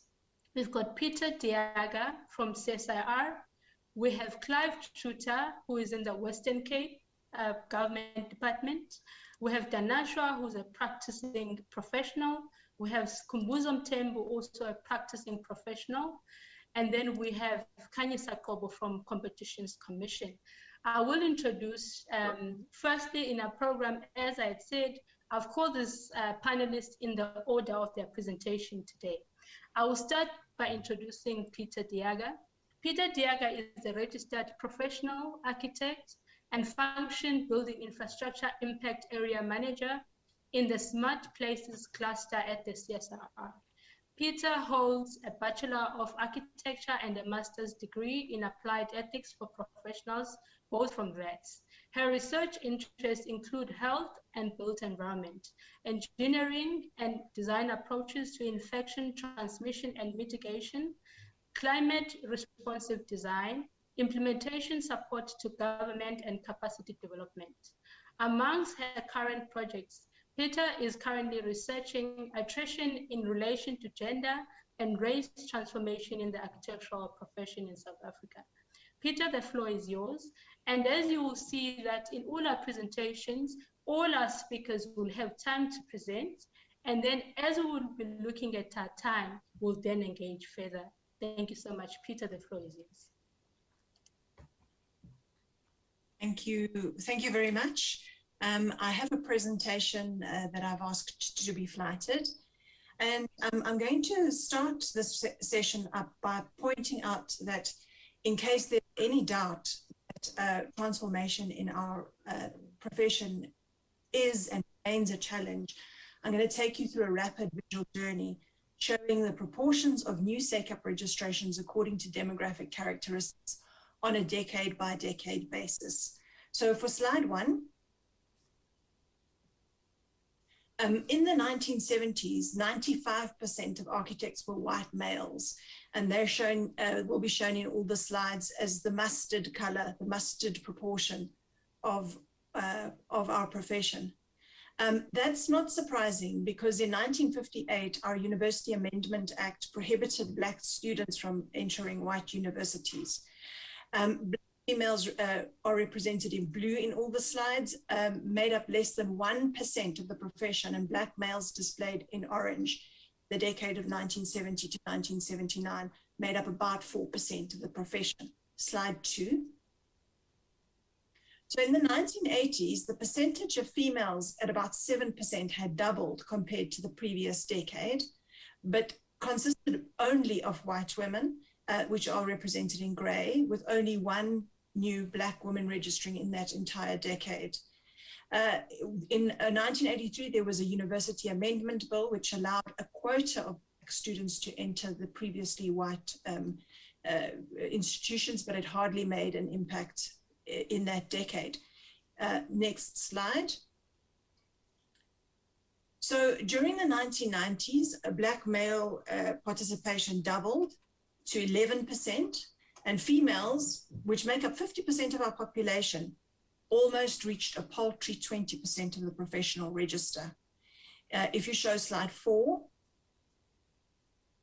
in the next decade, which was the one leading up to 2010, when there was an influx of investment in infrastructure, South Africa saw new white male registration drop for the first time to below 50% of the register, mainly due to a trebling of Black male registration.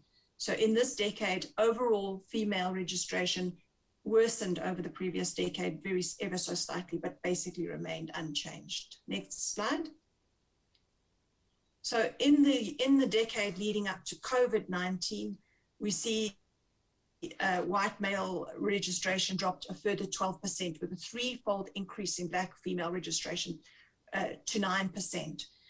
Bringing overall female representation in the profession to 28%. So that may seem on the surface of it to be represent significant progress, but next slide. To be representative demographically, that is what the picture should look like, because only 8% of our population is white. So our 50 years of statistics don't lie, and they show that progress has been made, but that it's really feeble. Demographic transformation to more representative professional makeup can come from 3 sources or 4 sources: from attrition, people retiring at the end of their life, their professional lives, for example, and that transformation by that method is very slow. We can rely on attracting a diversity of talent into the schools of architecture, nurturing a student pipeline, and delivering suitably prepared graduates. And that is showing great signs of improvement. Across our schools, more than 50% of our university students are female across all disciplines and studies. We are showing good improvement in terms of Black representation, nowhere near demographic representation yet, but good steady progress. So we're struggling with throughput in the university and the successful conversion from graduation to the professional register. And then the final way that we can transform is by retention in the professional life pipeline. And our data shows us that there are problems at every single one of these phases in the transition in the pipeline. So the attrition at every point, and it is disproportionately affecting Black people and women. So the data shows 150 years of research show that these issues of attrition and retention in the workplace can actually be considered wicked problems in that they're complex and multifactorial. So it's been studied internationally, and that's what the studies show. The issue of this retention transformation nexus in the architectural professions hasn't been systematically studied in the academic sense in South Africa, although it's clearly topical. But it has been studied elsewhere, although you can appreciate that in other settings, the issue of race is framed as usually as a minority issue, and gender is quite well studied. So international experience gives us reason to be hopeful, because in the face of a good program, a solid program of action, demographic representation has been shown to remarkably improve. So there are good case studies to show that it's possible, but it's not going to happen spontaneously and without action. So the numbers show that that South Africa's transformation challenges from a demographically representative perspective is real. But as a cautionary, we're not just looking at simple demographic representation, but meaningful agency, participation, and impact in the transformation of our spaces and places. So the numbers, the quantitative stuff is just a very tiny, important, but not the only part of the story. And I'll leave it to my fellow panelists to elaborate on those. Thank you, Peter, for that. Much appreciated. And as you can note in our panel, that we've got academia, we've got practicing professionals, we also have got regulators. So the scientific data presented by Peter raises all questions, because for us to move forward, we must have the scientific data. And also, as Peter has said, that it will not just happen. Someone needs to be an agent of that change, and also meaningful agency and participation needs to be forged so that we know that we can get the results that we need to get. The graphs that has been shown, they show a picture of transformation not happening in our industry. And also with the presentation, we know that as much as it's a problem statement, it also shows that what actions can be taken. Moving on, we are going to be moving on to Clive Tuta. I'm going to introduce Clive Tuta. Clive has been in the public service employment for 11.5 years and has been integrally involved in the design and construction of more than 50 education facilities across the Western Cape, to the estimated value of 3 billion. During his tenure, he has been proactively involved at various management scales, transversally with all spheres and government and civil advocacy and community interest groups to successfully plan and implement projects. He has been a champion in developing policies such as community participation in infrastructure projects, working in kaleidoscope of communities in the Western Cape. In June 2019, Clive was appointed as an independent member of the Sacap Transformation Committee, where specific issues with referencing to access, redress, and education afflicting the profession and built environment are unpacked in order to navigate the profession towards inclusivity. Clive, you are welcome, and the floor is yours. Good day, Madam Chair. Good day, Program Director. Greetings, colleagues from very wet and rainy Cape Town. It's indeed a privilege for me to take on this platform this afternoon. Maybe just a little bit more about myself. I enrolled in the architecture program based on my involvement in communities, with a conviction and inclination to be a change agent to make a positive in the built environment.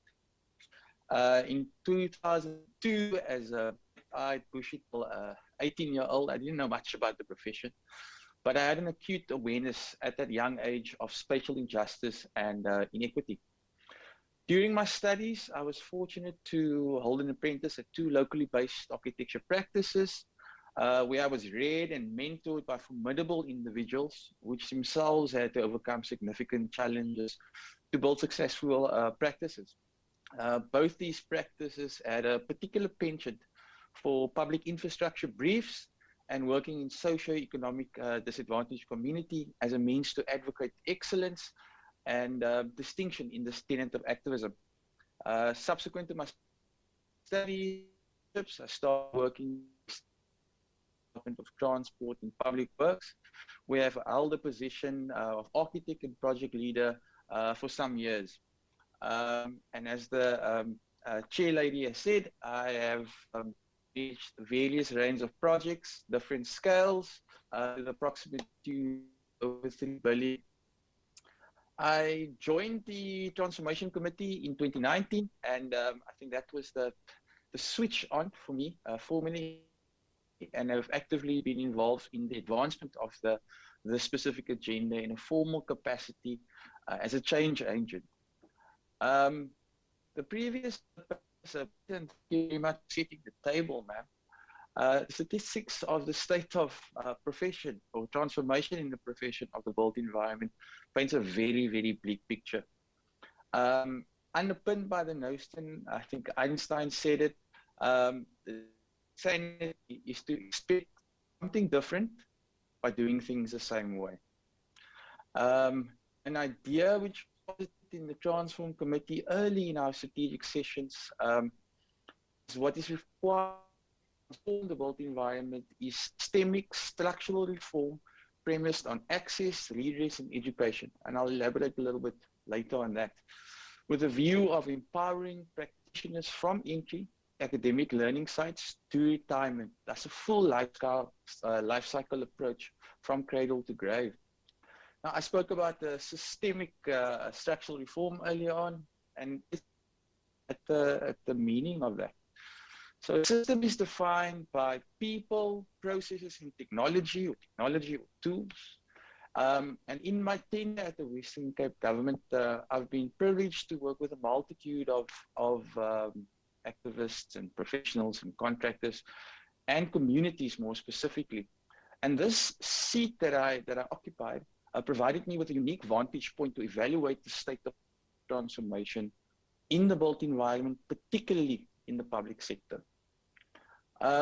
Yeah, I've observed that the current policy provisions make it very complex for designated groups to, one, procure commissions and to work in the public sector in order to build and sustain successful practices in order to provide apprenticeships that was afforded to me early in my career, which ushered me my entry into the profession. Supply chain management policies are contorted to obstruct access to opportunities for designated group, and the fact that we still use the term HDI or PDI is moot because the same people are still disadvantaged 27 years after the dawn of democracy. So we're not historically or previously disadvantaged, we're still presently disadvantaged. The reality is that this status quo prevails, that if the status quo prevails, less designated group individuals will enroll in the built environment career paths, and the inequality presented in the statistics will further be exacerbated. And I think Peter mentioned the notion of that tenant. Architects and professional service providers and contractors, designated groups in the public sector built environment face similar challenges in career advancement and mobility to management levels, with the OSD also compelling practitioners to enter the public service. The present is a defining moment in South African history for architects and built environment functions alike. The current economic milieu beckons the need for the built environment to respond to the challenges we are facing. Infrastructure development has been identified as the primary driver of the economic recovery. However, it would be remiss of decision makers, policy crafters, and leaders in the space to not amplify the transformation agenda as the enigmatic signifier, as Joan Yero used to teach us, to bring about or capitalize the reform. Transformation is an ethical disposition because aspirations of the Constitution are deferred and dignity is denied. Transformation has to do with a radical redistribution of equity, because without this, ownership and accountability cannot happen, it cannot be transferred. Lastly, expediency is required in redress, not just in the interest of the professions and built environment fraternity, but most importantly, urgency in restoration of dignity for all citizens of the country. Ironically, Churchill, which is a known imperialist, said, "Don't waste a good crisis." It brings about opportunities for things to happen and ideas to be executed that wasn't possible yesterday. Thank you very much, Program Director and Madam. Thank you, Clive, for that input.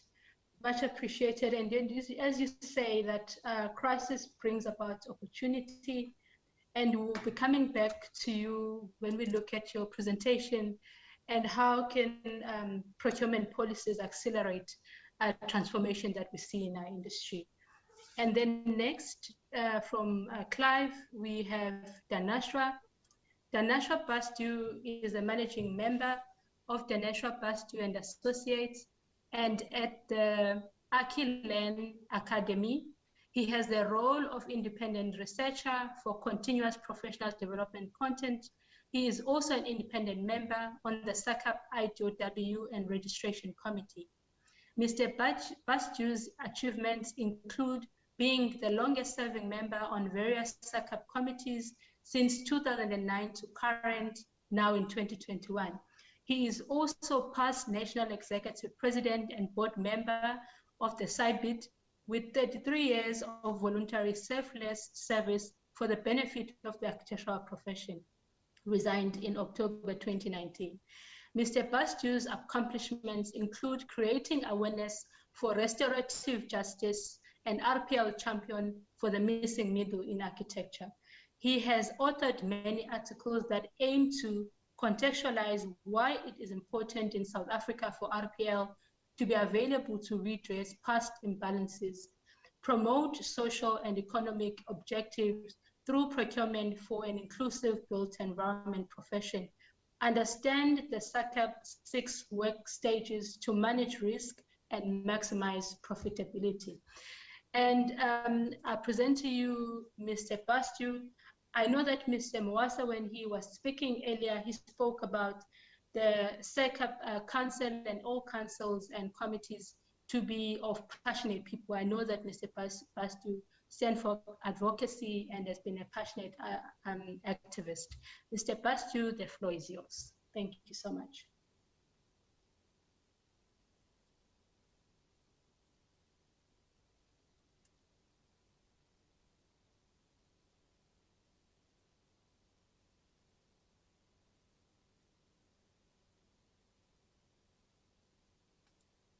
Can you hear me now?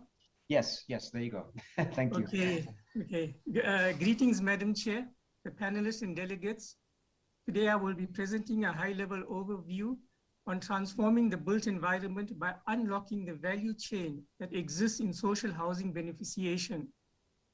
I just want to quote from the Reconstruction and Development Program 1994, where it says, "No political democracy can survive and flourish if the mass of our people remain in poverty, without land, without tangible prospects for a better life. Attacking poverty and deprivation must therefore be the first priority of a democratic government." Chapter 8 of the National Development Plan 2030 articulates the vision of government on how municipalities should be transforming human settlements and the national space economy. Land reform starts with the built environment professionals who will provide professional design solutions and management services needed to develop land into physical spaces for purposes of need, including the design of all the built environment infrastructure related services. So the question is, what is the status quo in the built environment transformation agenda 27 years into our constitutional democracy? Let's focus our attention on social housing, which is one of the social compacts intended to broaden ownership of assets and economic inclusion. According to the eThekwini Municipal Spatial Development Framework 2021, the municipality has a backlog of more than 440,000 housing units. However, between 2016 and 2019, the municipality managed to only build an average of 4,000 houses per annum. What does this stats indicate?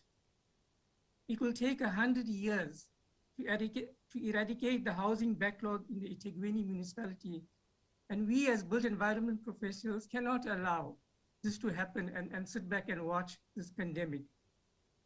From this, it is obvious that the existing state of affairs in the built environment needs to change drastically in order to eradicate poverty and inequality,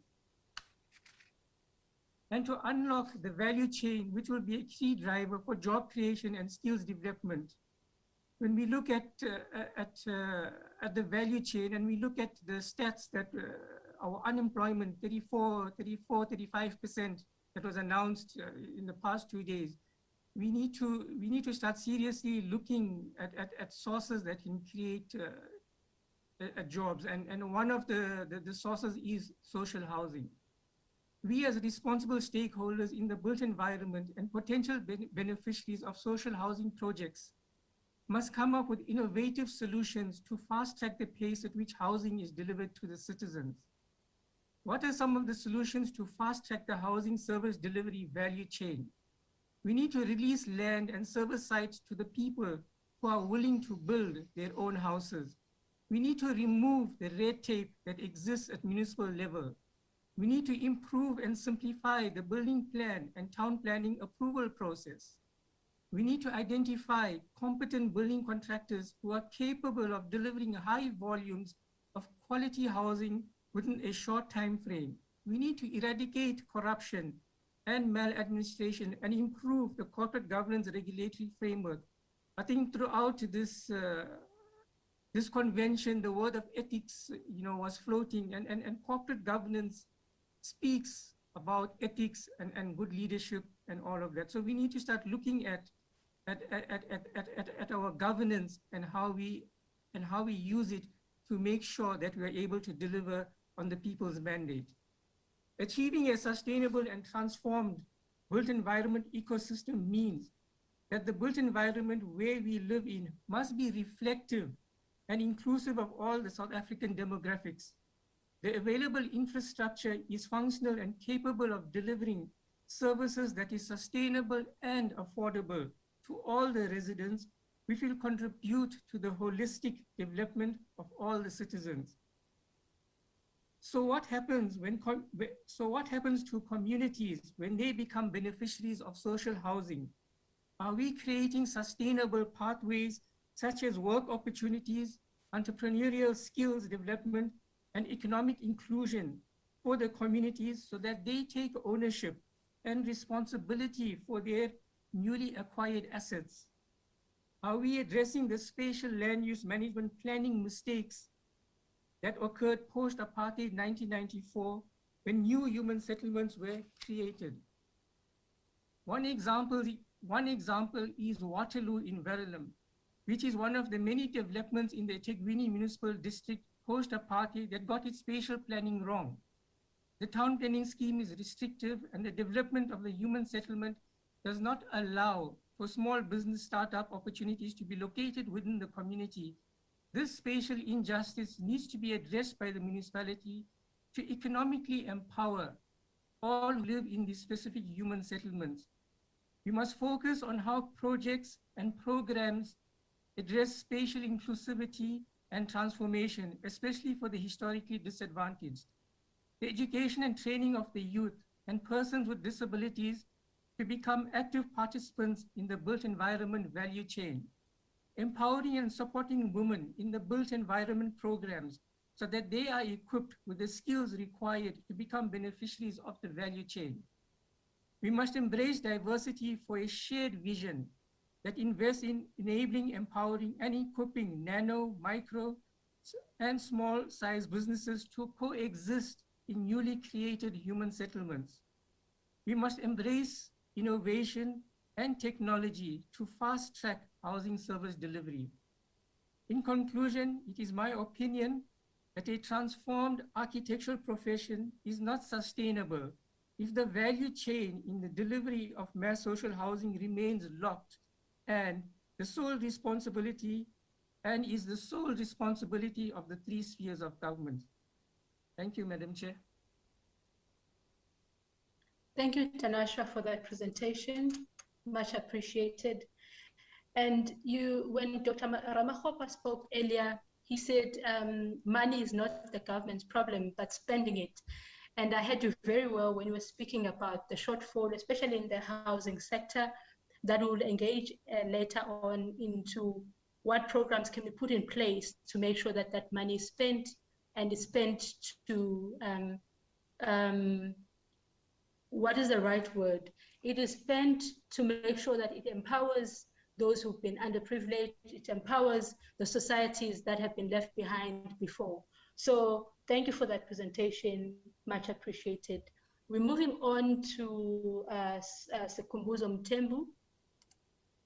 Sikhumbuzo Mthembu, we know him as Skura, born in Flagstaff, Eastern Cape. Sikhumbuzo started architecture at both DUT and UKZN in Durban. He has been part of various station modernization projects, including the underground bridge, City Station, KwaMashu. His passion for the profession has led him to various voluntary responsibilities. He is the current South African Institute of Architects, KZN Regional President. As a board member of the South African Institute of Architects, Mthembu serves at the African Union of Architects as Green Building Director, which addresses contextual and sustainability building practice within the continent. He leads and is a founder of both Straton Architects and Sikhumbuzo Mthembu Architects, SEMAC. Sikhumbuzo, we welcome you. And in our briefing, we spoke about you being the African leader at SAIA and also being young in leadership. So we're speaking about transformation, and we would like to give the floor to you. What is your take? And as a person who's in leadership, how do you see transformation unfold? The floor is yours. Thank you. Relatively young. Thank you so much, Mandisa. Yes. Thank you, everyone who is involved in putting together this conference. Thank you to Sacap for the initiatives that have happened in the past that address race and gender, stakeholder engagements, monitoring of registration figures. That is actually quite important. Thank you to Peter Diache, who actually spoke about those figures just now. Those are quite important for us to keep.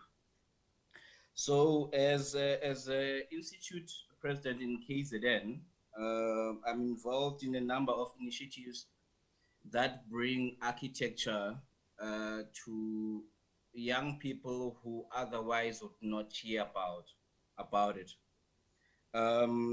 We are involved in a project with Rodney Harbour, a former professor at UKZN, in a project called Be an Architect for a Day, where we look into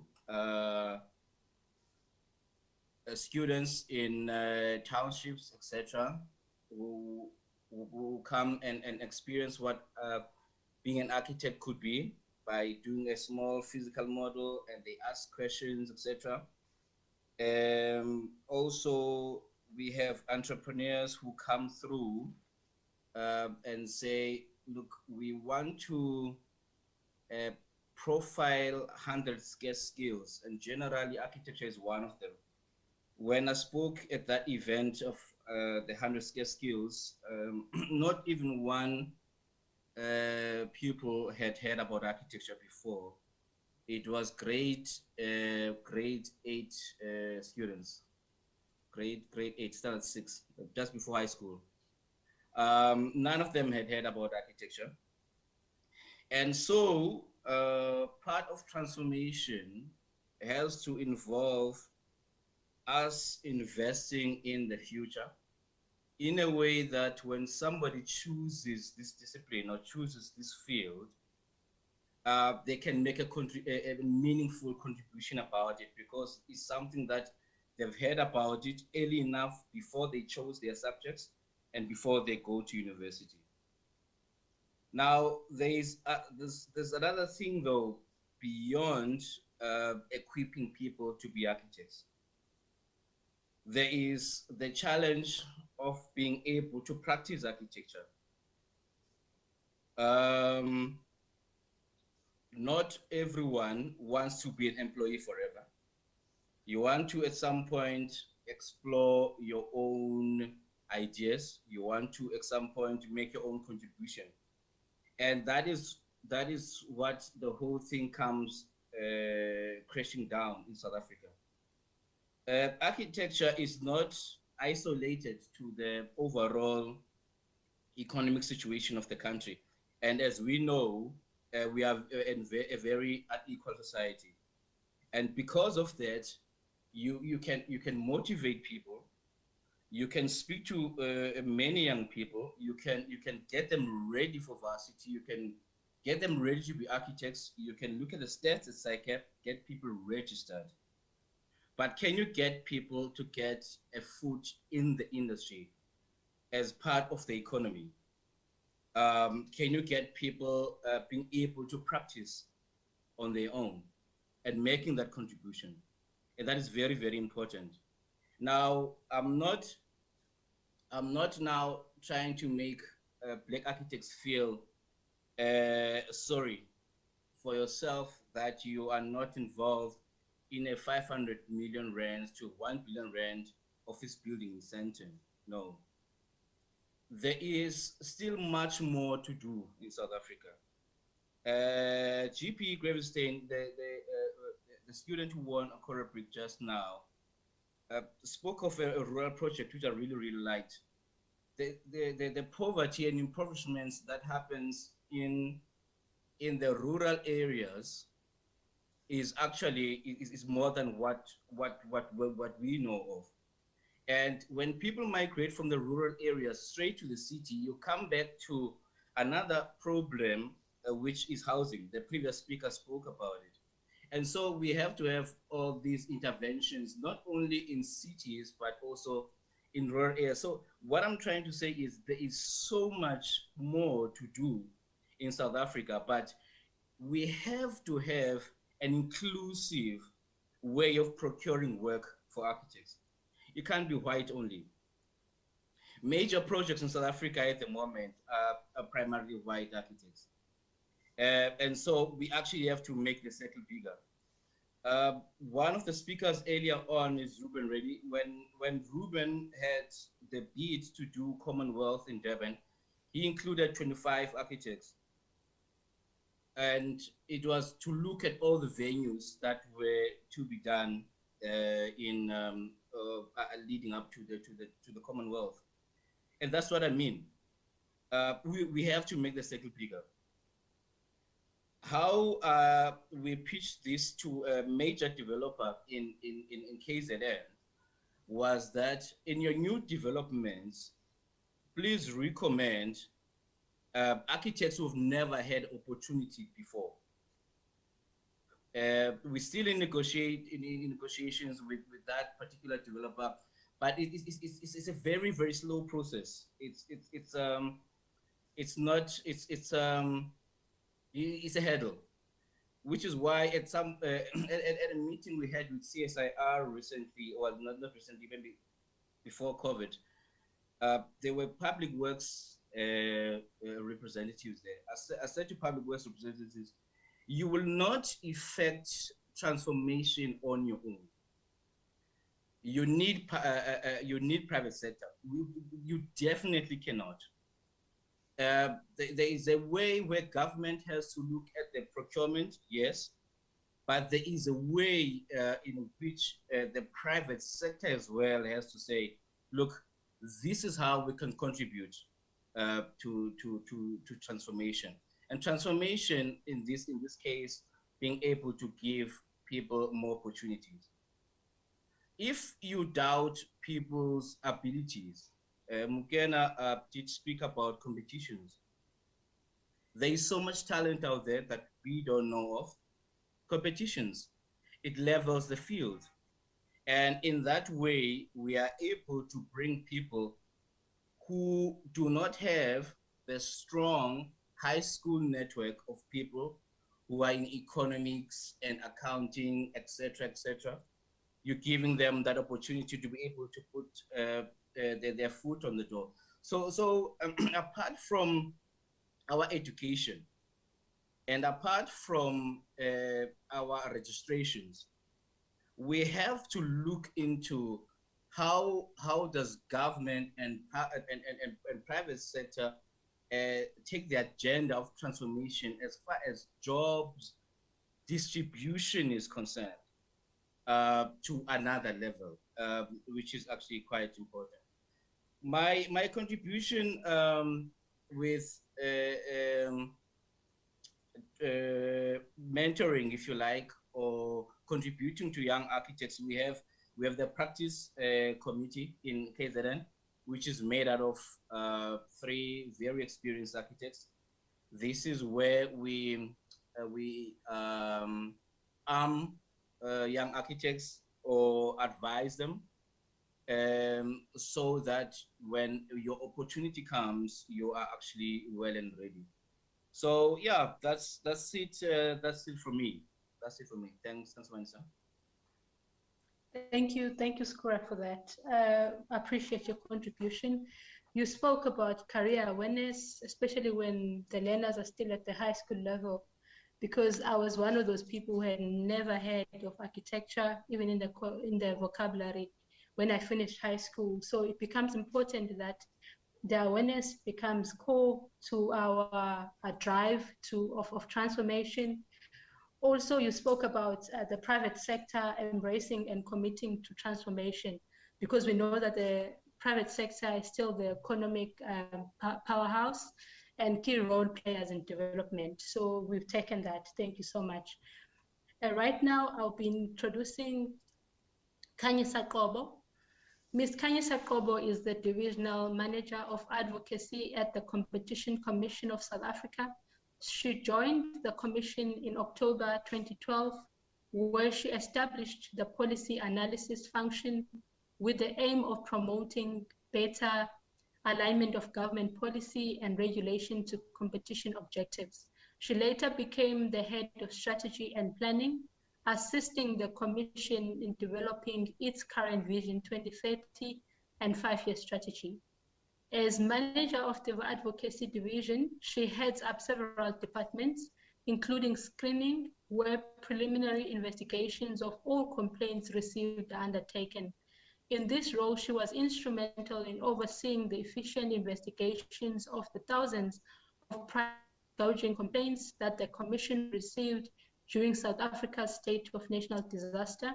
Ms. Qobo has varied experience from both the private and not-for-profit sector, specializing in the field of policy, research, and strategy. Prior to joining the Commission, she ran a consulting practice providing trade and investment advisory and research services. Ms. Qobo has represented the Commission at various domestic and international fora on advocacy-related themes. Ms. Qobo, you are welcome, and it's a pleasure to host the Competition Commission. The floor is yours. Thank you. Thank you very much, Mandisa. Thank you for the invitation. Good afternoon also to the fellow panelists and to the conference guests. I found the discussion thus far very insightful. I should probably preface my comments by saying this. But maybe to contextualize my input from the vantage point of the Competition Authority, one of the purposes of the Competition Act is to promote entry into the market, especially for HDIs, historically disadvantaged individuals. I know Mr. Clive was making the point that maybe disadvantage even remains to today. But related to the issue of entry is that of participation. So you can be in a profession, but not be able to effectively practice or participate. And I think some of the testimonies and comments thus far are alluding to that. So I think what we are calling transformation today is in essence about inclusion. So that is entry into the economy and participation in the economy for those who are excluded. The Commission has been receiving complaints over many years in relation to the architectural profession, particularly from technologists and draftspersons who have made the claim that the IDO, identification of work, it limits their fair participation in the market. I'm sure the guests, the conference guests, are more familiar with this issue than even we are. But in essence, the complaints are that those who are in different categories are unable to undertake work that is reserved for other categories, despite being qualified, competent, and able to do so. We also get complaints from professionals with regards to practices by body corporates or these residential estates, where the rules are set in such a way that they have their own interpretation of the published IDOs, and whereby they prevent, oftentimes again, technologists and draftspersons from working with homeowners within those estates. So those, in essence, are the gist of the complaints we receive and have been receiving over several years now. Now, there are historical engagements between the Commission and Sacap, which started at the time of the exemption application that was submitted by CBE in 2012.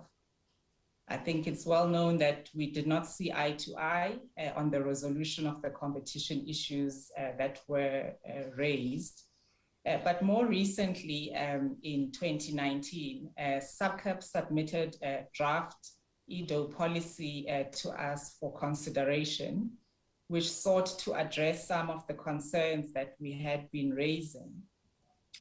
We very much welcomed this approach and the revision of the IDO, particularly some of the key elements in that revised policy, which included RPL, recognition of prior learning, special consent, special limited dispensation, and transitional provisions. But despite this welcome progress, we did raise further concerns with Sacap. And maybe I'll just touch on 3 or 4 of those. So one, of course, is the independence of the panel of assessors, in this new framework. So essentially, the question here is whether those who consider these applications for these mechanisms that are provided for moving up the categories do not themselves have a conflict of interest, given that they, in the majority, are practicing architects. So Sacap has indicated openness to reviewing and changing the composition of their panels, and have also raised even issues of diversity in relation to gender. So we understand that to be on the table. I think the second issue we raised is the application fees.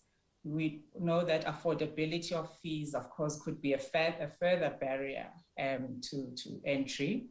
So for example, the fee for each application for special consent and limited special dispensation is 9,000 Rand, while the fees for RPA application, they range between 9,000 Rand and 14,000 Rand.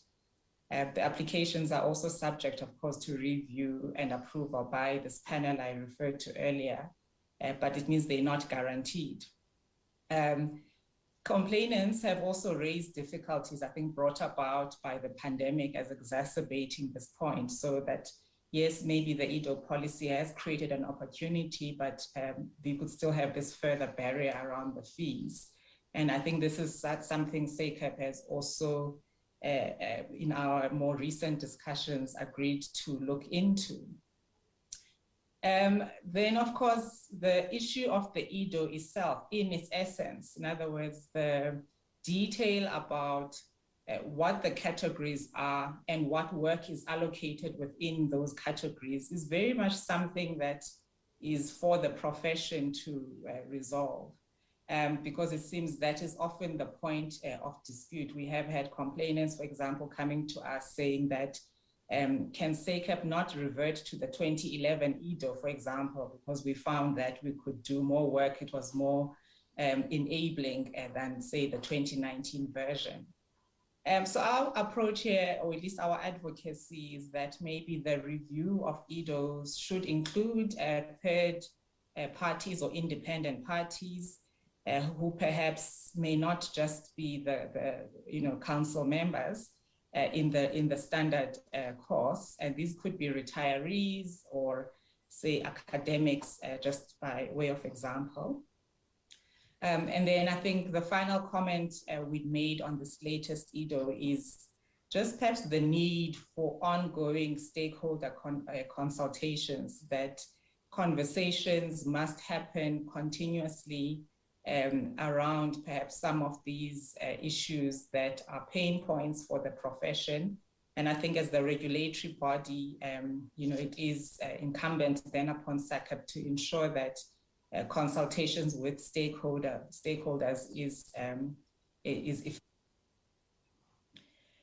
So with Sacap's commitment then to address some of these issues, we agreed to enter into an MOU with them in order to work together as regulators to resolve the balance of the issues that remain. But I think we were very much encouraged by their willingness to walk in a path that would enable or improve competition. It would enable better participation and entry. But outside chairperson of these issues that we are engaging Sacap, and I think there are broader policy issues that are, I think, quite apparent to us as also limiting entry and participation in the profession. I think one of those is the issue of qualifications, from varied tertiary institutions within the profession. And we have had some of the speakers touching on this point.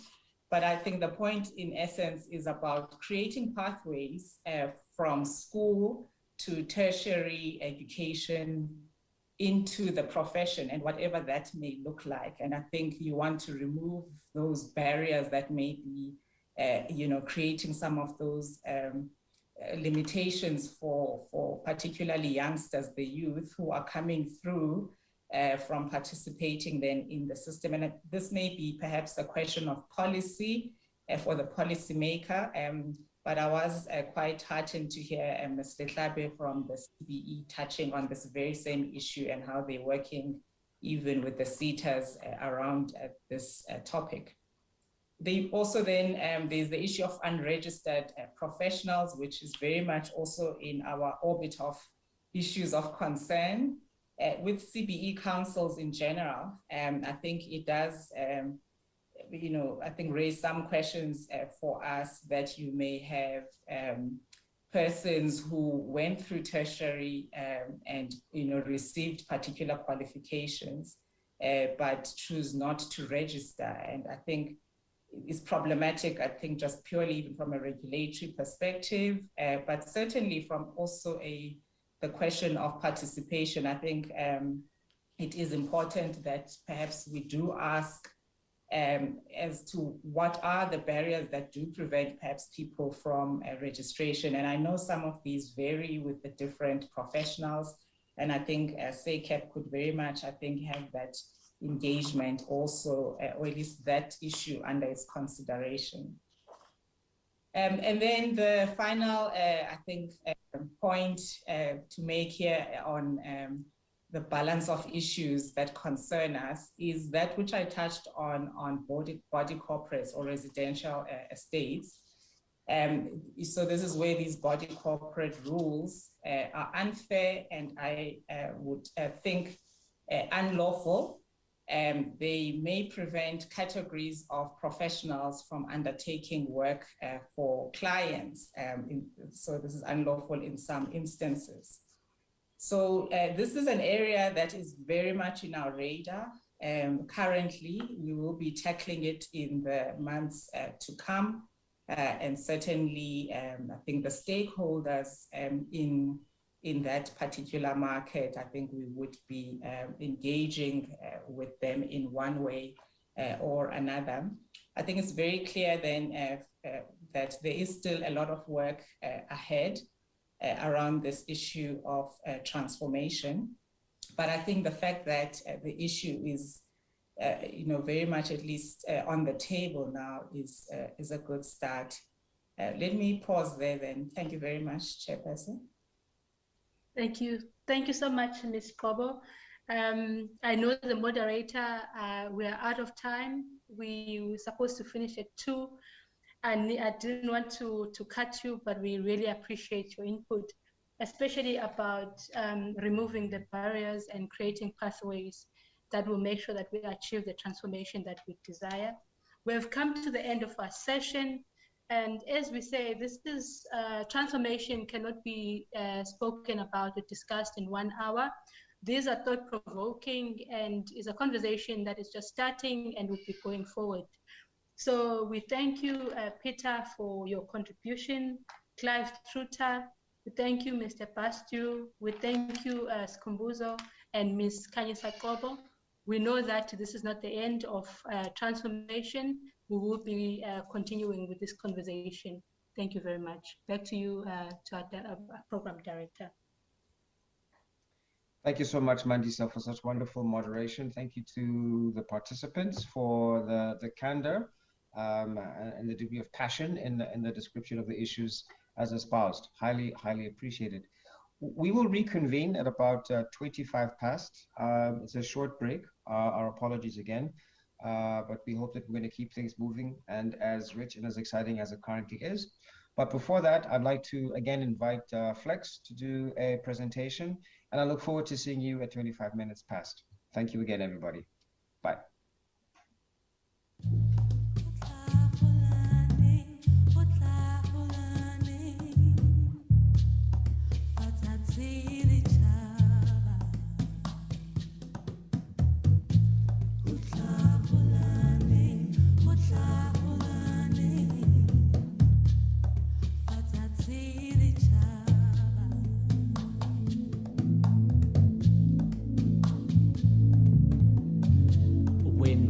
Children, we swung on trees, hung on dreams, paid flowers, visits, captured bees, unconscious investments, now life rather sweet. We caged birds just to be free. Wandering souls conquered mountains, barefoot chasing after rabbits, after bad habits, made innocent mistakes, and belts were never known for wastes. We made Granny run, her back bent like branches reaching out for the sun. Will she ever taste the sweetness of her fruits, the creativity of her juice, her wrinkles, history lines, and remembrance of our youth? We were young, naughty scenes in hiding, but when seen, hidings were seen, and we ran like we carried freedom in our feet. When streets or playgrounds before playgrounds were built on our streets, tongues dressed in different speech. Loneliness dared not to befriend us. Tea and laughter for breakfast. Inhaled stories, now we own legends for breath. Rich with yesterdays, we inherit age. The past, the master. The future's a present slave. I wasn't Flex then. If time is money, memories, and investment.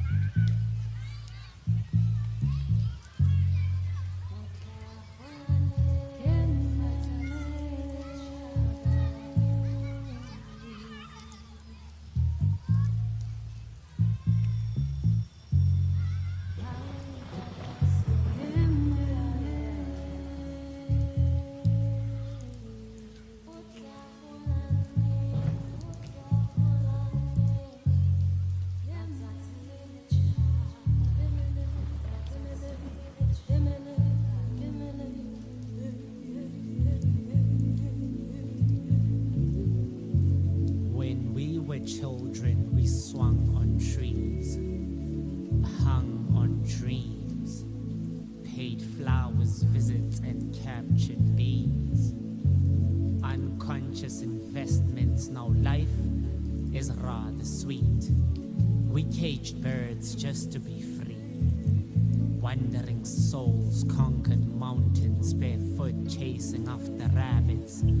After bad habits, made innocent mistakes, and belts were never known for waste. We made Granny run, her back bent like branches reaching out for the sun. Will she ever taste the sweetness of her fruit? The creativity of her juice, her wrinkles, history lines, and remembrance of our youth.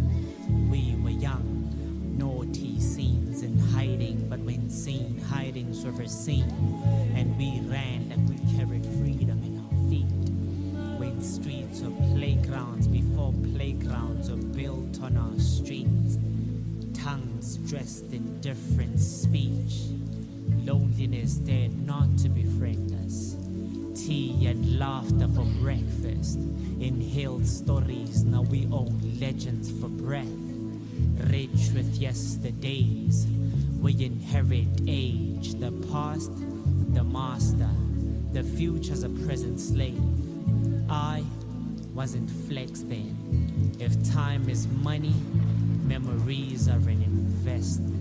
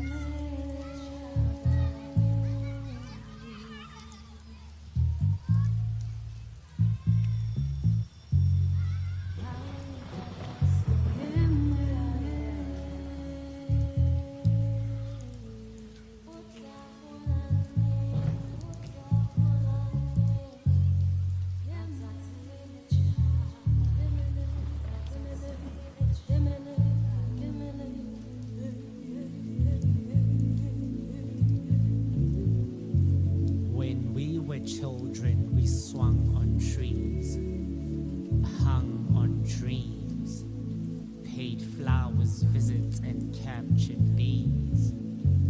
Unconscious investments, now life is rather sweet. We caged birds just to be free. Wandering souls conquered mountains, barefoot chasing after rabbits. After bad habits, made innocent mistakes, and belts were never known for waste. We made Granny run, her back bent like branches reaching out for the sun. Will she ever taste the sweetness of her fruit? The creativity of her juice, her wrinkles, history lines, and remembrance of our youth. We were young, naughty scenes in hiding, but when seen, hidings were seen. And we ran like we carried freedom in our feet. When streets were playgrounds before playgrounds were built on our streets. Tongues dressed in different speech. Loneliness dared not to befriend us. Tea and laughter for breakfast. Inhaled stories, now we own legends for breath. Rich with yesterdays, we inherit age. The past, the master. The future's a present slave.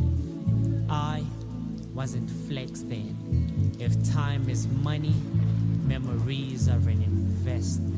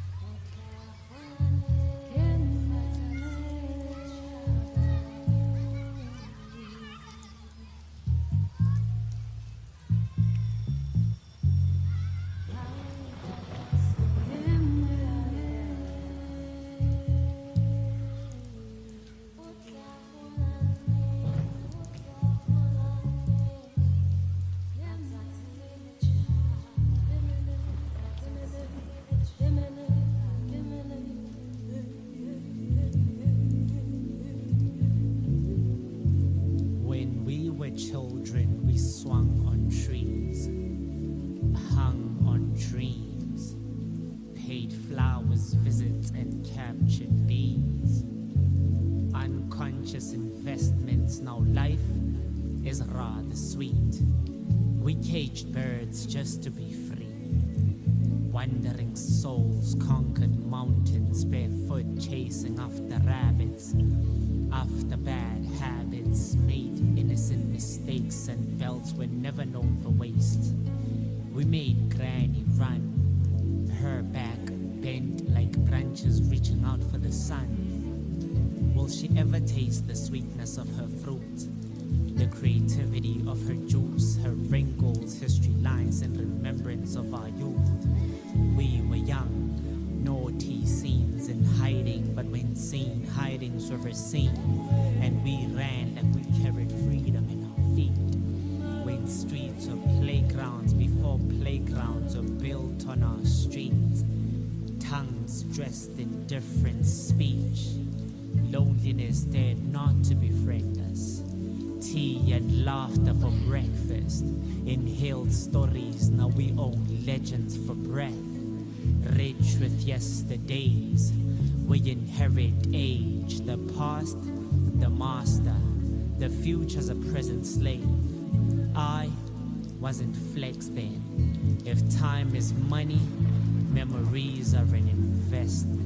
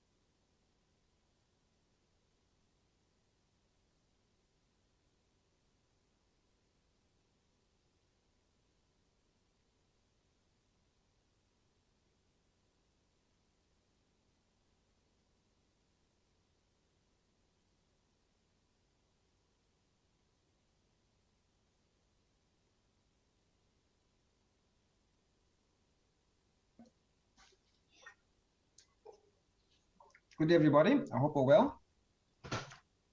And thank you so much for that wonderful presentation.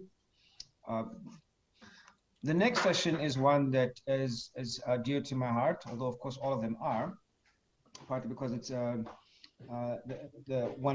moderator actually is an old friend, Professor Amira Osman.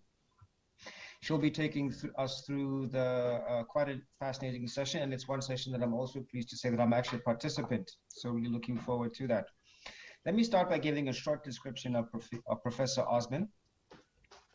She's a Sudanese South African architect, professor of architecture at the Soaring University of Technology, and research chair in spatial transformation. She believes that the architectural profession has a critical role to play in the achievements of the built environment in cities that are equitable, beautiful, and lovable. Indeed, she has spent most of her career advocating for these principles. Amira obtained a PhD in architecture from the University of Pretoria in 2004. She has extensive experience curating international events, coordinating complex programs, conceptualizing and publishing content, and managing diverse teams. The biggest having been her role as the UIA 2014 Durban reporter. And I also sat with her on the scientific committee for 3, if not 5 years in preparation for that seminal architectural event. Professor Osman, Amira, over to you. I'll make my intervention when you signal me. The meeting is yours. I think your microphone is on mute. Wonderful. Thank you so much, Mokena. Thanks to everyone that is joining us on this panel. And indeed, Mokena, we have so much to discuss with regards to how we shape our urban environments and how the profession, specifically how the architectural profession and the built environment professionals in general, have a major role to play in this process.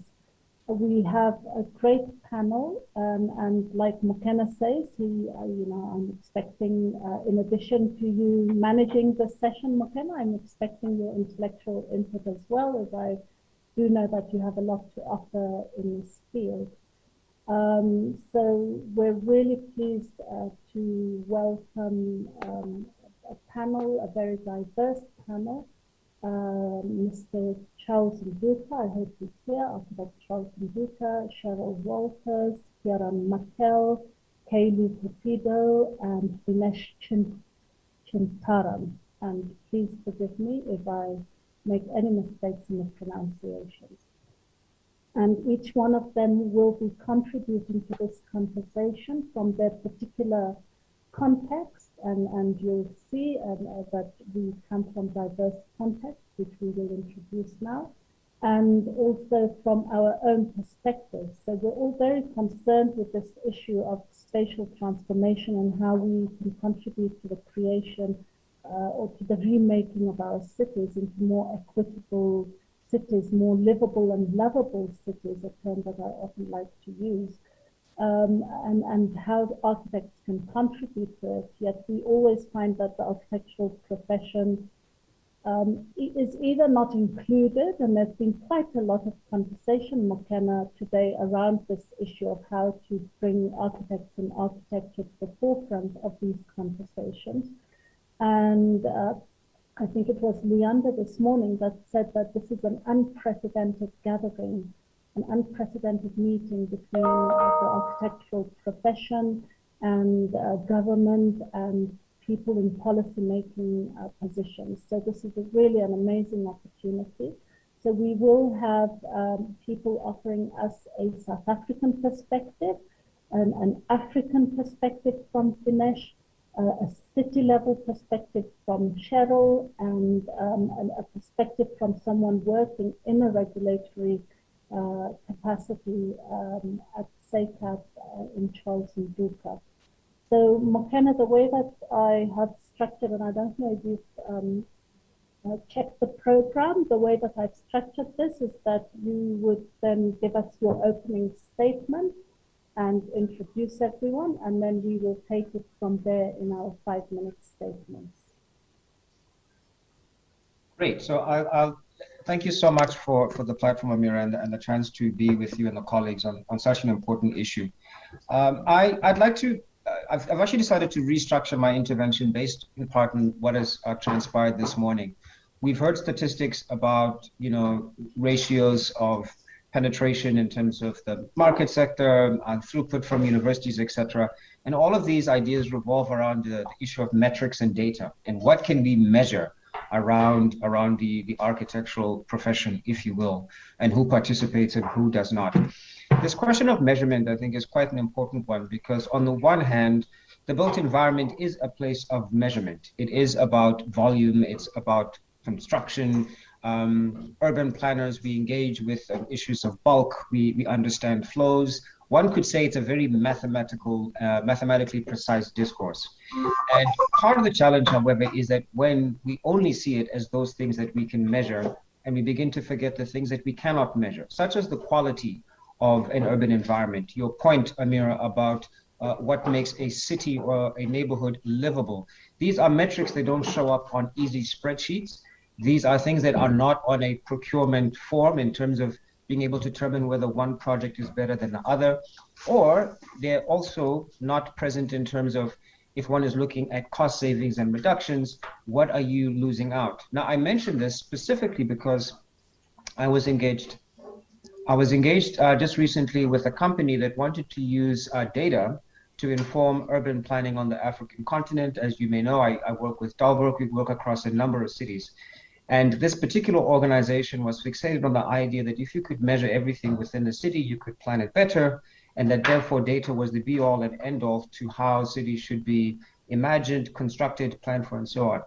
And we made the point that, yes, you can measure certain, let's call it densities, flows, whatever it might be, but there's certain things that you can't measure.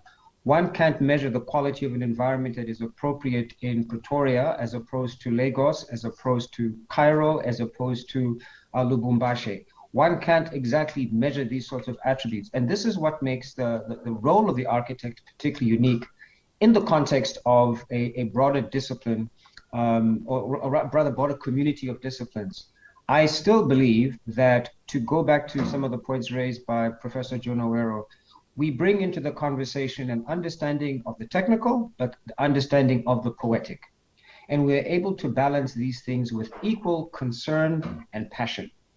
We are as much concerned about the aesthetics of the city as much as we are concerned about the politics of the city, as much as we are concerned about traffic flows and traffic impact assessments. This puts our profession in a very unique position in that we will always be straddling a tension, if you will, between the dimension of that which can be measured and that which cannot be measured. But without our voice in those conversations and in those rooms that insist that cities need to be lovable as well as livable, that insists that the quality of life is partly about Gini coefficient, but it could be about air quality. It could be about public open space. It could be about the density of trees in a particular area. It could be about the distance that you have to walk from your taxi rank to your home, or not. Some of these things can be measured and some of them cannot be measured in the same sort of way. So my call to this community, and particularly to the officials there who engage with us on a day-by-day basis, either in terms of policy or trying to understand how best can they serve the built environment, is to remember that architecture is fundamentally, in many ways, an art with a practical and technical underpinning. And it's that artistic component is what allows us to make livable and lovable cities that speak to more than how we measure cities in terms of brick and mortar, but really about the quality of life and the beauty that becomes possible when architecture, urban design, and all these other factors are taken into due consideration. Now, do we always get it right? Probably not. Some would not necessarily understand the poetic dimension of a project. Some would say that it's all about the numbers and the cheapest that you can build and the most amount of buildings that you can produce.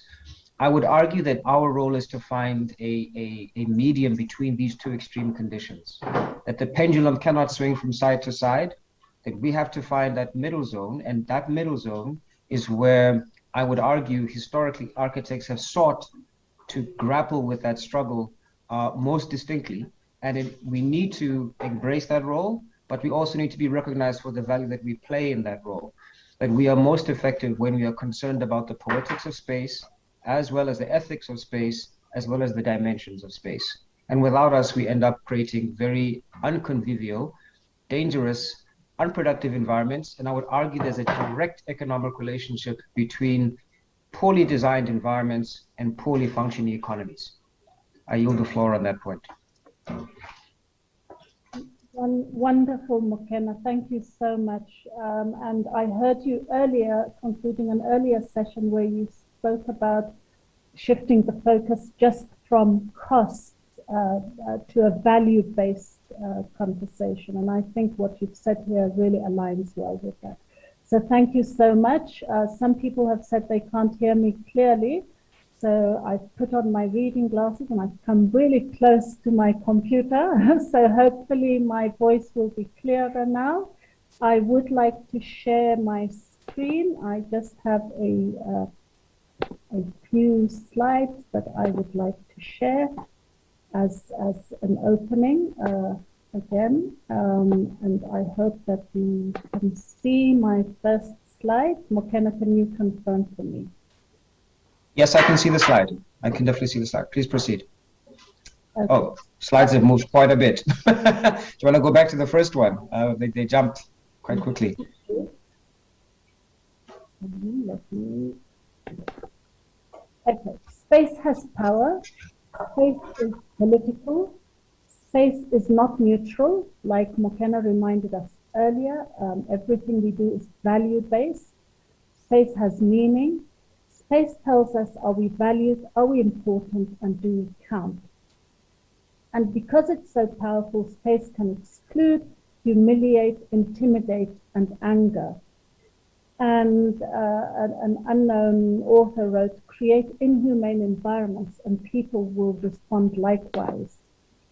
I'm going to very briefly talk about interface and edges as leading into this conversation around shaping urban environments and the role of architecture in shaping urban environments. So over the years, I have lobbied for street edge activation to become a condition for development approvals in various ways. This has been my practice in teaching and my own practice in my writing and research. I've always focused on this idea of the interface and the edge. I won't be able to share everything I've written in this regard, but I'm just sharing a few things that I hope people will visit maybe after this session. South Africa urgently needs to rethink its approach to housing. I wrote this after also quite a lot of disruption that happened in 2017 nationwide.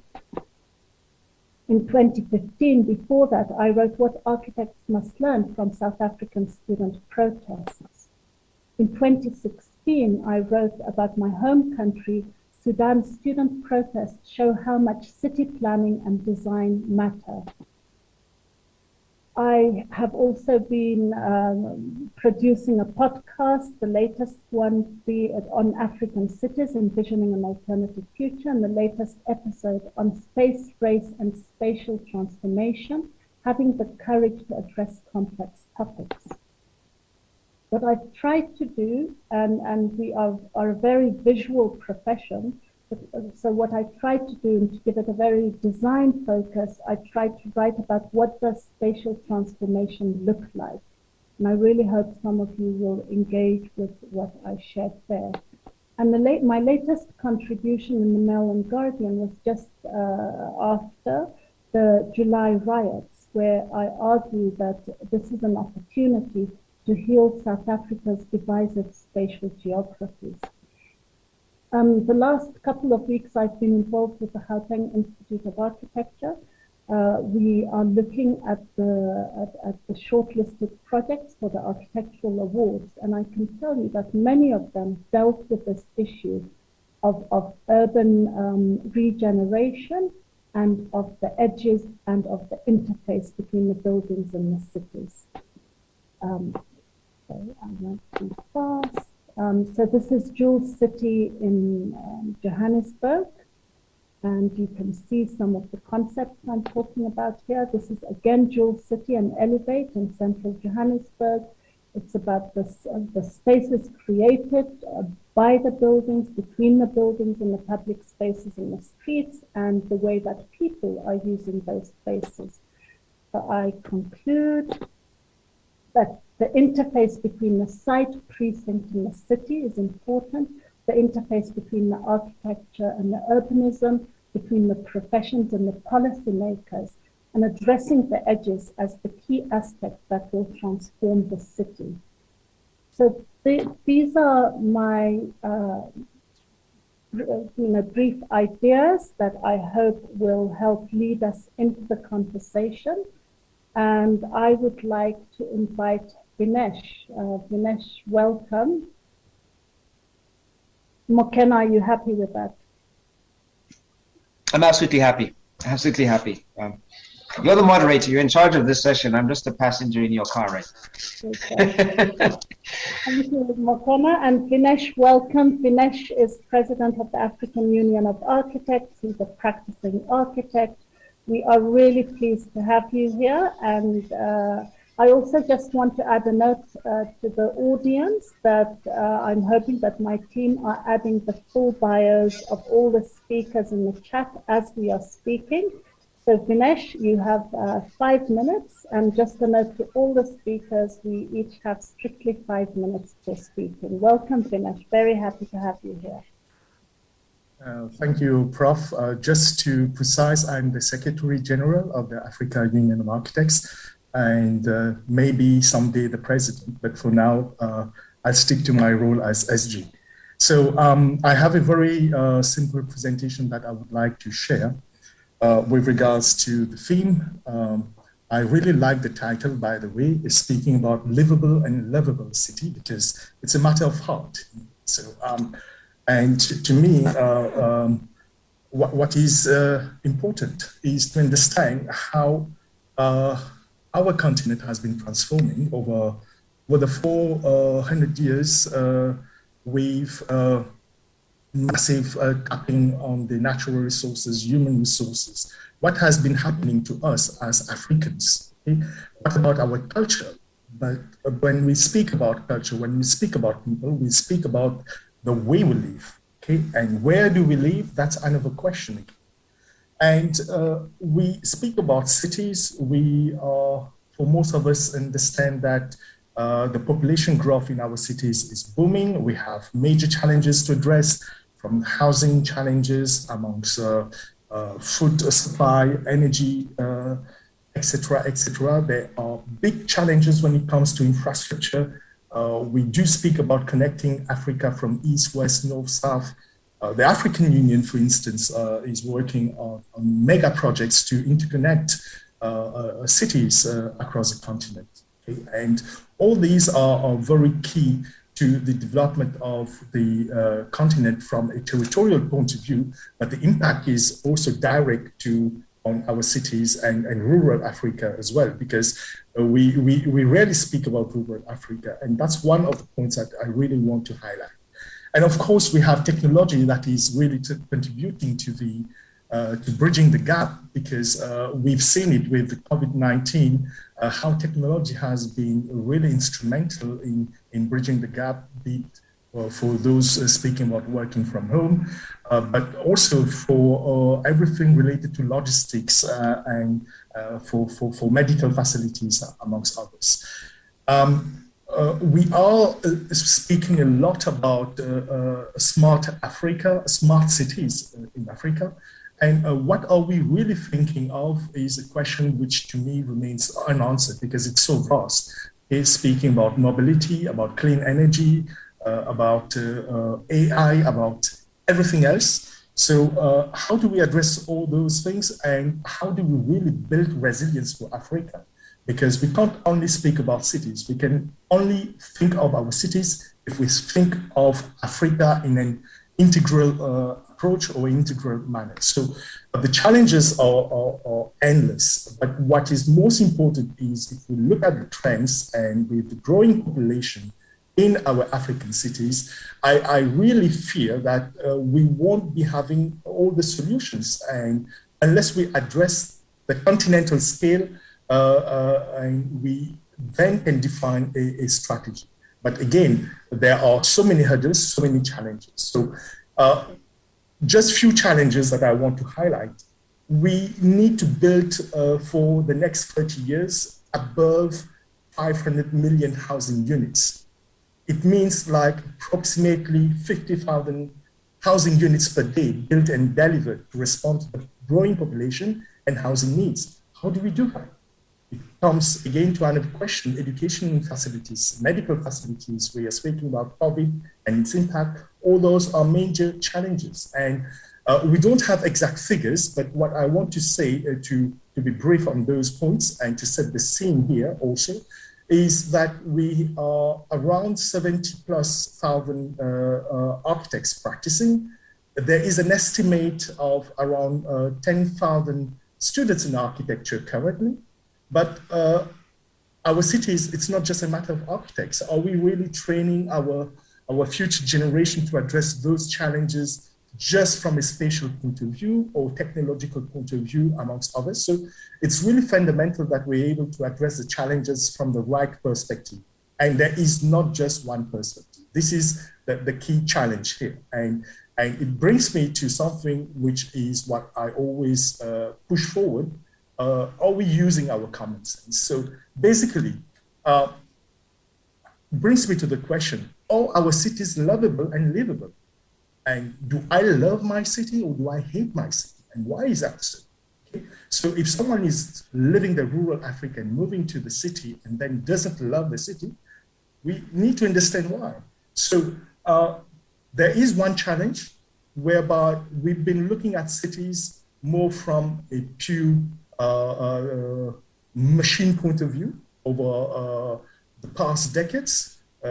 Someone earlier spoke about Le Corbusier, amongst others, but it's really time for us to think our cities and our rural Africa from a human point of view.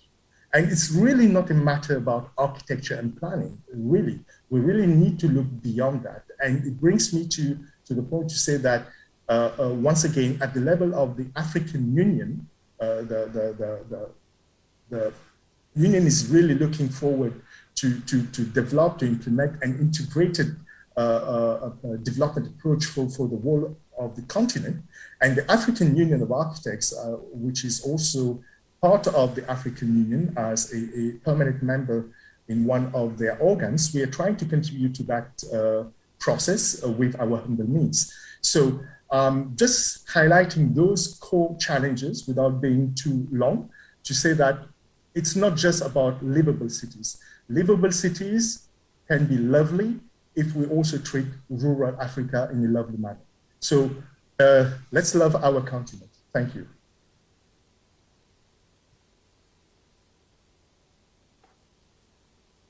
Wonderful. Thank you so much, Vinesh. And there's so much that one can discuss on the issues that you've raised, but we'll leave that to the end. And we will move directly. And thanks also for being able to stick to the time. I really appreciate that. Let's move to Charles Nduka. Welcome.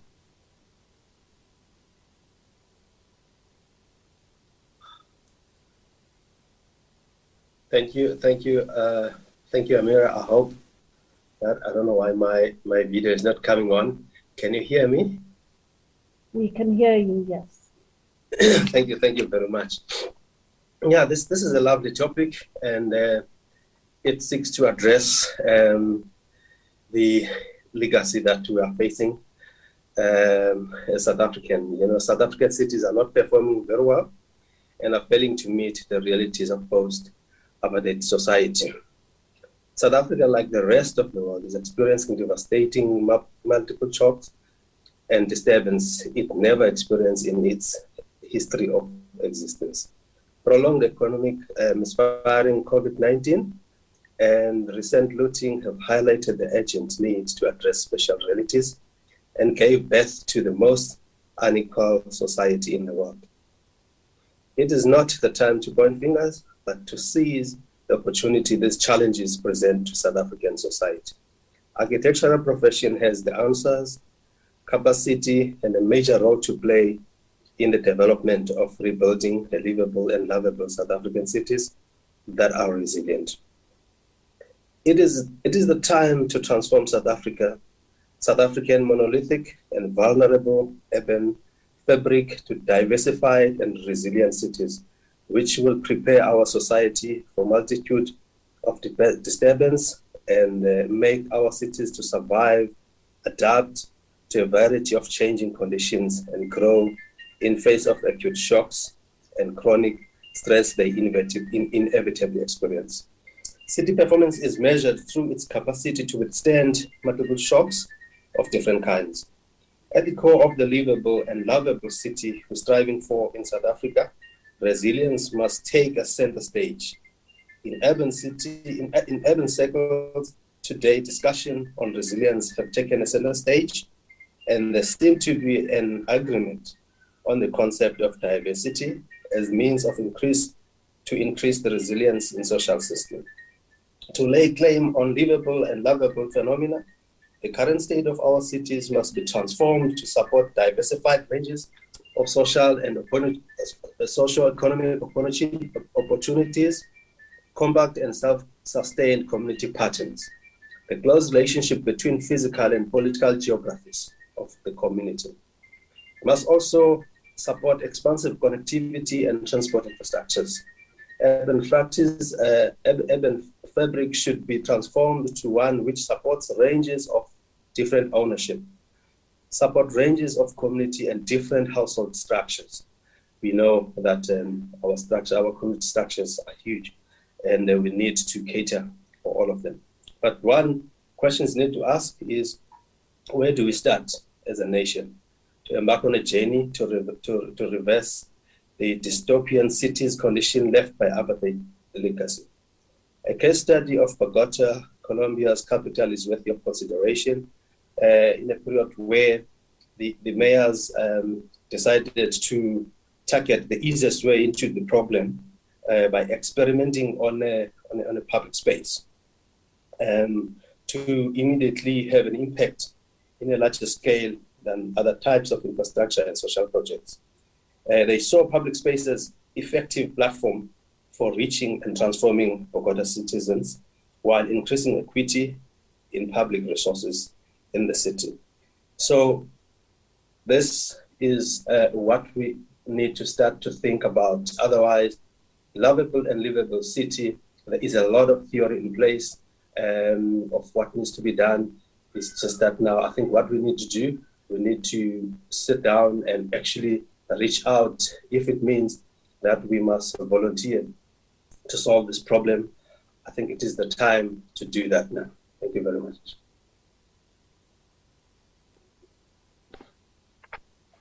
Wonderful. Thank you so much, Charles Nduka. I really appreciate that and your perspective as an architect, as someone very involved with the regulation of the architectural profession. I really do appreciate your input. And we will now hand over to Cheryl, who is with the City of Cape Town, to have your unique perspective from there. Cheryl, welcome. Good afternoon, Amira. Good afternoon, McKenna. Thanks very much for having me on the panel. So it is in cities where the rubber really eats the tar, where the real differences are made. We can all sit and pontificate about spatial justice or spatial transformation or how we shape our urban environments. And if we don't look at the social events happening around us, then we are going to be missing this boat. We have an increased number of people coming into these cities, and and then the cities get manifested in different ways. We still have this differentiation between the formal and the informal, and often, I'm sorry to say it, in the built environment, we do play in the formal space more than in the informal space, and we need to embrace that. We need to seriously embrace that, because that is where all what is considered not necessarily, well, historically not necessarily okay, is sort of blindsided and left to fend for itself and deal with itself, except in the formal area. However, when I think it was the earlier speaker was speaking about data, I think actually it was McKenna who spoke about data, etc. It is only in those spaces that we really have the numbers. It's in those spaces that we have the numbers in terms of structure. We also have the numbers in terms of developments that are happening. And yes, we don't have all the information there, therefore we can't report on it in a particular way. So what I can say in the City of Cape Town, and I think I speak under correction, and I want to apologize to my colleagues nationally in the other metros. The statistics in the City of Cape Town for the last financial year, we had processed in excess of 23,000 building plans. a contribution of 16 billion rand to the economy of the city. Now, the reason why we can report on it, and we can, and we've got quantities, is because the city of Cape Town has been the only metro that has been open for business during the lockdown. And that is due to an electronic system that we can enter, and you as the profession can enter anywhere from the anywhere in the world straight into the system. So I need to actually say that. But once again, as I said, it's in the formal sector, not necessarily in the informal sector. When we're talking about shaping these urban environments, it is about holistic. It is about integrated human settlements. It is about creating safe spaces so the urban spaces that we create in these settlements, they need to be safe for people, for anybody. And there's a saying or a measurement, sort of a measurement that one uses. If a place can work for women and children, then it can work for anybody. And one needs to understand that, particularly since the second pandemic in our country is gender violence or gender issues. We need to make sure that we actually address that. So when I get back to what's happening in the city of Cape Town or any other city, and it's something that has been raised in the ease of doing business with Sacap, we need to look at the built environment professionals. And since this platform is predominantly geared towards architects, we need to understand how you guys engage with what comes in. So where I sit, I'm the regulator in the city of Cape Town. So we receive all the building plan submissions, and that's why I can report on it. But what we are concerned about is that it seems to be coming in a very isolated way. It very seldom ties itself to anything else. So when we're talking about, and the beautiful pictures that Amira showed, in terms of how an open space works with the buildings around it, etc., we're not seeing that. We're not seeing it in developments and settlements that are being built. When the applications come in, there's a certain, almost like a disconnect between the application and the regulatory requirements that are needed for that application to be processed and then become an issue of good governance and good city building. So I'd like to leave that also with Sacap to pick up, because we are finding it. So the quality submissions or the quality of submissions are something that we really need to address. Obviously, in terms of regulatory awareness, the city of Cape Town has developed 2 platforms. We're now looking at merging it into one, and one is called Build It Right.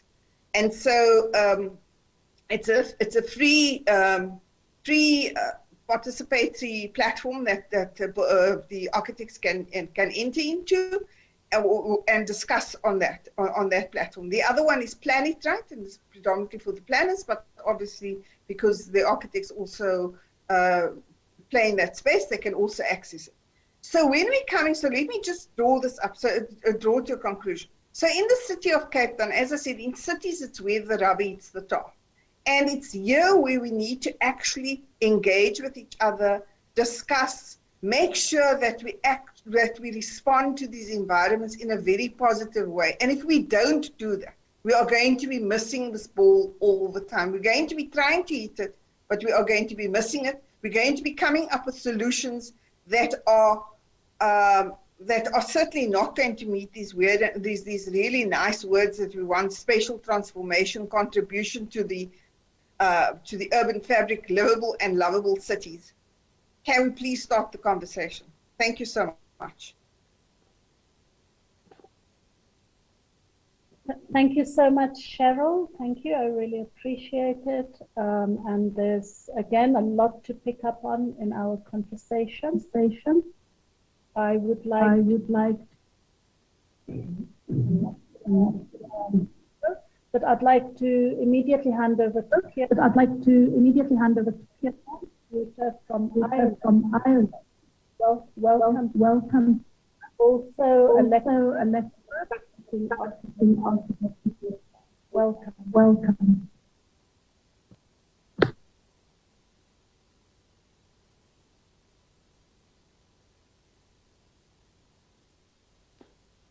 Kieran, unmute.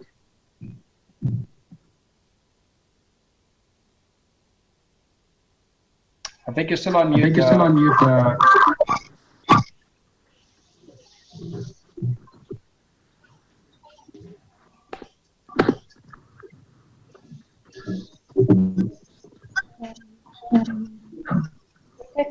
Technical people can see that Kieran,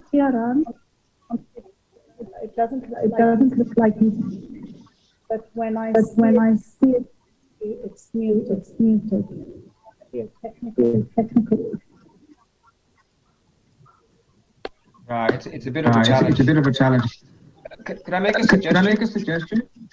Why there's an echo here? Amira, would you like another speaker to go ahead first, whilst we then sort out Kieran on the side? We can't do that. I'm also here. McKenna. The technical people. Lara, you suggest.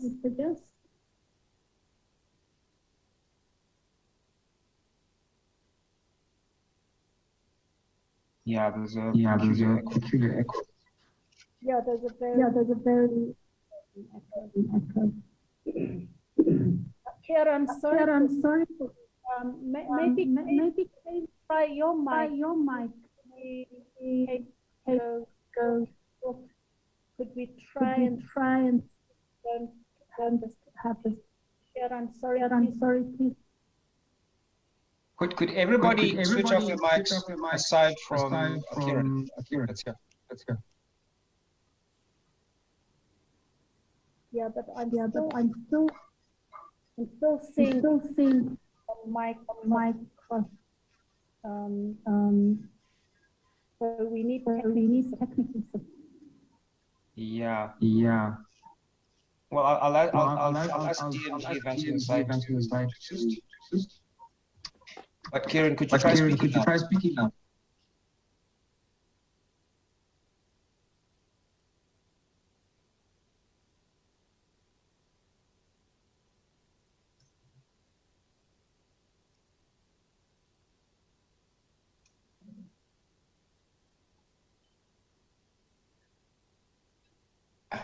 Okay, I'm not too sure how we deal with this. Could you try speaking again? At least this time it doesn't seem to be an echo. There's probably a problem with your microphone, Kieran. Amira, just whilst we deal with the technicalities, can I make a suggestion that we pivot to somebody else, and then I ask DMG events to please DM Kieran and see if we can confirm if it's just a mic or a connectivity issue?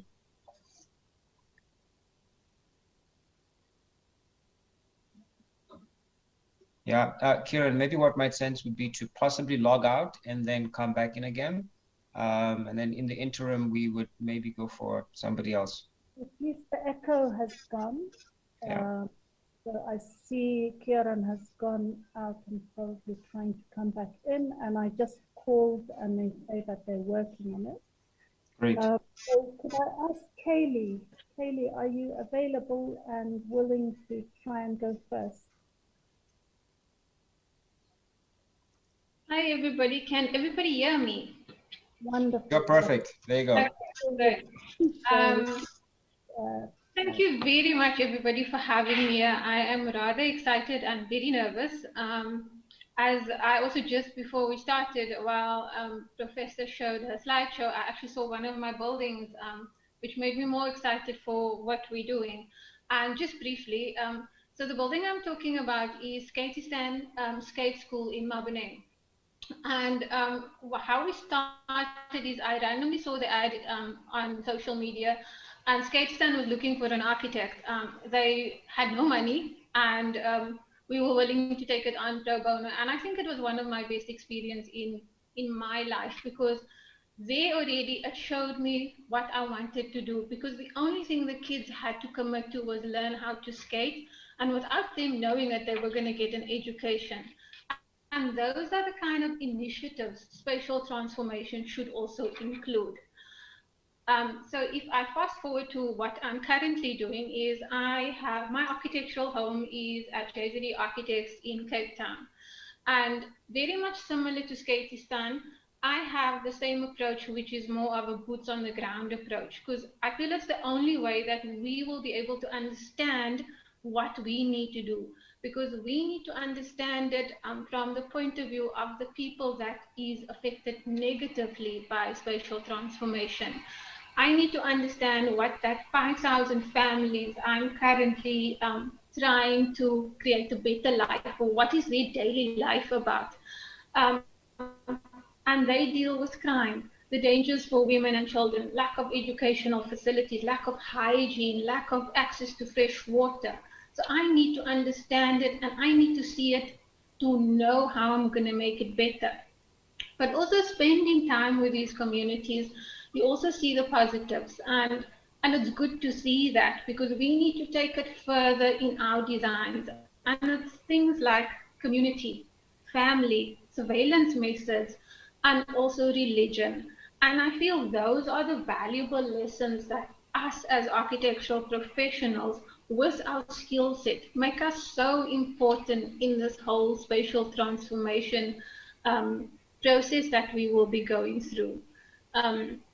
Currently, one of the things that the professional team I am privileged to be a part of asked is, we were looking at funding and we were looking at cutting costs for our developments.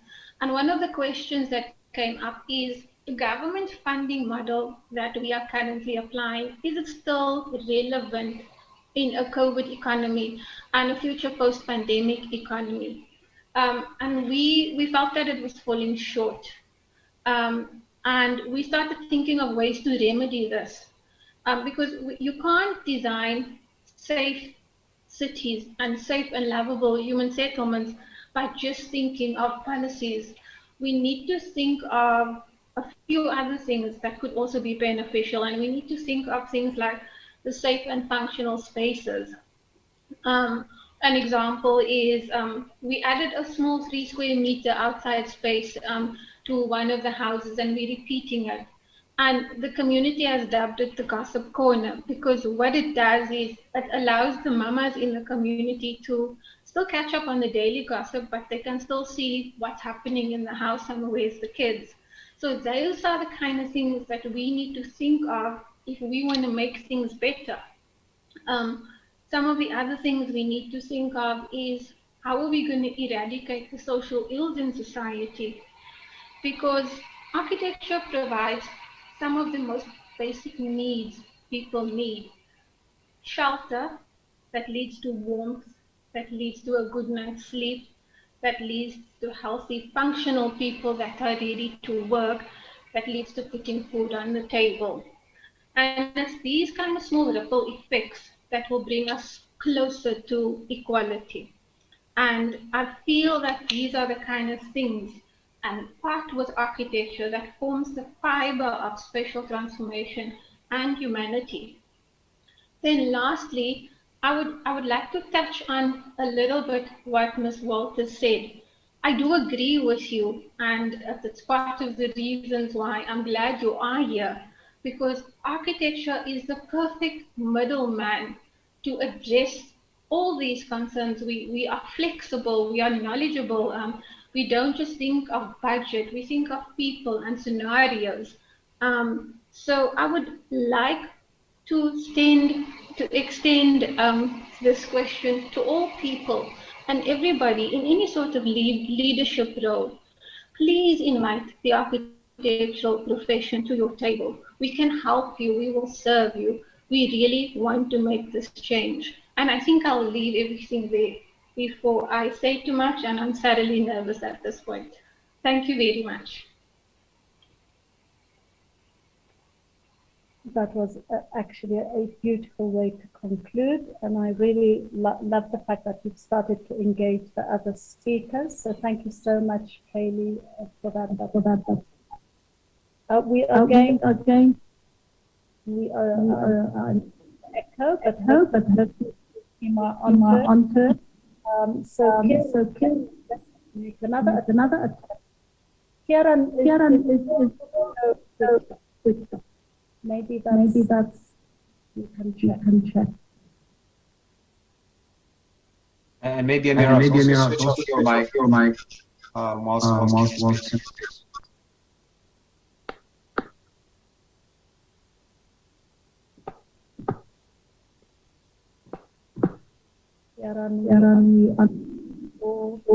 Here.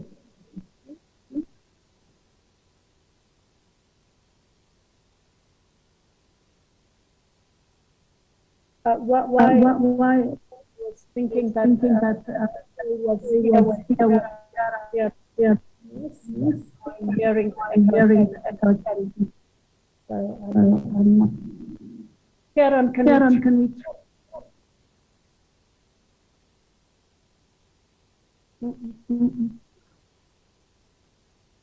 Amira, do you have any other devices on? Like, I'm not sure if this is like headphones and your laptop or microphone. Finish. Can we? I have already done, and we're still, and I think from my nothing on. Not sure. So who's the next speaker? No, but another having a conversation.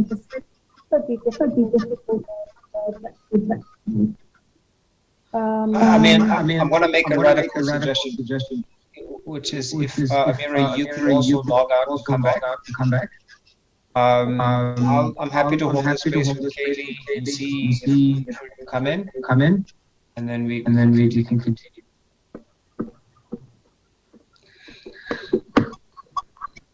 Jerry, do you want to try again?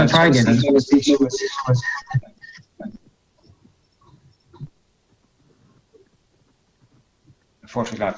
Well, now I have an echo. Oh, man.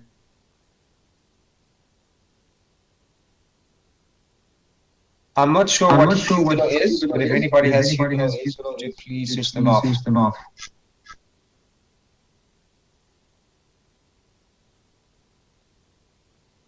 Are we hearing? This is a whole region. Kaylee, I think you're the person without an echo. And we also like hearing your voice. Why don't we spare the audience was myself, Solid Artex, and maybe tell us a little bit more about. Okay, went off. Tell us a little bit more about your experience within architecture and what you think the future holds for the discipline, given what you're discussing today.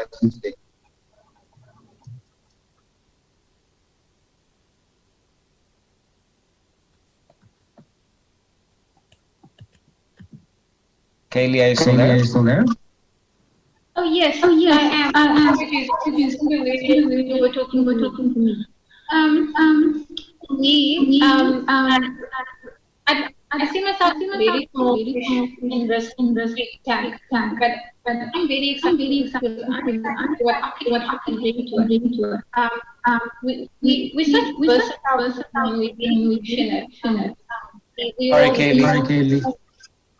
Forgive me, it's not your fault. What you say. We have a horrendous echo that has emerged, and it's affecting everybody speaking now.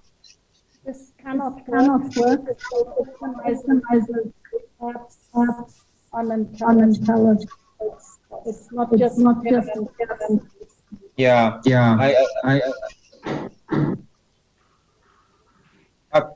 Kiran, could you log off? And then we'll text you. Let's try and troubleshoot it. No echo there.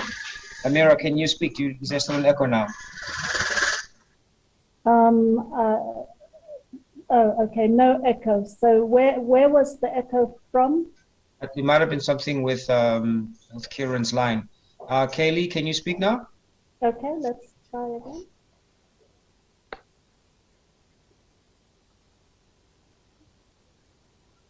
Apologies to the audience for this minor technical glitch, but it would seem that maybe Kieran's line is causing the echo. Since there's no echo now, might I suggest I will engage with technology on the side to see how we tackle Kieran. But in the interim, Amira, please continue in the nature of the conversation that you had envisaged with Kaylee whilst I work offline to sort out the situation. And again, apologies to the audience for this technological glitch. Thank you.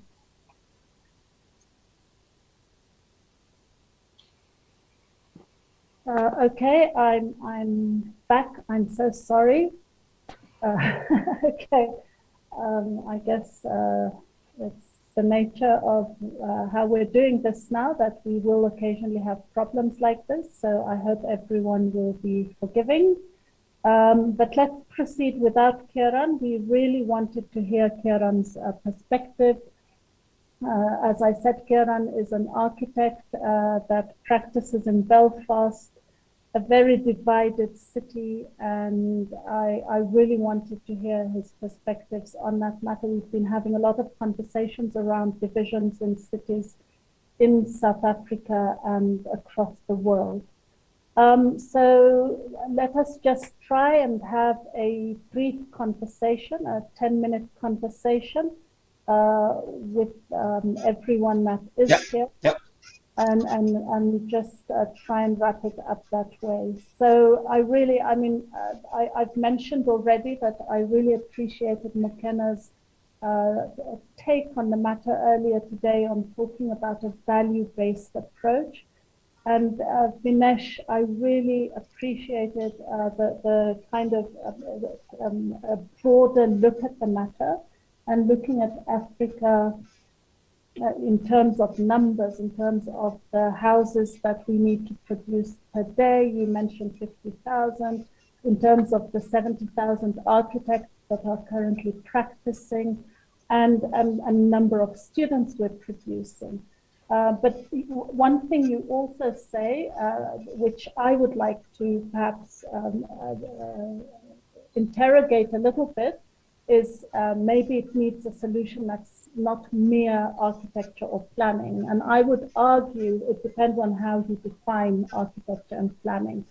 And that it contradicts in a way with what Kaylee was saying, where she is inviting everyone, please bring the architect to the table, because we do have a unique set of skills, which Mokena has emphasized and Joe Nowero emphasized this morning, the technical and the poetic. And we really do have those skills, but we find ourselves excluded for two reasons. One of them is self-exclusion in a way, because we tend to cater for the wealthy, and Cheryl said we only play in the formal space, which also then restricts our role significantly. But so we as a profession restrict ourselves, and maybe that's where Charles and Duka could come in again, because maybe as a profession we need to make sure that we play in all the spaces that make up the city, and make sure that we regulate for that. And the other thing is that Vinesh brought in very interestingly, is that he said we mustn't forget the rural. Now this, where we invest and where our efforts go, to the rural or the urban, I think is a very important debate. I would argue that the focus still needs to solidly be on the urban, but I'll open that up, and Vinesh might have a very different opinion to that. So I've mentioned what Mokena has said, Vinesh, what you've said. I've mentioned where I would like you, Charles, to bring in your perspective as working for the regulator, and Cheryl, in terms of, thanks for alerting us that we need to play in a much wider space, but you also mentioned the discrepancies in performance between the cities.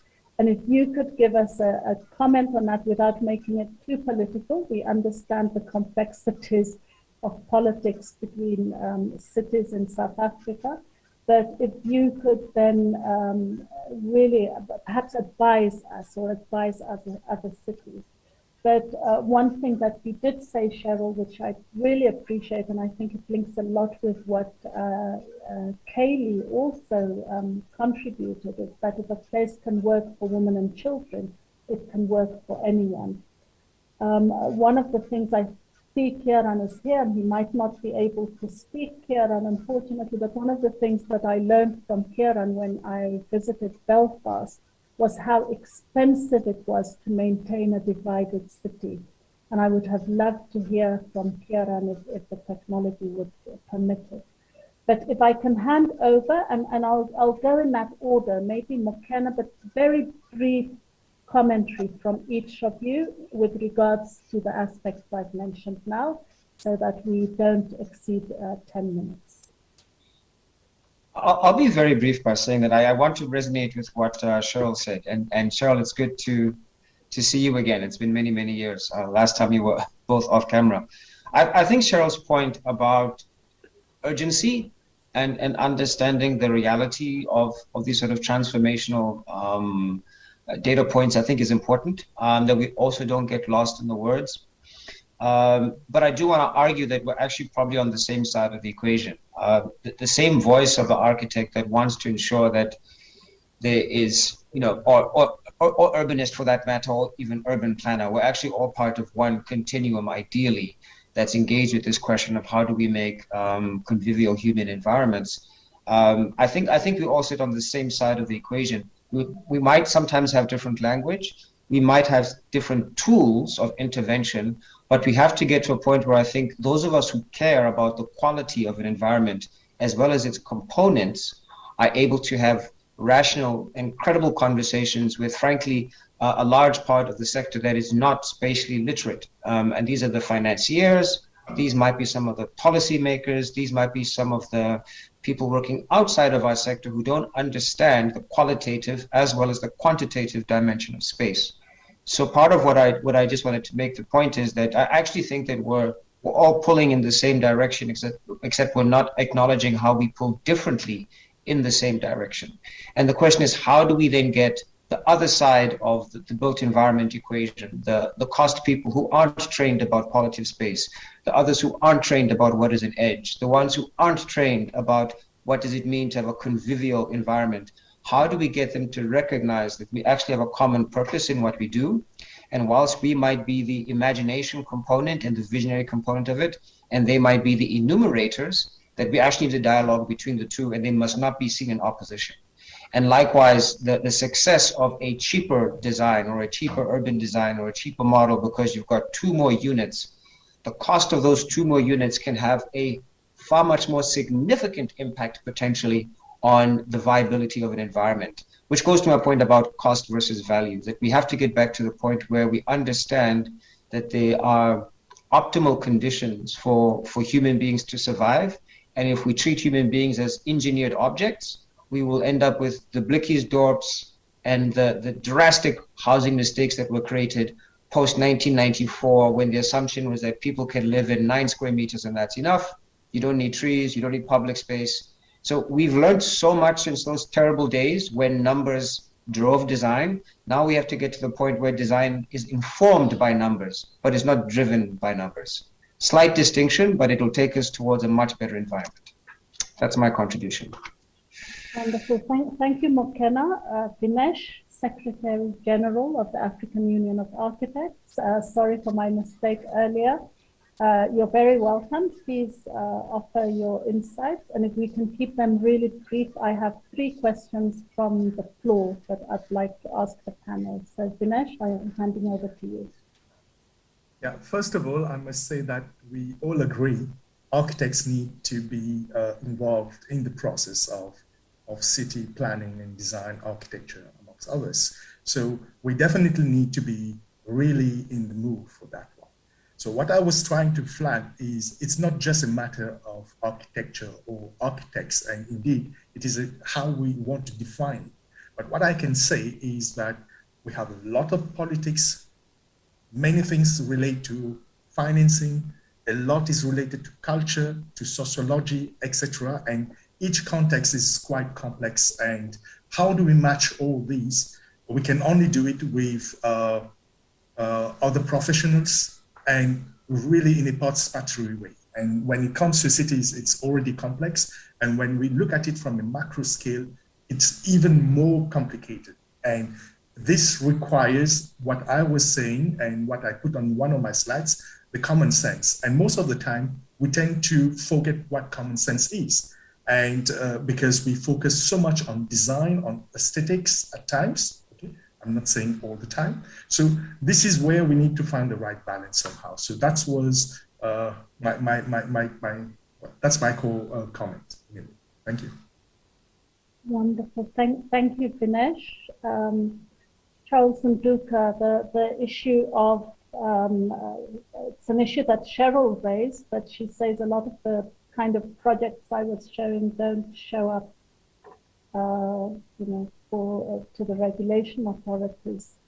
How do you think we could change that?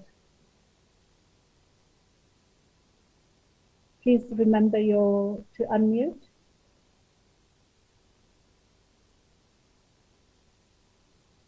Yes, I think what we need to understand is the fact that we, as a regulator, we are regulating the professionals to give high standard quality when they practice, and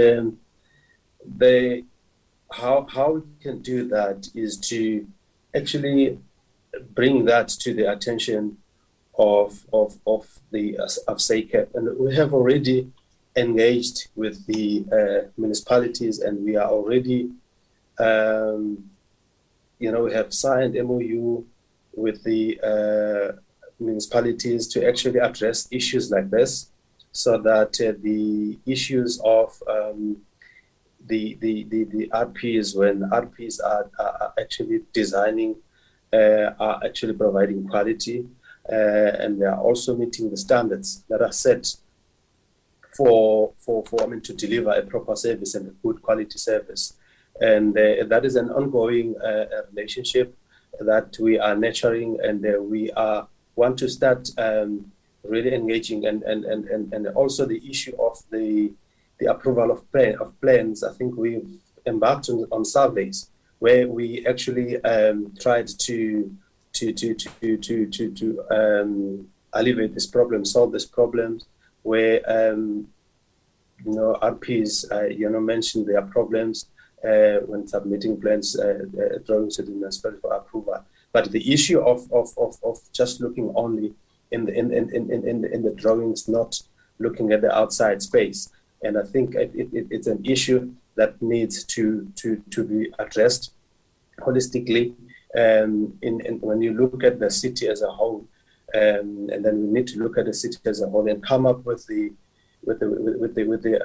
how can I say, proposal or guidelines of how we deal with the urban space, so that the buildings come in the space, because there is a tendency of only looking at what you're designing, not the impact of what you're designing in the space. I think we need to look at it, but we continue engaging with the municipality, and problems like that, I think, needs to be brought to attention of Sacap, the regulator, and we will definitely take it up with the RPs and make sure that RPs are providing high standards.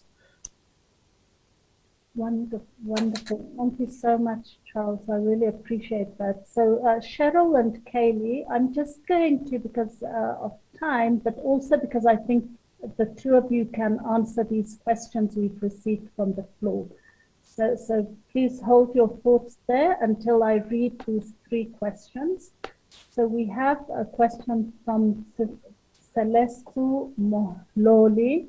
He asked, a city can be beautiful and lovable from the resources and the public interface aesthetic value, but the cost of water and electricity can make you hate it. So it's more of a comment, but I would also argue that lovable can be unpacked in many ways, including affordability.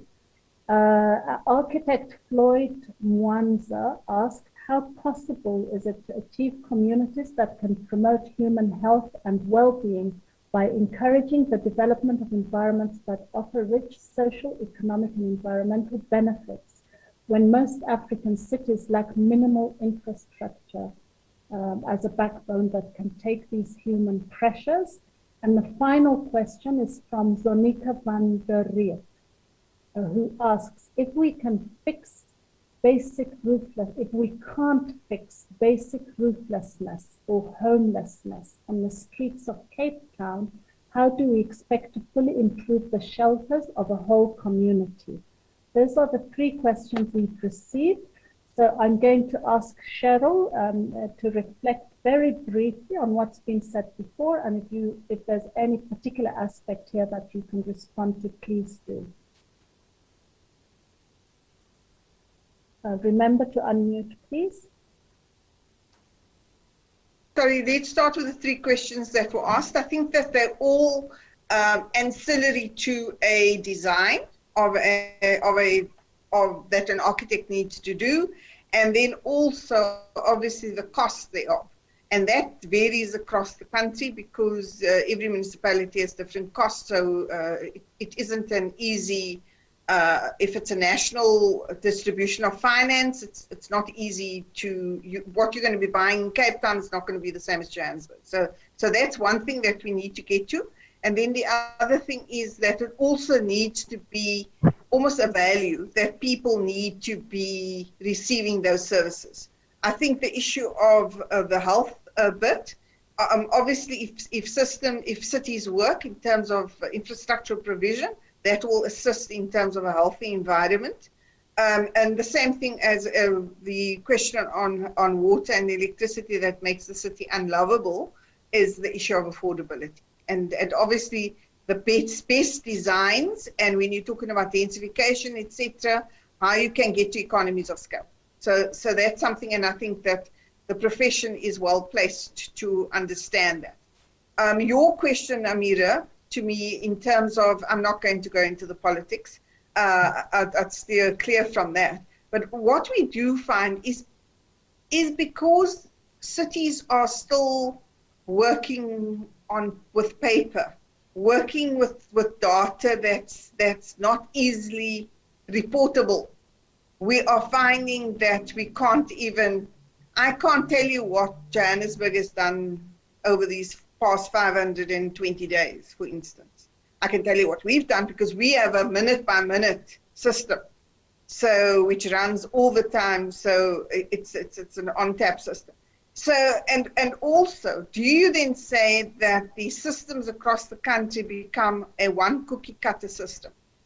And that's not the cities are competing against each other in a number of ways, and so they find, I don't want to say shortcuts, but maybe that is it, to attract people.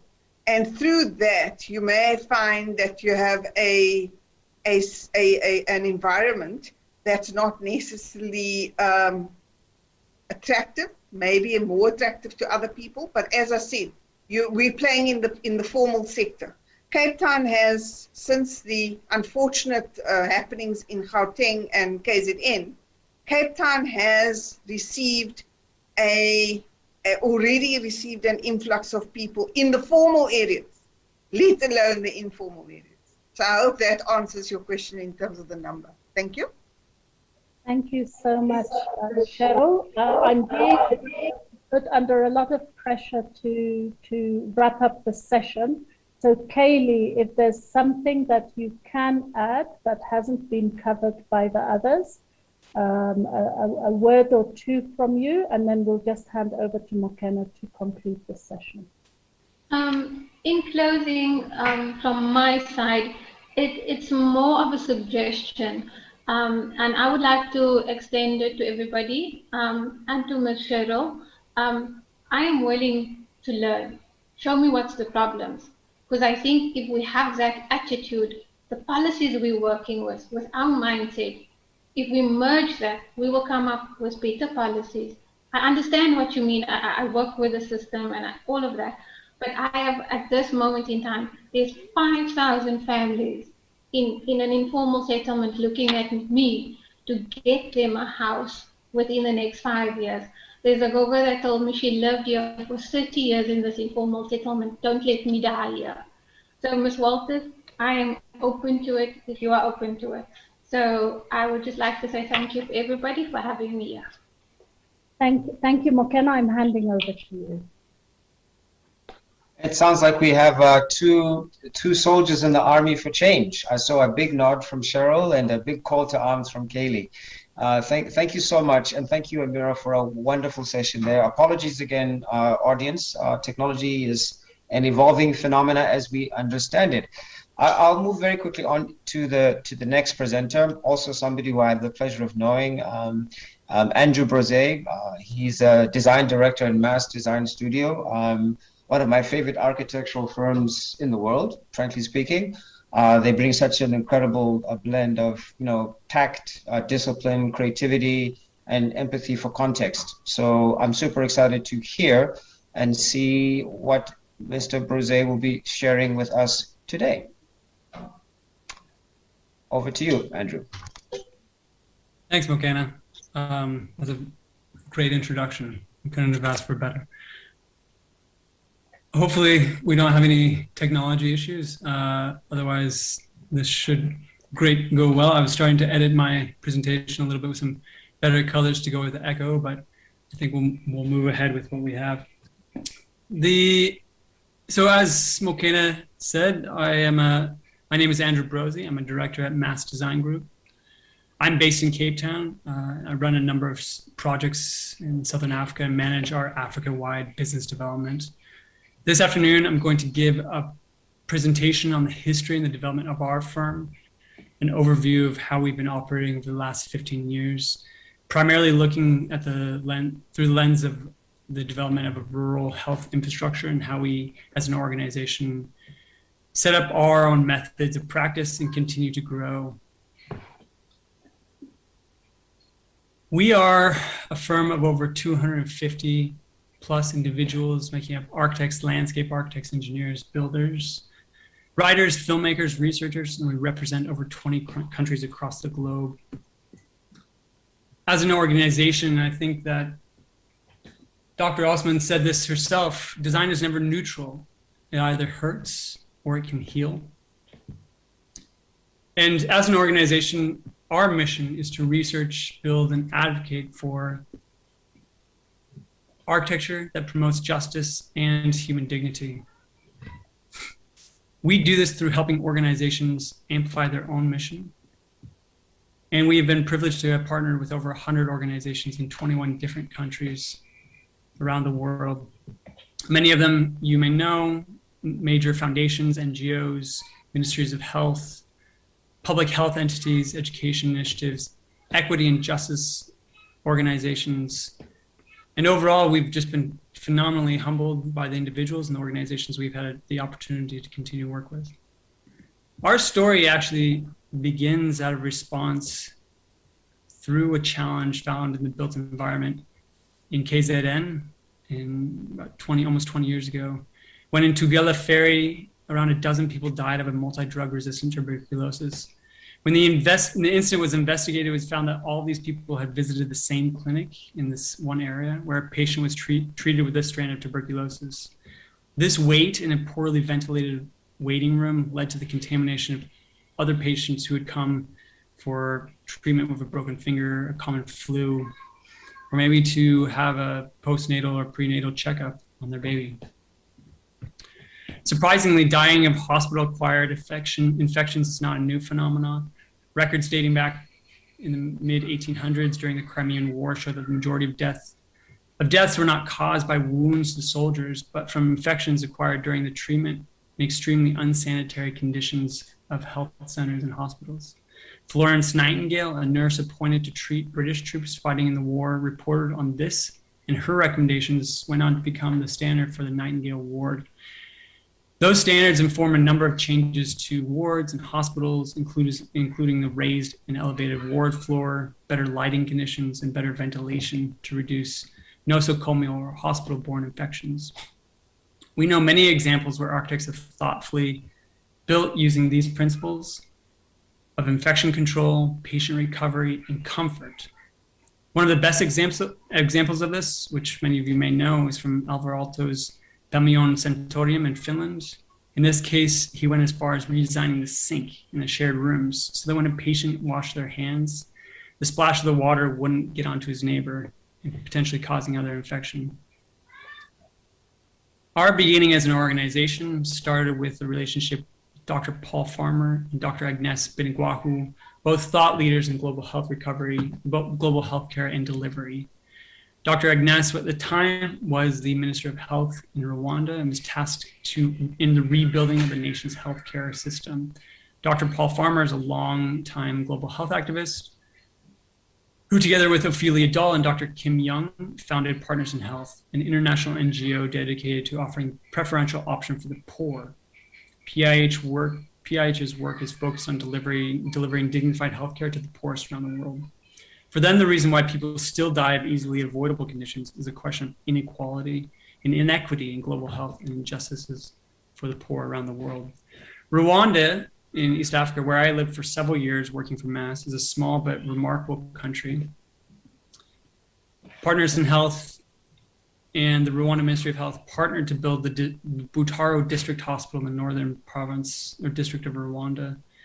In the Burera district, which was among the last few without a district hospital at the time, is an incredibly beautiful and mountainous region. It sits at the bottom of the Volcanoes National Park on the northwest border between Rwanda, Democratic Republic of Congo, and Uganda. In 2006, Butaro was a district of about 400,000 people. At the time, it was one of the most impoverished districts in the country. Butaro District Hospital was seen as an opportunity to take a closer look at the healthcare delivery system in a rural setting in the global south. In addition to that, the hospital needed to be more than just a health facility. It had to be a symbol of new beginnings to prosperity for a country which was finding its identity as a young democracy. We all agreed with Dr. Farmer that this was a question of justice and dignity on how to offer better and the best healthcare to impoverished people in a society which was recovering. Rwanda is blessed with a temperate climate. Instead of having indoor waiting areas and walkways that we knew posed a threat to making people sicker, we took advantage of this climate and made almost all circulation waiting areas outdoors, putting it around gardens and courtyards between buildings, making fairly simple and straightforward design decisions. In areas where levels of literacy are still fairly high, a thoughtful color palette doesn't only bring life to this dignified way to this campus, but also intends purpose, and signage around the campus carry colors and allows a language to direct someone who can't read to a distant destination or to a ward so that they can seek proper care. At the same time, bringing back the notion that infection control can be built into a facility itself to equip it to serve its intended purpose to the fullest, we designed a fail-safe passive system that helps to reduce the risks and contamination from airborne infection and disease. Using ideas and simple techniques such as elevated UV lights and high volume, low velocity fans, we were able to manage the required air transmission through this room at an hourly rate. The idea that comfort isn't important and necessary as functionality was important. There are a number of research papers that show that a site sitting across from someone who's suffering or someone who's also sick can reduce your own recovery. And the simple act of flipping a bed in a ward and offering each patient a view across the valley or through the window to courtyards outside can make a difference in the lives of every individual who passes through this ward. These decisions were ones that we as architects and designers have in our power to make, but it's one that often gets overlooked. The story of success of Butaro District Hospital is one of a facility that was born from the partnerships in that country and the region at the time, but it speaks to issues in healthcare delivery infrastructure in rural settings globally. The hospital is a good example of a purpose-built facility, a facility serving a purpose greater than itself. And it's gone on to inspire other work aimed at improving healthcare delivery infrastructure systems in both Rwanda, where we've worked with the government of Rwanda to redefine new standards for rural district hospitals, And also stating issues of siting for increased maximum passive systems and accessibility, orientation, physical relationships, etc.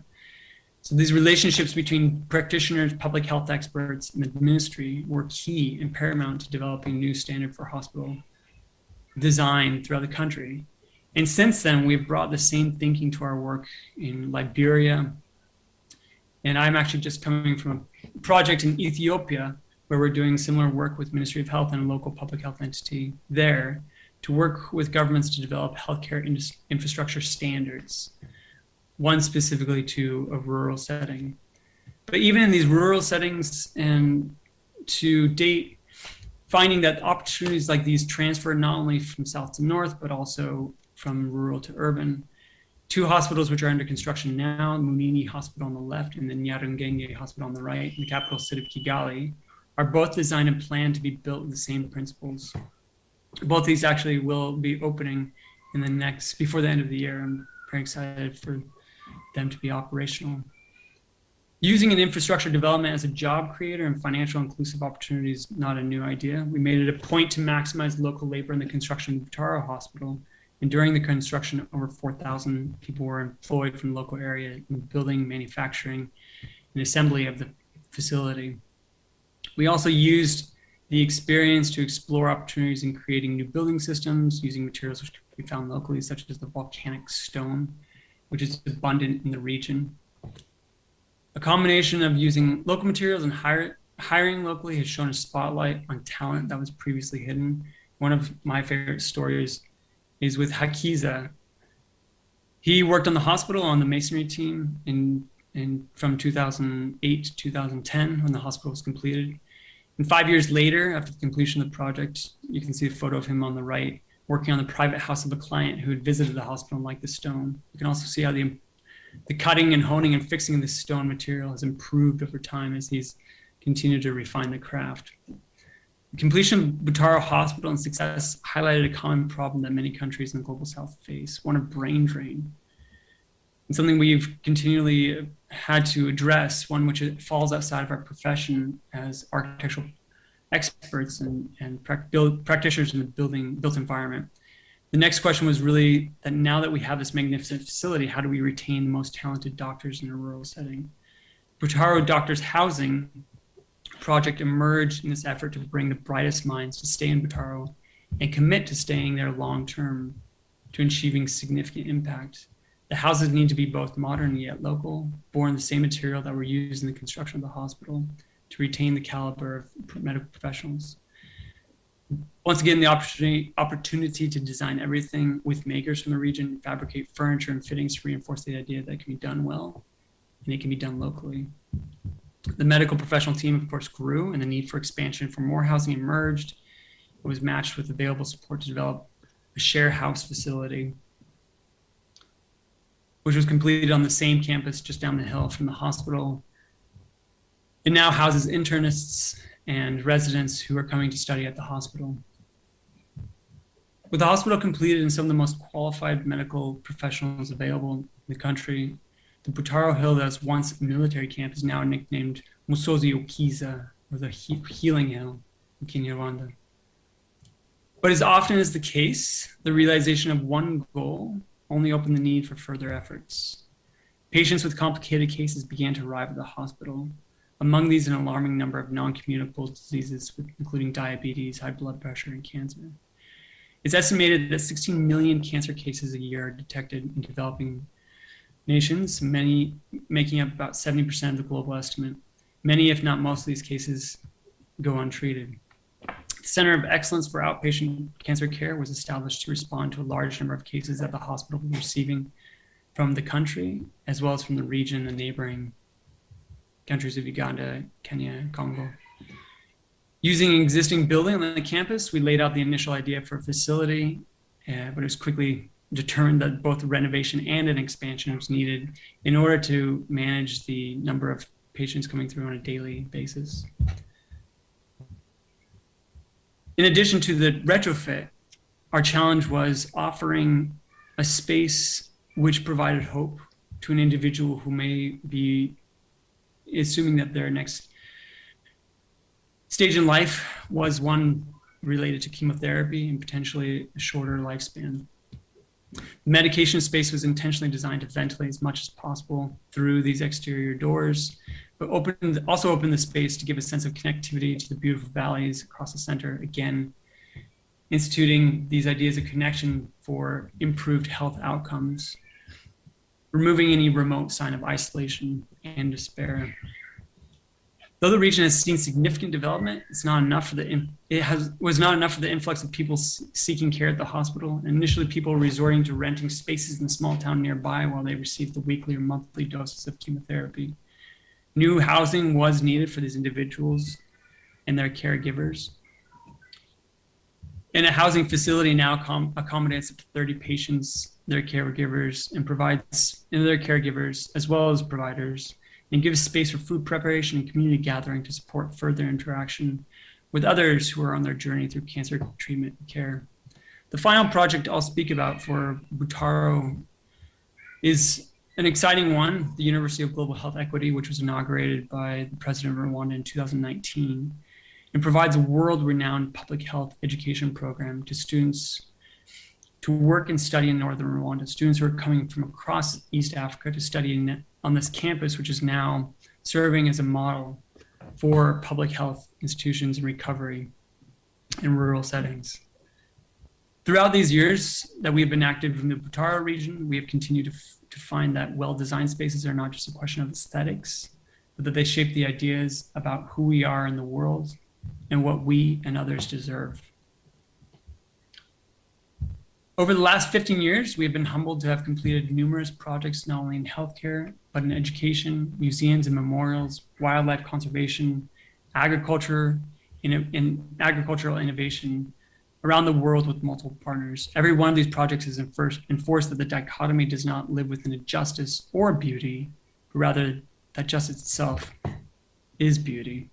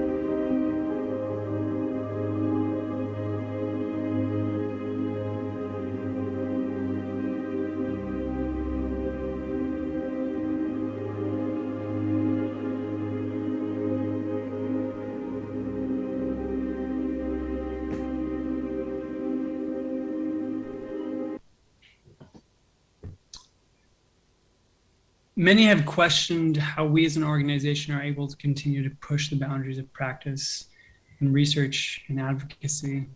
In a unique model of practice, one which is beholden to the public rather than to shareholders or particular private interests, ensures that mass remains invested in impact. Our internal Catalyst Fund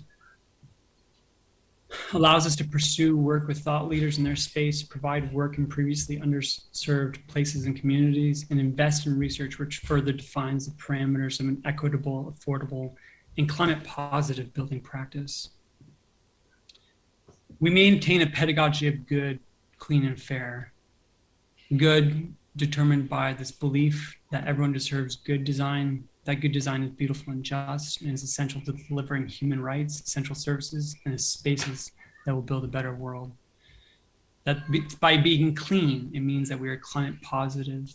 Our projects strive for not only efficient operation, but the design of the entire supply chain to be resilient, restorative, and regenerative. And through fairness, we look at the design and construction process holistically, from a material extraction and to assembly and operation, ensuring we have a safe and equitable labor practices on all of the projects we work on. Our project involvement varies often from a traditional business or architectural business model, where typically a client develops the beginning vision and planning of a project and then brings in an architect or design partner to implement. We believe in an involvement model that spans all phases of a project and achieves the greatest value add to our partners from the beginning. Every project begins with a collective approach to defining a shared understanding of needs and goals. Using our impact-based design methodology tool to set realistic expectations and identify metrics of impact and evaluation, which we can be held to throughout the design, the construction, and the operation of the project facility. The results of this collective process guide the project throughout its life and provide a North Star to help drive a unified front during each stage of design, construction, operations, beholden to all involved stakeholders. Every building project has a measurable environmental impact, which we seek to evaluate and account for no matter the location or use type. Equally, a building contains the handprint of those who are part of the fabrications, installation, and assembly. Mass actually posted on Twitter this morning that we are not architects to design buildings, we are architects to protect and save our planet, to improve the communities in which we live, and to awaken the links that bind us inextricably to one another. I think this is even more true as we go on day by day, engaging those who are involved in our construction and design projects. Our first and our longest running project is the design of our own practice. And as we have grown, so has our range of services and expertise. Starting with design, architecture, master planning, and project management, we believe that architecture can do more than design. And that design is our tool to establish a better built environment. And our architectural design process from concept to implementation is guided by our mission. In East Africa, we maintain a full-time FF&E design and fabrication team, working with over 80 co-ops, weavers, ceramicists, and carpenters to ethically source furniture and products. Our media and film team has produced award-winning documentaries highlighting the efforts of our partners and continues to advocate for design across sectors and works very closely with our research initiatives. The landscape and master planning team at Mass use a One Health approach in addressing the challenges of the ever-exclusionary ecological, wildlife, and human health triad. We have found that many of our projects are defined by the landscape in which they sit, and with the right approach, the blending of site and building leads to a beautiful outcome. Recently launched, our building contractor arm is able to implement construction and contract management at various scales. Specifically now in the construction of the Howard Buffett Rwanda Institute of Conservation and Agriculture, as well as the Diane Fossey Gorilla-funded Research Institute in Rwanda. Finally, our Rwanda-based multidisciplinary engineering team enables us to pursue new material research and innovations. In addition, the team has written new standards for design and material requirements. I wanted to end with, I know I'm getting a time warning. I had 1 minute video, Mokena, but I'm happy to skip it if we're running short on time. Yeah, unfortunately, I'm also getting pinged by a number of actors. It's not just me. But really great presentation, super valuable, and always exciting and useful to see. If you want to take maybe just 30 seconds, not a video, if you just want one closing statement, we can go ahead. Sure. I mean, I'll go ahead. I think that my slides have been cut out. So I will just make this closing statement stating that we are continuing to grow as a practice. We're constantly seeking and searching new and exciting environments, opportunities, and foundations to work for. And we're constantly excited and thrilled about the projects we get to work on. This project here shown in the photo is the African Leadership University completed with Fred Swaniker, who started the Leadership University several years ago. And we continue to speak to the projects and the partners that we have time and opportunity and are constantly humbled to engage with. And there are many projects coming up across South and Southern Africa, which I look forward to sharing with all of you. And hopefully we'll have more opportunities like this to share about our work and also to connect and collaborate on future opportunities. So thanks to everyone. Thank you very much. So just been alerted to the fact that we don't have enough time to have the tea break or a body break. I will use my discretion though and say that a 2-minute break for those of you who just need to get a cup of water, come back. So we reconvene literally in 2 minutes and then we'll start the session. There will be some polls coming forward. By the way, please remember that we do have the Innovation Hub that you can access and do continue to network. But the time now is 2 minutes past 4. We will start again literally in 2 minutes. So quick body break, stretch.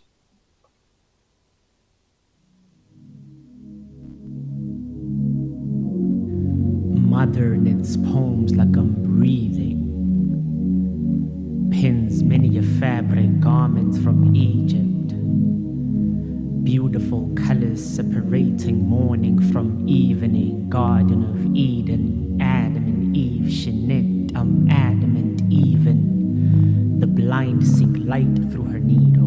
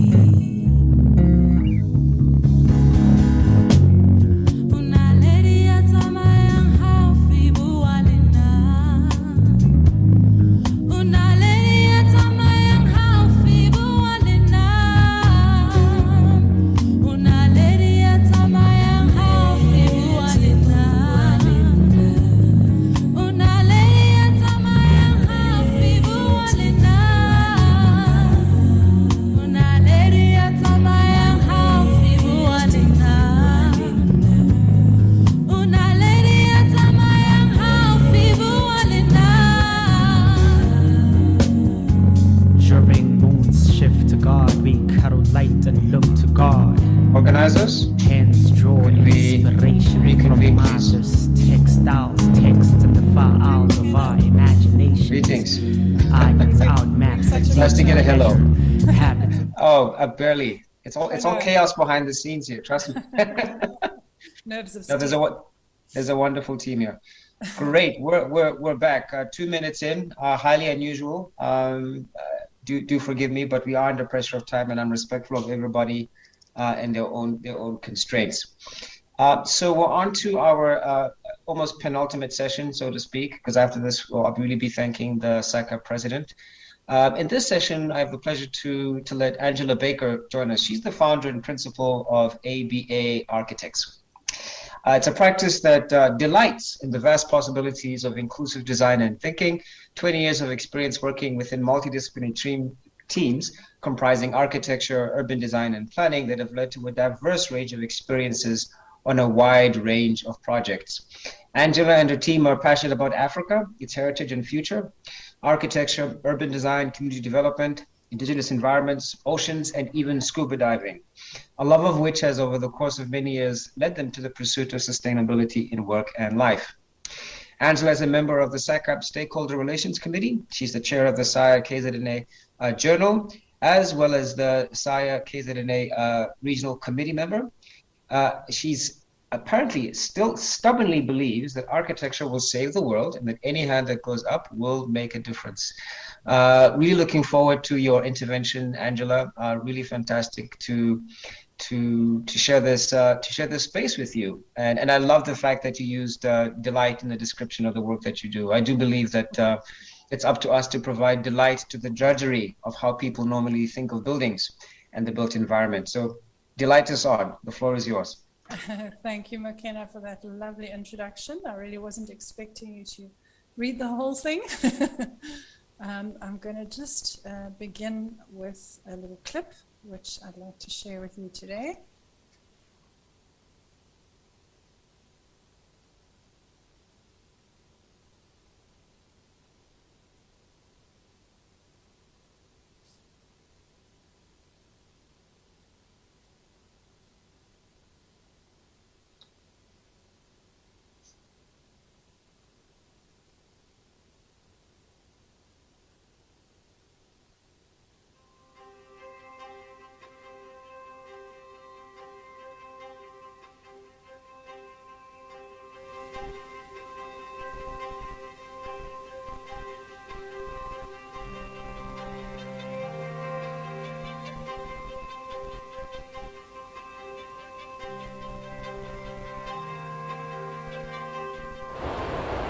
This is the Greenland ice sheet melting. I wish I could bring world leaders here, political leaders, business leaders, and show them this.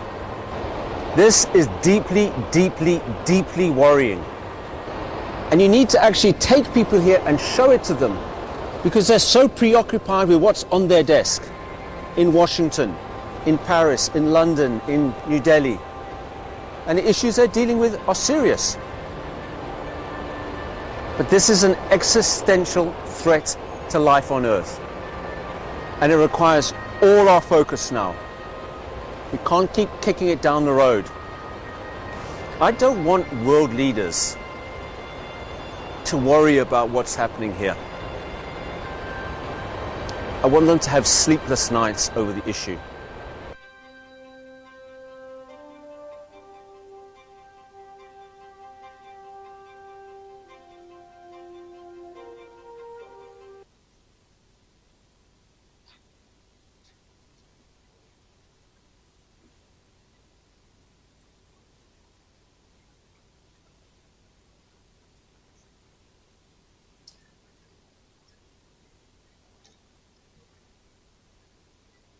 Very powerful video, Amanda. I happen to know Lewis quite well. He's an amazing individual.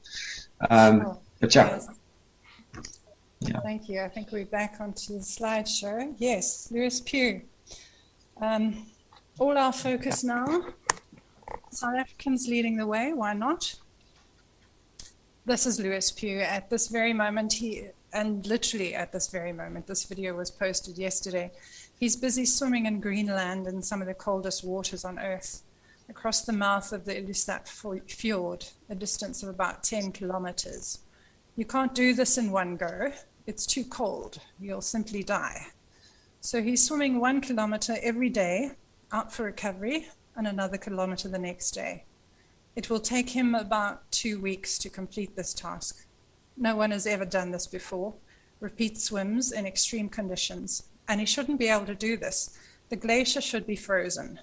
But as we know, the ice is melting. So now he can swim there. I really hope he survives this. And I don't mean to say that flippantly. Each one of these swims are life-threatening. Why? Well, in Lewis's own words, in less than 100 days, world leaders will gather in Glasgow for the UN Climate Change Conference, where decisions will be made that determine our collective future. The climate crisis will affect every person and every creature, great or small, living on this earth. It is the defining issue of our generation. Lewis will be sending his message from the Greenland ice sheet to tell them that this is the last chance to honor commitments they made in Paris and move beyond them. I will urge them to deliver tangible action today.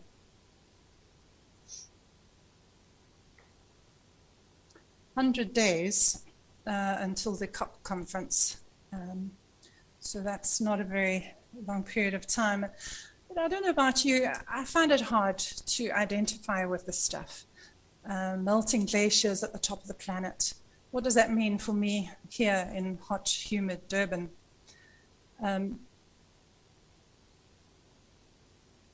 There's so much chatter around this issue of climate change. I mean, Al Gore's Inconvenient Truth has been with us for almost 15 years now. We know that if the ice sheets melt, that's a tipping point, and we're looking at a 6-meter sea level rise. 6 meters is a lot. If they don't melt, we're looking at a 1-meter sea level rise over this century. London, Amsterdam, Cape Town, Durban, problematic.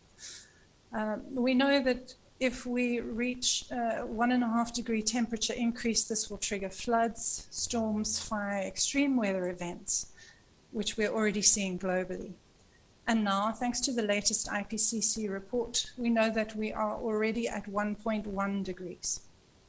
We know that globally, we need to reduce our CO2 emissions by 50% over the next 8 years. That's reduced by half over the next 8 years. I learned yesterday that even if we do manage to get all this right, we will still need to absorb and sequester some of our CO2 if we are to halt the temperature increase. We know that South Africa is around the 13th dirtiest energy producer on the planet, despite our relatively low GDP. We know that our oceans are under threat from acidification, coral bleaching, killing off our nurseries, the source of much of our food, overfishing, plastic pollution. We know that South Africa, as a water-scarce country, will be facing longer droughts and higher temperatures, maize and cattle industry collapse. Strong words, not mine. We know all of this, and we've known it for some time. And there's just so much chatter that it actually becomes quite overwhelming. We also know that the built environment industry is responsible for almost 40% of CO2 emissions over the lifetime of a building. 40% of the problem lies at the feet of our industry. Frightening. But what that also means is that 40% of the solution lies within our control. And we know that despite being intelligent, highly educated, trained, experienced, committed, built environment professionals, actually very little has changed over the last 30 years in terms of the way we do our work. And it's this chatter combined with a sense of powerlessness over this global issue that brings us here into this forum today. So today, leading the way to a climate positive future is on the agenda. We have with us many great minds in this industry. We're honored to host the Presidential Climate Commission of South Africa, Human Settlements, CSIR, Green Building Council, South Africa, CASA, as well as Dr. Mpatwa. And we look forward to distilling out of this conversation some actionable and implementable points of action. For delegates attending, please add your thoughts in the chat or in the Q&A section so that our scribes can capture your ideas from the chat thread. Even though we're not able to meet in person, you have a voice and we would really love to hear it. And then just to set us off on our talks, a statement from Raymond Williams. This actually came from a quote from the UIA 2014, which says that to be truly radical is to make hope possible rather than despair convincing. So without further ado, it is my pleasure to welcome Mr. Mac Makwarela, who serves as Interim Secretary of the Presidential Climate Commission of South Africa. He's held this post since the 1st of March this year, so very new in office. In his other role, Mr. Makwarela works as a Director of Climate Change Mitigation Policy, Regulation and Planning for the Department of Forestry, Fisheries and Environment in the South African government. Before joining the DFFE in 2012, he worked for the Department of Science and Technology for 6 years, first as a Deputy Director and later as a Director of Multilateral Cooperation. Between 1996 and 2006, he worked as a researcher for the South African Biodiversity Institute, the the Council for Scientific and Industrial Research, Medical University of South Africa, and National Research Foundation. Mr. Makwarela has a master's degree in systematics and biodiversity science from the University of Stellenbosch. Welcome, Mr. Makwarela. Thank you, Angela. Fellow panelists, all in attendance, good day to you all. As Angela has already explained, South Africa, like many countries in the world, is vulnerable to the impact of climate change. And I guess by now we all know that the climate change phenomenon is caused by the emissions of greenhouse gases. I mean, there have been a number of research that have been done in this area, and the scenarios are indicating that if we leave our emissions unmitigated, we are likely to reach about an increase of 5 degrees Celsius to 8 degrees Celsius by the end of this century. I mean, just to bring the context to this, I mean, I come from Limpopo. Every year in December, we experiencing high level of temperatures around 38 to 40 degrees Celsius. So if these emissions are not mitigated, we are likely to reach about 48 degrees Celsius, just 2 degrees Celsius short of the half the boiling point. I don't think that would be bearable. And we are living, you know, and experiencing climate change already.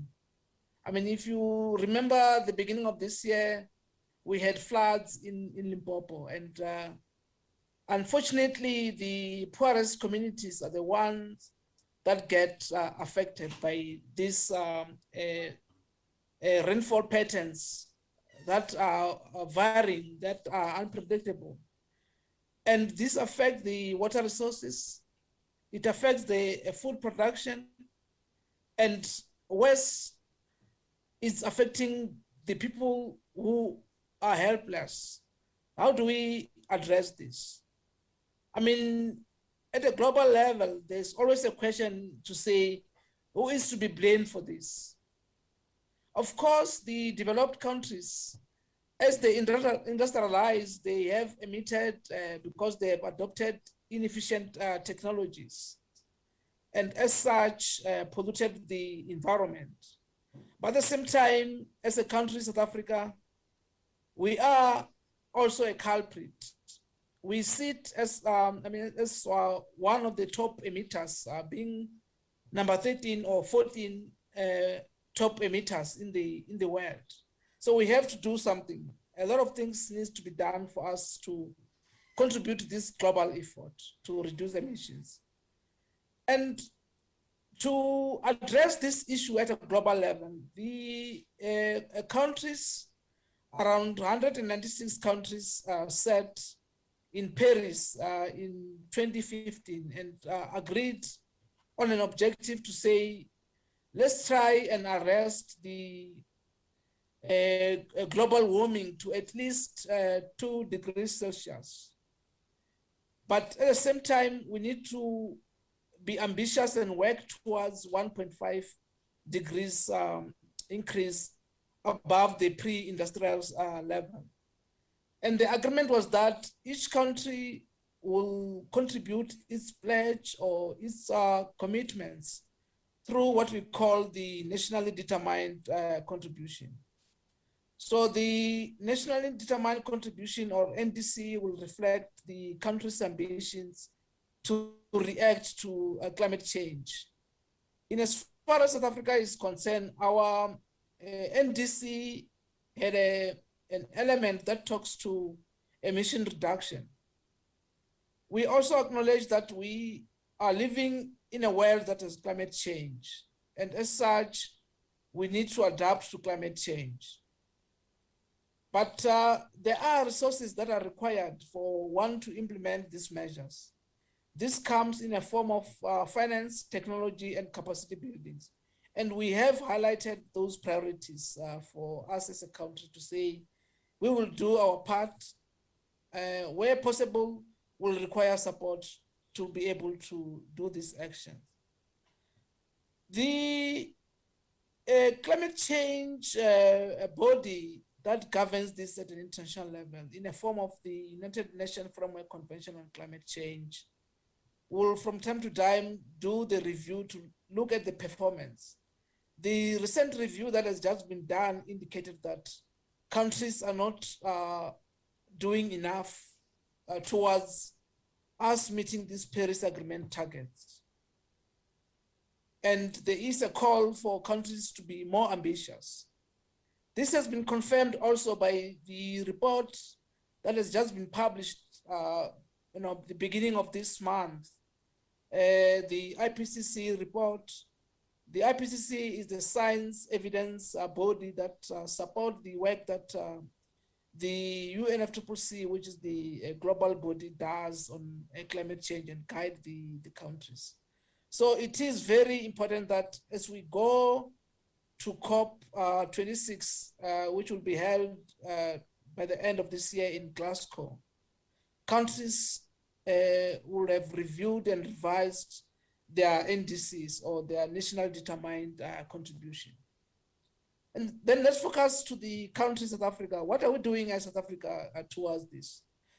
South Africa has reviewed the NDC that is submitted in 2015. And the newly established Presidential Climate Commission, which was established towards the end of last year by the President to provide leadership when it comes to climate change response and the implementation of just transition, has made a recommendation on that which was published by government as a draft NDC to say this is not ambitious enough. If you were to contribute to the Paris agreements, we need to up our ambitions. And now government is considering those recommendations. I should think that the submissions are with cabinet now as we speak. I must make you understand that the commission is not a government body, but is there to provide an independent advice and independent monitoring and evaluation to the performance of the country towards the mitigating and adaptation efforts to climate change. The Commission is rallying everyone around the net zero carbon emission target by 2050, and also saying that we need to build a climate resilient economy and society by 2050. In the morning, the session where Dr. Hosientu Ramkhupa was speaking, he talked about the net zero objective that the country will want to see achieving by 2050, and we subscribe to that, and the Commission is there to help that. And the focus as we move to net zero and climate resilient society is on all sectors of the economy. It's just that if we look at our greenhouse gas inventory, the energy sector and the transport sector are the ones that are contributing more to emission reduction. I mean, it's for obvious reason we generate our electricity from fossil fuel in the form of coal. So as we do that, we are likely to have a high, number of emissions. So the majority of emissions are coming from there. That's why one will think that the Commission is mostly focusing on the energy sector. But of course, the built environment has a role to play in the energy sector when it comes to the end use part of things, because the built sector can contribute towards bringing in the energy efficient building, for example. So there are opportunities for the profession and the built environment. As going forward, I think the profession should be encouraged to start to design those buildings that are net zero compatible. The material that we use to build also, in the morning, Dr. Ramkhupa also talked about the use of biomass as the building material. This is something that we need to consider going forward. The cement that we use in our buildings, the processes involved in the manufacturing of cement are high emission intense, and we need to find alternatives. And now other countries are talking about alternative technologies towards the production of cement. Those are the things that we need to consider as we move forward. But most importantly, there's something that we forget, that we are living in a world that has climate change. And in some cases, we need to adapt. And we adapt by building resilience. So we need to accept that the seas will rise, but to a manageable levels. There will be floods. There will be temperature rises. So it is very important that as we design our buildings and as we build our buildings, we are aware of these projections that are made, because the scenarios are out there and the projections and models are there that can be downscaled to a level where we can tell where we want to build, to say the sea will rise by a certain number of meters in the next 50 years, for example. So we can use those models to plan for the future as we design our buildings. And it's unfortunate that time is very limited. I'll one day share more about what we do as the commission and in support of this global efforts to dealing with the global challenge that we're faced with. Is a serious challenge that we're faced with that we need to address from all sectors concerned. I think back to you, Angela. Thank you very much, Mac, for covering so much ground in such a short space of time. I think definitely there's opportunity for more engagement on all of these issues. If we can move next to Dr. Jennifer Marimbe, who is the Focus Manager of Innovation and Transformative Technologies at the National Department of Human Settlements. She's also the Vice Chair of the Urban Design Institute, Gauteng Region, South Africa, Vice President of the African Planners Institute, and serves on the board of the Council for Geoscience, South Africa. She holds a doctorate of town and regional planning from University of Pretoria in the impact of technology, specifically ICT, on people, space, and planning. She graduated with an award for the best thesis in the Masters in City Planning and Urban Design from UCT. She has international training on the impact of technology in human settlements in Germany. And with over 12 working years experience in both private and government sectors, she's worked with leading urban design firms, the Western Cape Provincial Government at middle management level, and later joining the National Department of Human Settlements in 2008 at senior management. Jennifer, welcome. You'll need to unmute. Welcome. Okay. That's better. Thank you. Yes. We're talking innovation. I thought my laptop would unmute it. Okay. Thank you, Angela. And so nice to have us here. And thank you to all our guests. And thanks to the organizers of this session. I will just present 3 points that have defined my world. The first one is in terms of my current public service calling, as we call it, the National Department of Human Settlements. The second one is in terms of the Urban Design Institute. And the third one is some of the initiatives that I've done after a personal story, losing my dad to COVID. So in terms of the human settlement sector, just in line with the previous speaker, the human settlement sector is pro-innovative ways. That means we're doing it in 3 ways. Firstly is in terms of our policies. We are in the process of amending our norms and standards so that they promote innovative ways of building methods and materials. We are also in the biomass project, like the previous speaker has indicated. We are probably doing our finalized MOUs, memorandums of understanding with the Department of Forestry and Fisheries to finalize that, so that we can begin to see how biomass can be used largely within the human settlement sector. Thirdly, is in terms of the designs themselves, with our NHBRC, the National Home Builders Regulation Council, we have developed pro-green building designs because we are also moving towards climate change and net zero carbon emission within the human settlement sector. But I need to emphasize that if I may move to the next layer, which is in terms of the Urban Design Institute. Obviously, as an institute, we have seen the need to reinvent, especially post the COVID-19, where we have seen that it's no longer normal. Therefore, using new ways, innovative ways in which we can begin to show the public that we can understand the space between buildings in new ways, such that our cities and our spaces between buildings are more dignified and are places of healing to the public.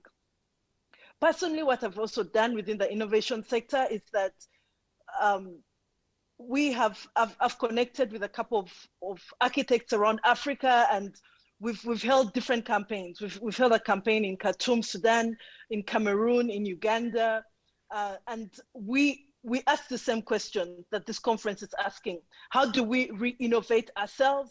How do we see ourselves in a brand new way, especially now that the pandemic has shown us that we have to be very ready in terms of a profession. Therefore, in terms of the Urban Design Institute, we are declaring it here. We're taking advantage of this forum to say we would like to see stronger partnerships with the architecture profession, in which we reinvent the built environment professional sector so that we serve the public better. Especially in terms of ways in which we understand our buildings, the materials, the approaches, the processes, as well as the way we serve the public.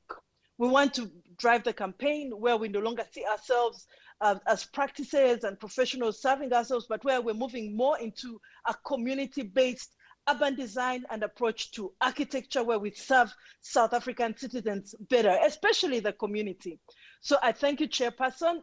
Those are my 3 words. In terms of the human settlement sector, we are definitely with programs in 3 areas: the policies, the norms and standards. In terms of the materials, we're running in conjunction with the Department of Environment, Forestry and Fisheries, the biomass campaign.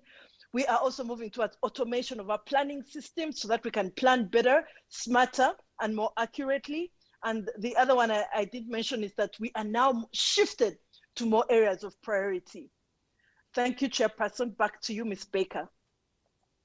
Thank you so much, Jennifer. It just reminds me of one of the advantages of going online. I know we all would really have liked to have met in person for this convention, but one of the advantages is our reach is just so much broader. I think on our attendance today, we're looking at 12 African countries all following this convention. So definitely architects leading the way. And thank you very much for those fascinating inputs. I would love to learn more about them going forward. Dr. Carly van Reenen is up next from the CSIR. Carly is a professional architect holding an MSc in Applied Science and a doctorate in architecture from UP. After working in private practice in the field of alternative building technology, she joined the CSIR as a researcher in 2014. And her interests lie in indoor environment quality, particularly acoustics, energy efficiency, and sustainable building practices. She is the leader of the CSIR Infrastructure Innovation Research Group, focusing on building performance innovation, particularly in the education and healthcare sectors. Welcome, Carly. Thanks, Angela. Wow, I'm really excited to be part of this conversation. It is so important and we need to act urgently. I don't think we need to dwell on that point anymore. I think we know it. But the question I think that we're all asking is how? What can I do? What can the country do? And And so I'm hoping to, I mean, in 5 minutes, what can I say? But just touch on a couple of points of how we can use innovation for sustainability and what that could mean. So firstly, we're looking at two things. We're looking at mitigation of climate change and then adaptation. So mitigation is pulling out the handbrake and reversing. And adaptation is, well, we're in a situation and how are we going to cope? So what can we as built environment professionals do to address these issues? So when we speak of innovation, there are three things that sort of define innovation. So it's a new or novel product, process, or system. So if we want to use innovation to address the issues of climate change, what can we be looking at in terms of products, processes, and systems? So firstly, in terms of products, and I think it sort of is probably evident to all of us, that we can start looking at actual different building materials. So those are products, those are obvious things to us. And there we can look at alternative building technologies, and I think we'll hear a little bit more about that in a moment. What other things are there out there? So the CSIR, for example, has developed a fly ash-based geopolymer binder. That means it's can be used in cement products such as bricks and panels, but it has a low carbon footprint and it uses waste. So those are the kind of green building principles that we want to start implementing more of. So that's in terms of product, in terms of the physical building materials that we use. So my hope today is really just to leave you with some inspiration and ideas. I'm not going to give a whole lot of solutions, but to add to the conversation, as built environment professionals, we need to be looking at alternative products that cause less damage on the environment. Then in terms of systems, well, a building is a system, and I don't think we need to be taught that. There's so many things and components that need to work together. So that means that when we are designing, we need to innovate and think, how can we design differently so that the building has less of an effect on the environment and at the same time protects the occupants from the environment, from the harmful effects as a result of climate change. And these, again, are all very common green building principles, and I'm sure Lisa will also touch on some of these things. But we need to stop thinking of green building and sustainable building as something special. I really want to advocate that there should be no such thing as learning about green buildings. Buildings should be green, green should be buildings. It should be one and the same thing. We're past the point of a green building being something special.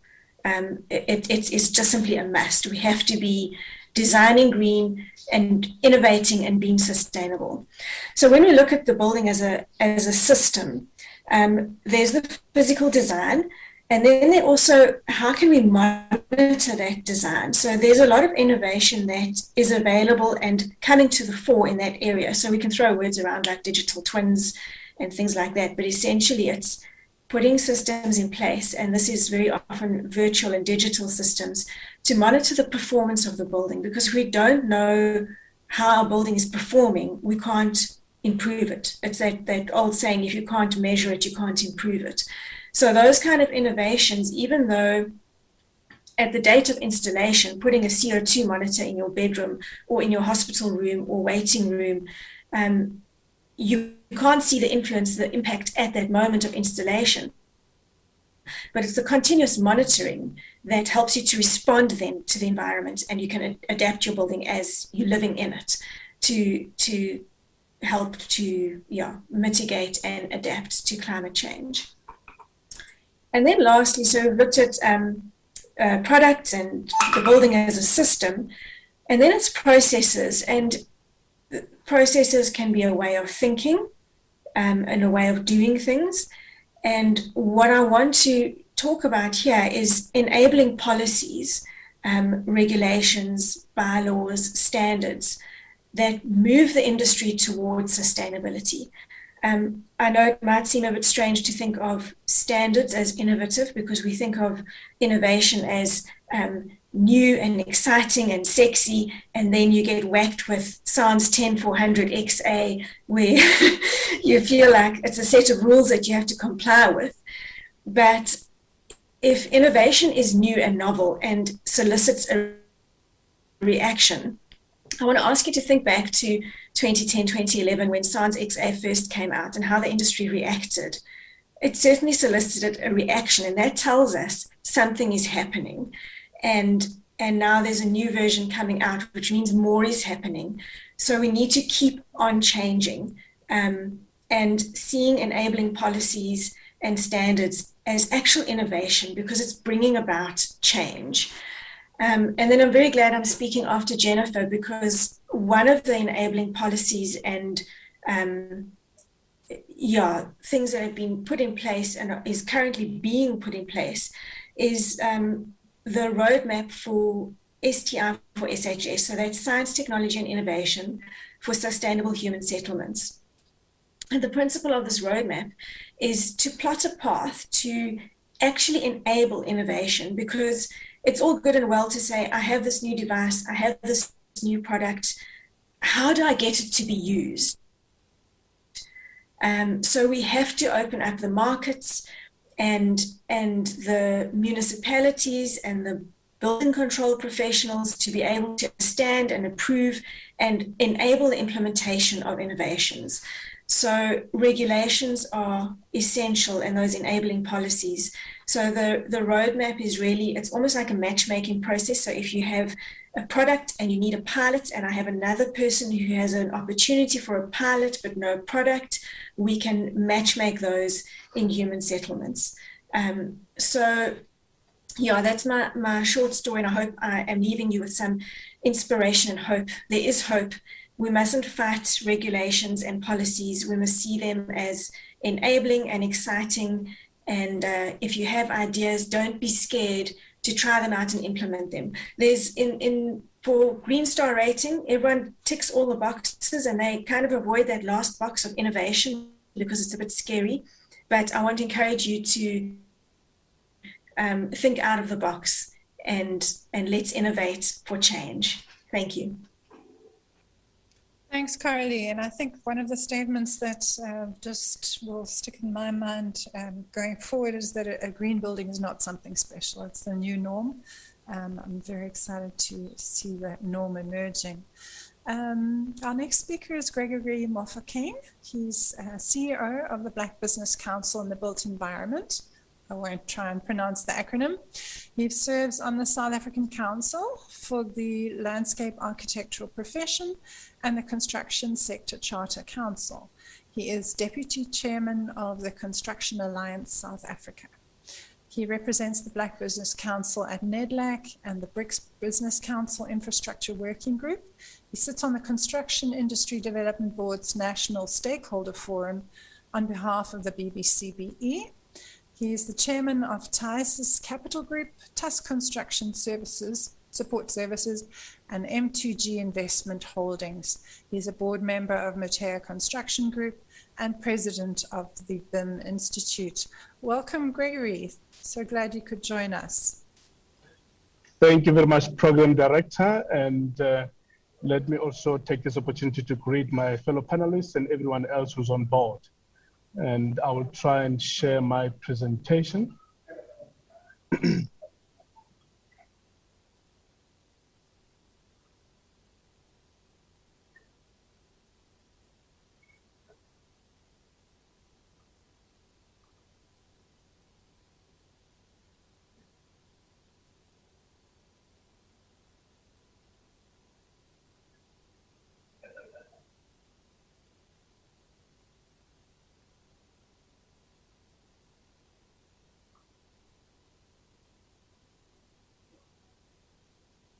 Thank you very much, Program Director. And I was asked to share a little bit about this new alliance coming out of the construction industry, the Construction Alliance South Africa, CASA.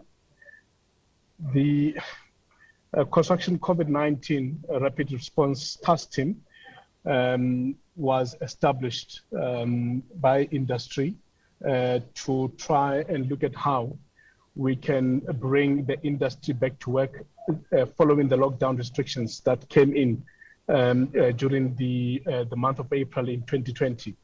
The task team was instrumental in coordinating and presenting to government a plan to go back to work safely, and the industry's economic recovery plan.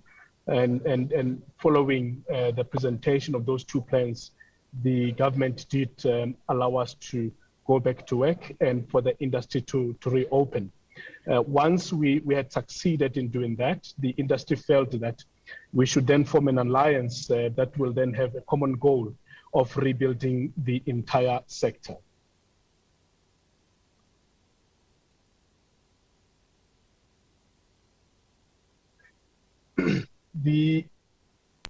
In terms of the industry itself, the industry resolved to call this new umbrella body the Construction Alliance of South Africa, CASA, as I've said.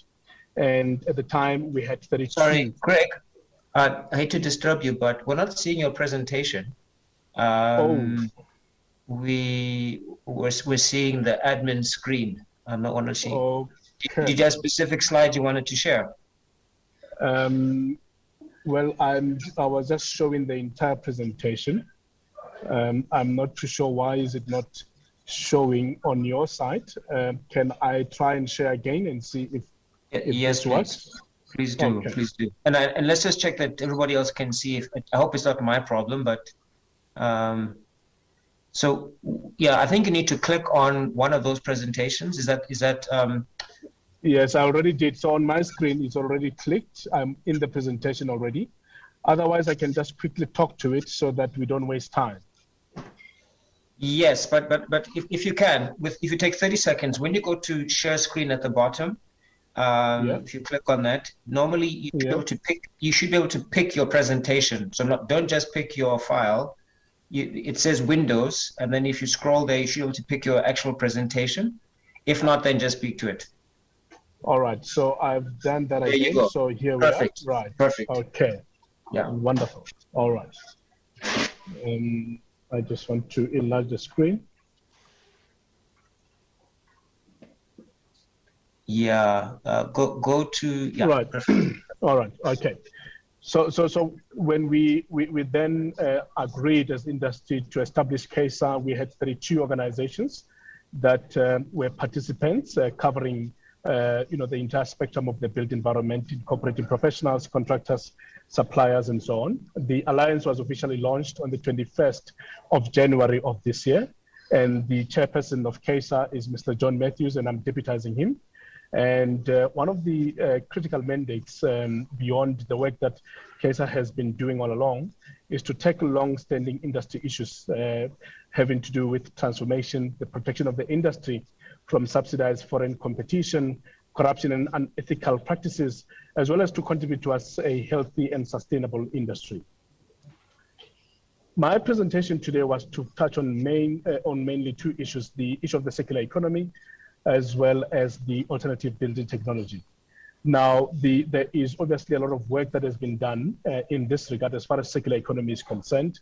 A lot of studies have been done, and what we are finding is that we are obviously still way behind compared to our global counterparts as far as the circular economy is concerned, and we are finding that a lot of waste in South Africa still lands up on landfills, especially your general waste, your municipal waste, and this is an issue that we obviously have to look at. The private sector is trying in terms of introducing new technologies to treat waste, but I think a lot of work still needs to be done as far as the regulatory environment is concerned to support all of these initiatives. When one looks at the recycling industry in South Africa, there's quite a lot of efforts that are being put in by various stakeholders, and as a result, it has created employment. And one of the last reports that was done by the World Bank indicated that our recycling sector is currently employing anything between 60 and 90,000 people. The informal sector obviously plays quite a critical role in this sector, and they collect and recycle 80% of glass and 90% of plastic. In terms of the the packaging material sector as well, there's quite a fairly good rate of recycling happening in that sector, and it is largely because those sectors are organized and government has come on board to support them and also to introduce incentives. We obviously have got our necessary legislation that has been introduced across the board, from the Department of Water and Sanitation to the Department of Environmental Affairs and so on, and all of this obviously creating an environment that is beginning to take shape. There is, however, a need to do more in order to make sure that the private sector comes on board and that the alternative technologies that are there are implemented, and municipalities unfortunately are still relying heavily on landfilling as the primary solution for the management of waste, and some of these issues needs to be addressed, and my contention is that a stronger policy direction will enable municipalities to start changing their practices, and we can do more to start introducing the concept and the whole direction towards the circular economy. We have had, fortunately, we've had, an experiment as a country looking at the tire industry. Redisa was an initiative that was there. Unfortunately, that initiative has run into some legal trouble with government. However, it provided a very good case study. So we know that using the tire industry as an example, that other sectors can successfully introduce their respective waste streams, and I think the Redisa example will assist in conceptualizing other sector waste plans, so that we can then be able to come up with the waste plans across as many sectors as possible. The industry, as far as I'm concerned, needs to come together so that we can then be able to, put pressure on government to have a construction industry waste plan that works for everybody. There are, initiatives, but not really inclusive of everybody in the sector. I think there is one or two players that are trying to do, something in their own little corner. I think the industry as a whole needs to come together so that we can then be able to produce a construction industry waste plan that can contribute towards a much more greener economy, as well as addressing pressing socio-economic challenges facing our country, such as our high unemployment. In short, Program Director and colleagues, as industry, we must play a significant role in the following. One, drafting of the construction waste stream policy and the implementation plan. We need to, again, work together to lobby government for gazetting of supportive legislation. And finally, we need to obviously position industry players to play a role in the implementation phase. I think when one, again, looks at the Redisa example, the department has now tried to implement, that plan internally is not working so well, because we do know that there are capacity challenges as far as our departments are concerned. So when we do look at, a plan for the industry, we should not then leave space for government to think that with the challenges that they have, they can successfully implement. We can play a role in the implementation of the plan. Finally, Program Director, as far as the ABTs are concerned, we obviously have been preaching ABTs for some time, and we are not seeing the necessary traction, across most sectors, especially the property development industry, which I'm intimately involved with. And in short, the following interventions are desperately needed from ourselves as industry together with government. One is policy certainty. There's a lot of work that is being done through the banner of the NHPRC to try and regulate the space. Two, we need to do more and invest more in consumer awareness. I think everybody across the board needs to know the benefits of ABTs, and we can then, once everybody is aware of the benefits, be able to get traction across the board.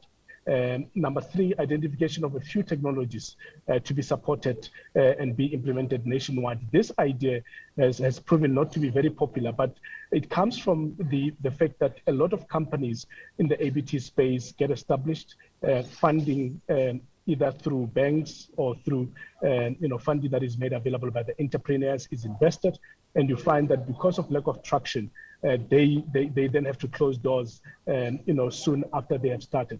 My view here is that especially when one looks at social infrastructure, we should as a country be able to identify a few technologies that can be applied in the social infrastructure space, and then be able to support those companies so that they can be sustainable. And if we don't do that, we're going to continue having the current challenge where companies start and they fail simply because there is not enough support from the market.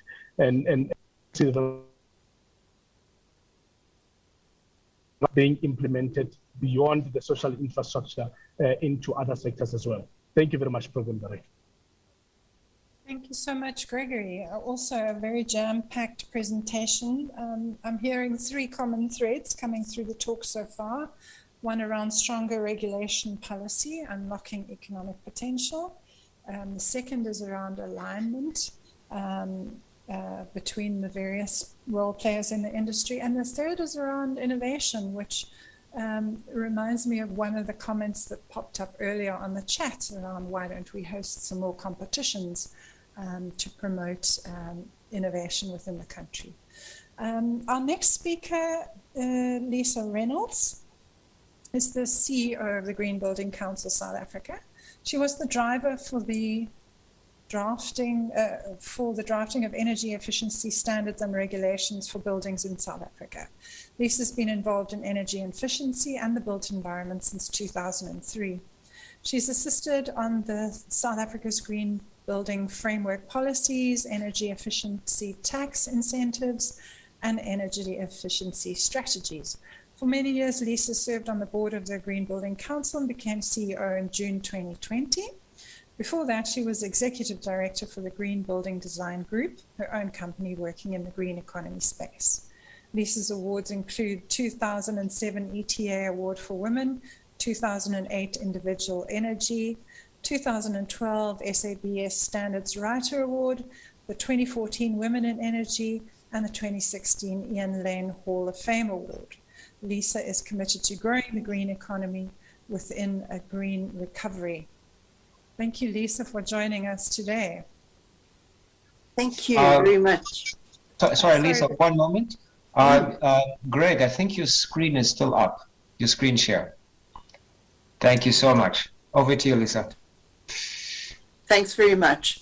Thank you so much to the organizers for this invitation. And it was great to be following all these speakers. I think some of them must have peeked at my notes and have stolen some of my ideas. But I'm going to probably, well, there's a couple of things that I really want to point out. One is that, we began it with saying, where we are, and a little bit of doom and gloom on what's happening. But the beauty of this environment that we're in is that we can make a difference, and we can do it now. There's low-hanging fruit within our space that can make a difference in the path that we were going on, and that's why we really, really need to look to you, the audience, and say let's do it. Let's do it in this environment. And green is not just about buildings; it's about everything. When we look at green, we're looking at green buildings, green precincts, green spaces. And I know we're talking about sort of the climate positive future. So it's about everything. It's about resource efficiency, about resource circularity. One of the huge conversations, obviously, in this time has come up with the health and wellness of buildings, and then obviously the green of buildings. We spoke, and I think, Angela, when you summed up and you said we spoke about regulation, I want to take it a little step further. It's about the implementation of regulation, because we've got some great policies that I've worked on. We've got some great standards. I was really pleased to hear Jennifer's talk on human settlements and where they're going, because it's about it's about building houses to building homes. It's about making those sort of healthy, environmentally friendly spaces that don't cost a fortune in resources. So there's this practicality side of it as well. And, you know, when we speak to, spoken to a lot of cities on, for instance, SANS 10400 XA, and one of the sort of challenges they mentioned is that it's not always implemented. And I would really encourage everybody to please, you know, it's the basics. Let's implement the 10400 XA. And as Coralie said, we're getting to a stage where a Green Star rated building is a normal building. It isn't special in a way. A well-designed, well-built building.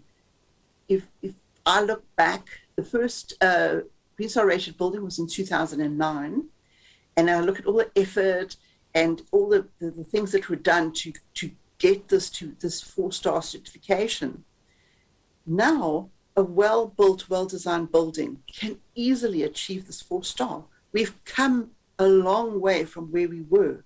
We really have. So I would also take heart of where we've come with things, you know, you know, even under human settlements, often this conversation about sustainability and climate positive, it wasn't happening. It was about, you know, the quantity of housing that we had to give, as opposed to sort of, you know, the quality. So I'm really, really pleased to hear the directions that we're going in. Then on the innovation side, often innovation to me is a full circle of going back to where we were. Yeah, we often talk about indigenous knowledge. And if we look at how buildings were built before, where we practiced using passive design in energy efficiency, where we practiced using materials that were close by, that were at hand to build buildings, where instead of breaking down buildings to build new buildings, we renovated, we innovated to then make those buildings better. And I think that's what we're looking at. So when we look at the whole green side, it's not just about the flagship buildings, about these, you know, beautiful, stunning buildings with all the bells and whistles. Sometimes it's about looking at the practicality of what we used to do, the practicality of, and the beauty and the simplicity of the architecture that was in there. And I think sometimes we go a bit far from our roots, where we should look back and we say, how did we build it? And why did it make sense within our climate?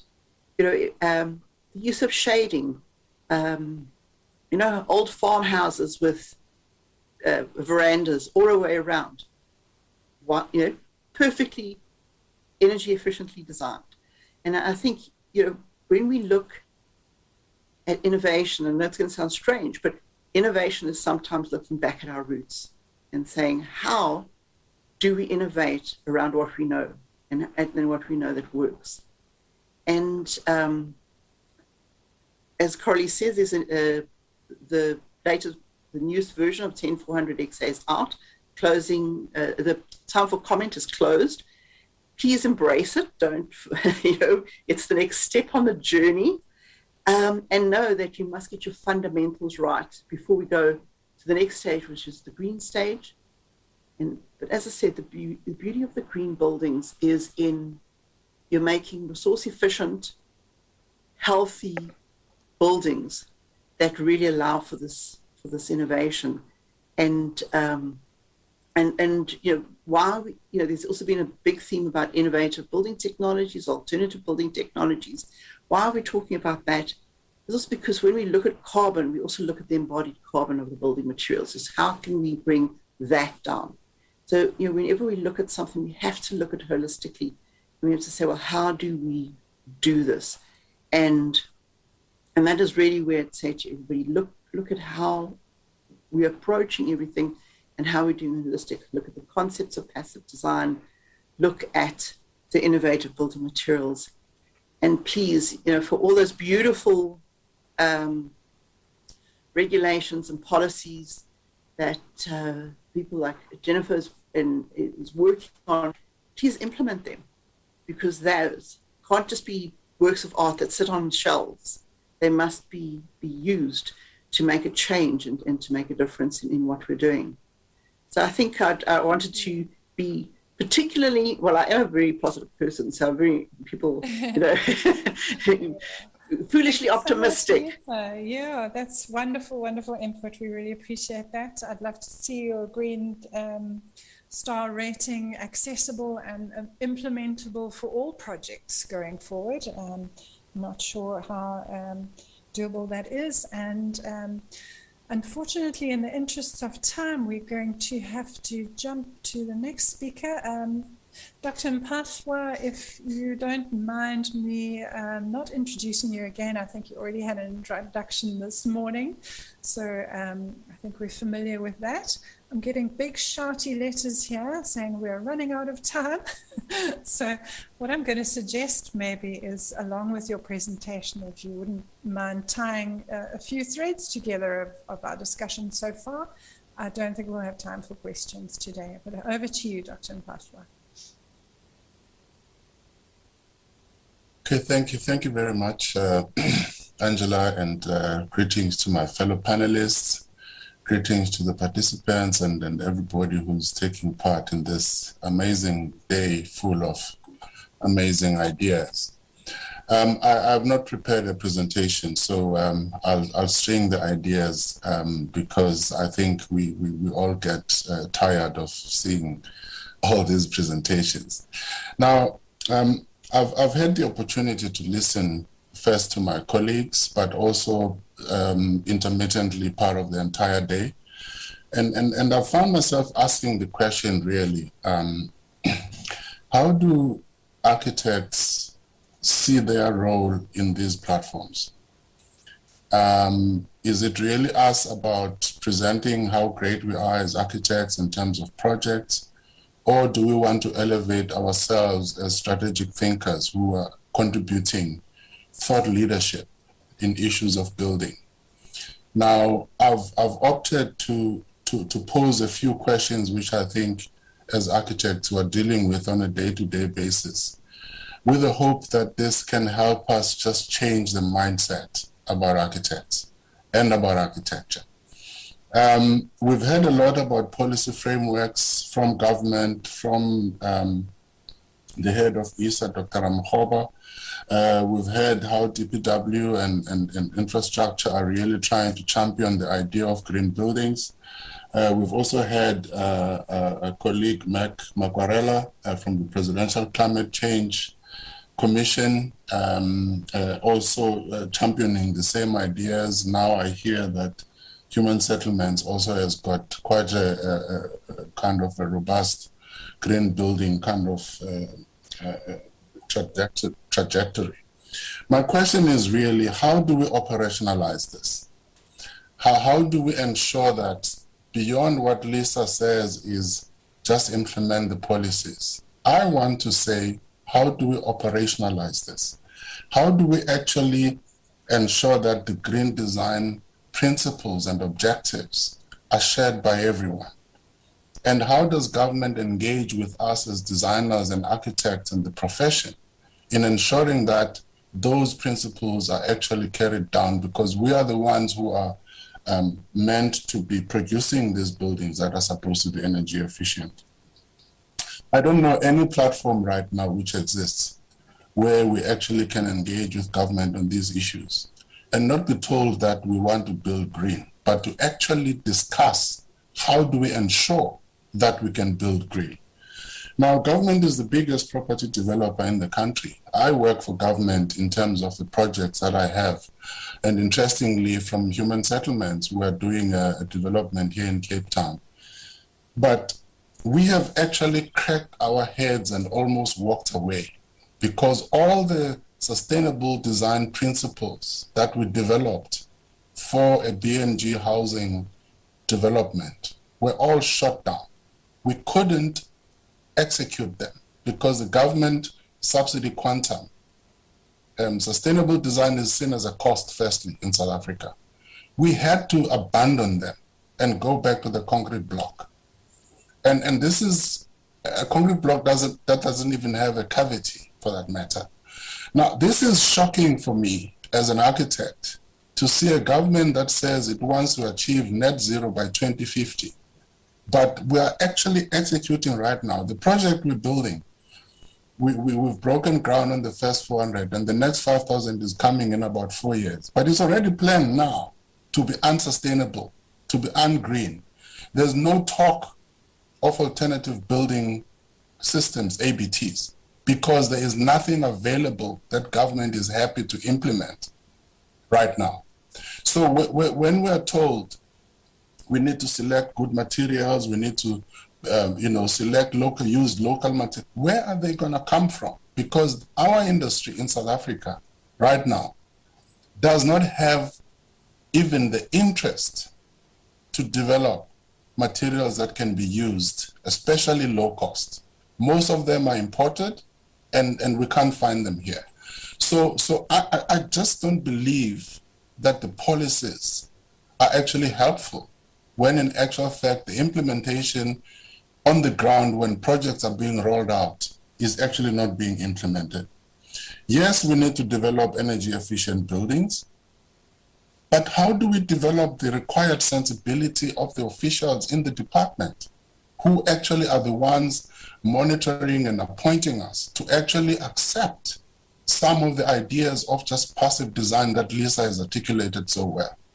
Because passive design is about using thermal mass to ensure that your walls can mitigate the elements between the external and the interior. Now, there is no material available to be used for human settlements projects that actually fulfills that goal.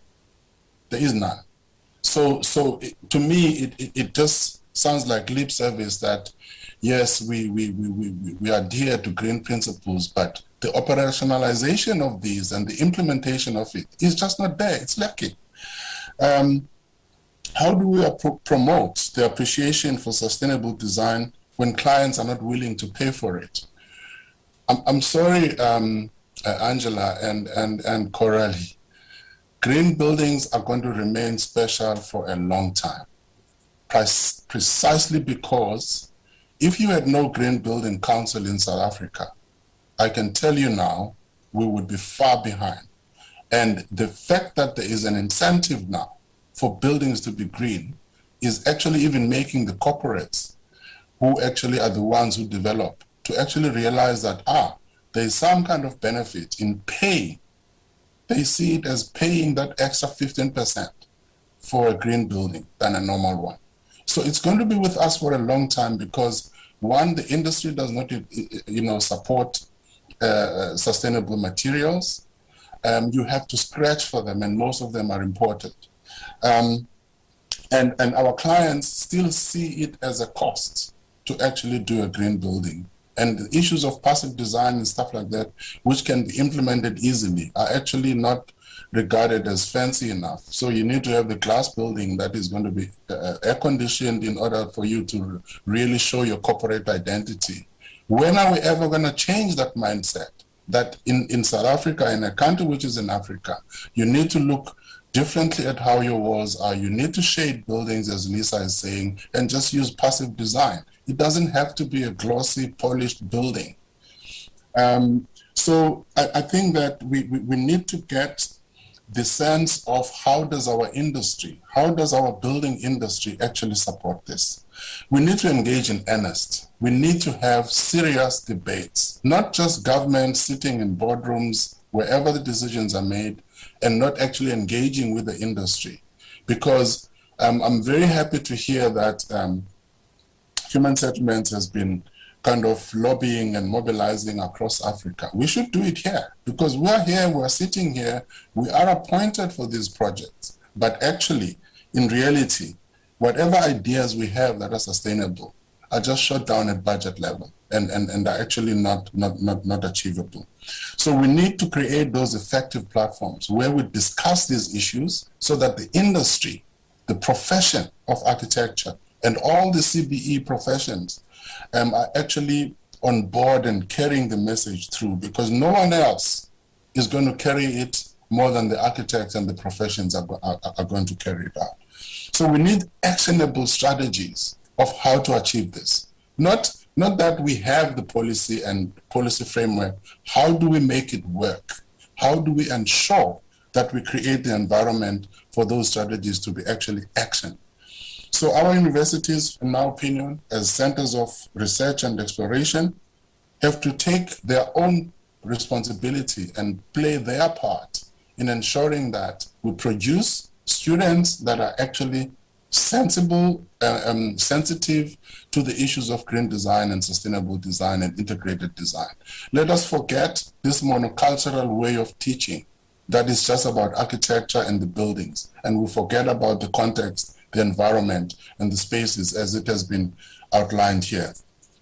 I'm a member of the Urban Design Institute of South Africa because my architecture cannot exist without me being an urban design practitioner.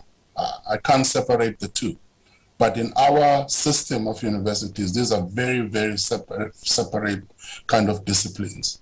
Now, of course, I didn't study here, so I have got that benefit. But I think that we need to find ways of saying, how does the research and the exploration chart a way forward that carries the message of green design and sustainable design throughout the value chain of teaching, architecture, execution, and actually clients appreciating the value they will be deriving from actually having buildings that are better performing than we actually have, and who are less reliant on mechanical systems in order for them to operate. So I think that as a practitioner, as an architect, I really would like a platform like this to recognize the fact that we are thought leaders, we are thinkers. We want to participate not just as great designers or creators of beautiful buildings, but we actually have a contribution even in the policy framework we're talking about to shape it so that it's actually implementable and actionable. So for me, the role of the architect as the driver for sustainability has to be acknowledged, and government is the first to have to acknowledge that so that we can engage meaningfully in terms of how we carry that message forward. That's my contribution. Thank you. Captain Puffer, thank you very much for some very sound words. I keep hearing that word platform, and I think this is a good starting point for ensuring that some of those engagements take place moving forward. We are unfortunately out of time. I would just like to ask the delegates to go on to the poll section where you do have opportunity to leave some inputs that we can add to the debate moving forward. Thank you so much, everybody. I really appreciate the inputs of all of our speakers.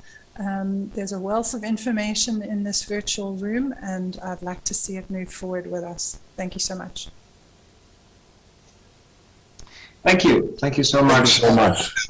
Thank you. Two announcements I need to make. Excuse me? Yeah. The one is you are all invited to join the launch of Professor Amira Osman's book, Cities, Space and Power, in the next session. You can click on the word agenda and select the book launch session. That is, click on the word agenda and select the book launch session. The book brings to the fore new voices in the built environment field and will assist in achieving transformation in thinking, without which we cannot have spatial transformation. And in this session, there will be 4 authors from South Africa, Brazil, and Mexico, each sharing ideas about this important dialogue. I wish I had time to give a summary and give you my reflections across the spread of the whole day, but we really are under pressure of time. Just wanted to say thank you so much for bearing with us, given some of our technical challenges, slight delays in terms of our timing, and also for your thorough and thoughtful input, either in the texts, in the chat rooms on the side, or directly in terms of the engagement in front of us. I would like to hand over and close off the session by really giving the platform, to use that word, to our Sacap president, Mr. Nsindiso Charles Nduku. The floor is yours, and I want to thank you all for indulging me as your master of ceremonies for today. Naren Nsindiso, the floor is yours, permanently. Thank you very much, Program Director Makena Makeka. Thank you very much for such a wonderful job you've done today. This has been a very successful day for our built environment sector and our architectural profession in particular. And I would like to thank everyone who has participated in this, who have made it possible to actually have a successful convention. I want to start off with our Honorable Minister, Deputy Minister, Mr. Kolokivit, and also head delegation from the DPWI, Dr. Ramakoba, Mr. Moasa, and thank you very much for really coming and giving us an opportunity to actually share ideas, and you share your ideas with us. And it is clear that DPW is willing to actually engage, and that has been clear, and it has been shown by the way Deputy Minister is always attending our events. And of course, our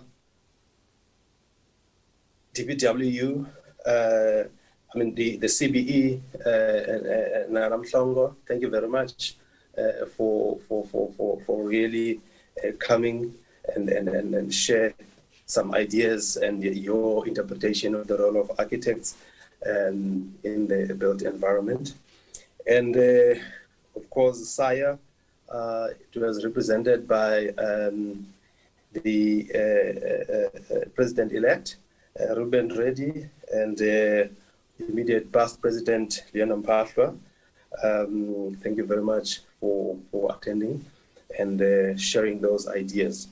And also on the side of Sacap, I want to thank the Stakeholder Committee under the leadership of Sabi, the Vice President, and also the whole committee that has made it possible. And of course, I want to thank the event company that really set up this convention. But I just want to, before I close, that of course everyone who has participated is acknowledged. But before I close the session, I want to just share the few highlights that has taken place here, and also just to be very clear on the way forward. That as Sacap, we want to engage the minister, and also Dr. Ramakoba on the issue of the infrastructure. We are key in the delivery of infrastructure. We also, as Sacap, have come up with a roadmap in as far as the transformation is concerned, and Sacap intends to draw up a transformation charter for architectural profession sector in line with Section 9 of the Broad-Based Black Economic Empowerment Act 53 of 2003. And we are also embarking on the search in as far as the procurement policies are concerned, and the issues of procurement that have been really problematic to the profession are at the center of our site and also our problem, and we are addressing those with as much as we can, and because there is an open discussion between Sacap, all DPW or public entities, and National Treasury is part of these entities, and we are also addressing this together with other councils as a collective. We want to make sure that the issues that are actually plaguing the sector, the profession, in as far as the procurement is concerned, are dealt with decisively. And at the moment, you all know that the procurement policies are actually affecting us negatively as a profession.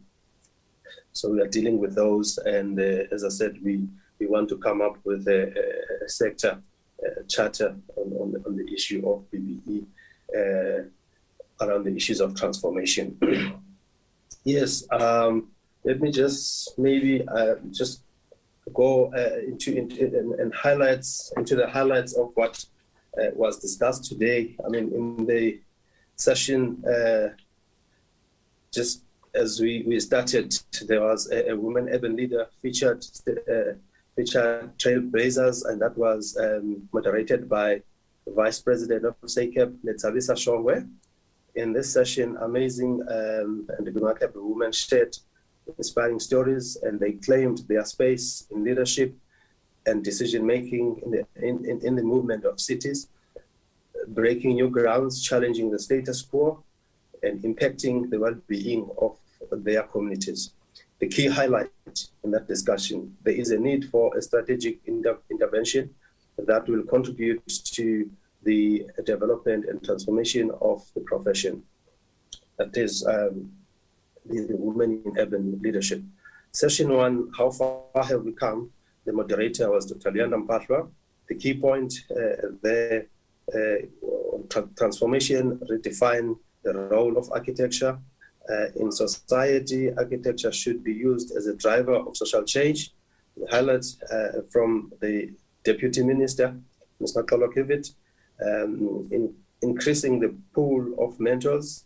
Registered professions should avail themselves to provide mentorship to candidates, create programs for advocating and championing, promoting architecture to underprivileged school, to assist the kids to develop interest in architecture, and mostly encourage a girl child to study architecture.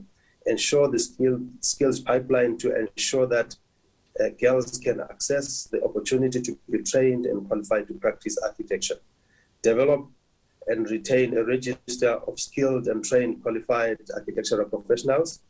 Infrastructure investment plan is a key effort to grow the economy, create jobs, and empower small businesses. Follow-up actions that need to be taken by Sacap or the profession or the sector. Sacap needs to ensure that validated architectural learning sites provide curriculum or content that speaks to South African challenges. Private and public sector need to work together to transform the profession. That would be much appreciated, Chair, and the Youth Chamber. Sorry. Okay, sorry for that.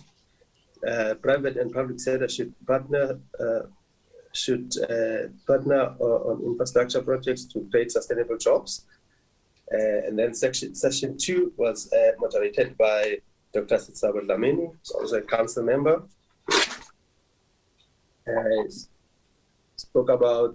Touched on the economic reconstruction and recovery plan by Dr. Makgoba, unlocking of infrastructure investment, localization and exports, revising the decline of the local manufacturing sector, and promote industrialization. High job losses creation of work opportunities through infrastructure investment, resuscitation of vulnerable sectors such as tourism, construction, and infrastructure. Infrastructure investment plan, building new and upgrading of existing infrastructure, repurposing redundant infrastructure project partnership and collaboration with state and non-state sectors, quality of infrastructure, long-term planning, strategic vision and delivery, and also financing, which is funding. Or source of infrastructure spending. We are not setting money problems by not spending but spending problem. The issue of what it says that there are no issues with finance or funding. It's just a question of the spending. I think that is speaking to the capacity to be able to spend. Data both number and value of projects awarded, a number of planning projects, both public and private, number of projects cancelled and postponed, and then we also touched on the COVID-19 impact before and after changing environment, the new normal. Follow-up actions that need to be taken by Sacap or the sector. There should be an urgent intervention to revitalize the built environment and grow the economy. Should be effective implementation of policy. So I think on this one, definitely we will engage Dr. Ramakgopa, and I know for a fact that he is very open, he is very welcoming in as far as the engagement is concerned. We will definitely, as Sacap and actually built environment sector, take that, create a platform of dialogue, engage more on the issue of infrastructure delivery.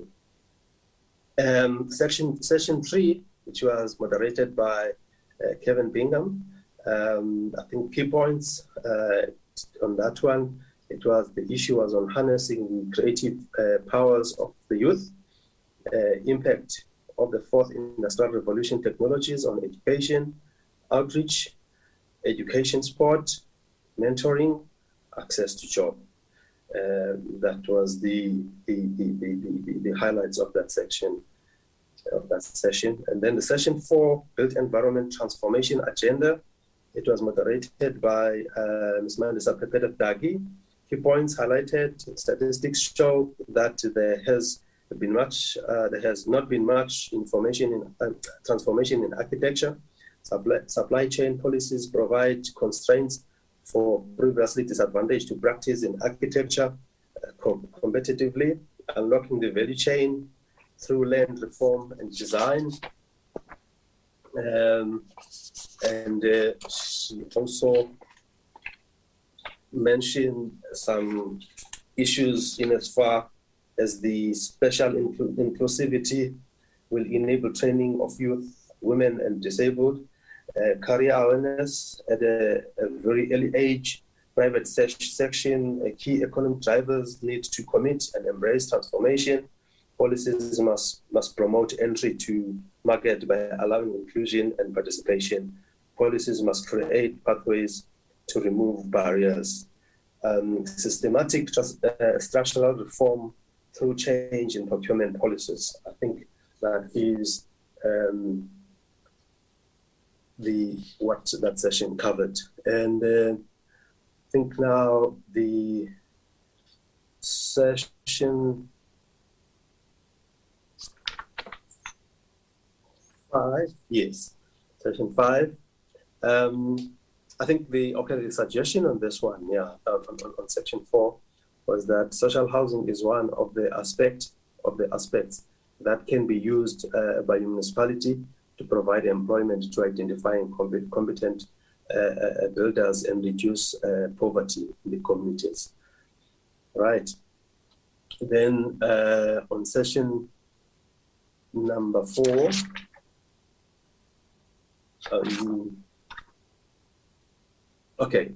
I think it's still the session number 4. The municipality should also deal with the backlog that it has of the approval of plans, education to be looked at to ensure that more people are attracted to retain and retained in the sector. ITOW not exclude who are qualified to perform. Okay, that was the issue which was raised by Ms. Kobo of Competitions Commission, that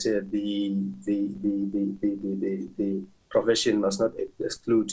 We must encourage participation in the profession. All right, session 5, I think shaping urban environments, architecture in the service of livable city. That was Dr. Amira. I think key points there, rethinking on approaching housing, lack of accessing to resource, quality of building plans submitted to the municipality, regulating all building and land use. I think on this one, the issue was that there is a disjuncture between the buildings and the space outside that needs to be looked at properly when professionals are actually designing the buildings. And the ideas provided: building lovable and livable cities, building housing units, education facilities and health facilities that are contributing towards the lovable and livable city, infrastructure to reconnect cities in the continent, also building resilience in social system to humanize cities and rural Africa. That was session number 5. I think session 6 is the one that we've just had now. That was moderated by Angela Baker. A lot of issues have come out in the session. It was about climate change. The Climate Change Commission was also here giving us the policies and what Commission is doing about the involvement of it in as far as the climate change is concerned. But what came out of this session is that a green building is no longer a separate entity in as far as practice of architecture is concerned. It is a normal way of designing the buildings we need to make sure that when we design buildings, we design buildings that are energy efficient, and we need to focus and as we move to net zero capabilities, looking for the contribution by all sectors. So that is the Commission. The Commission wants all sectors to contribute toward the reduction of the carbon footprint. Built environment has a role to play to bring energy efficiency to manageable levels. Looking also at the building materials, alternative building materials that are really, dealing with the issues of, saving energy. And as you've heard, Dr. Mpatwa in his last remarks to say that there has been some attempts, by practitioners to look at alternative building materials, and what is needed now is for the industry or the profession to actually look at these building materials and sort of open up and be acceptable to innovation in as far as the new building materials and alternative materials are concerned. And also look at the space between the building and how do we innovate to serve the society, and then the policies that must be developed around the material that are contributing towards the energy efficiency. Yes. Otherwise, and also the issue of the circular economy mentioned by Mr. Mafokeng, and the issue of the waste that needs to be dealt with, the landfills, recycling, creating employment, and which actually helps the informal economy and thrive. So, and then also, yeah, this part, I mean, it was highlighted that construction industry really contributes a lot in this part of the problem, which is like the carbon emission. So we need to innovate in our designs, and also the acknowledgement of indigenous, materials that can be used to address the issues of climate change, and also of energy efficiency, and the willingness to explore, to accept the new ways, the new materials that can be made available in the market. I think I've covered everything now, but I just want to once again thank everyone, and want to commit to the profession Sacap that I think now that we've reached our most of our mandates, I think we need to sort of engage and take the outcomes and the suggestions that have been made in this, in this convention, and take them forward. And the Department of Public Works, CBE, our voluntary associations are also here, and we are working as a unit, and definitely we want to take this forward. I want to thank once again Makeka Makena for directing this program so well, and also thank the attendees, and apologize for the technical glitches that we experienced in terms of the sound, in terms of the videos, in terms of anything that has happened. We are relying on the technology, and because that is the new normal, unfortunately, at the moment.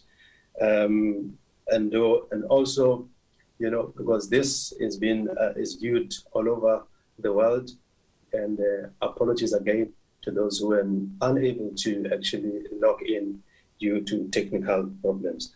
I want to thank everyone, and promise that Sacap Fifth Term Council is going to engage, and it has a clear map, a roadmap on how to take the profession forward, how to contribute in rebuilding our country. Thank you very much.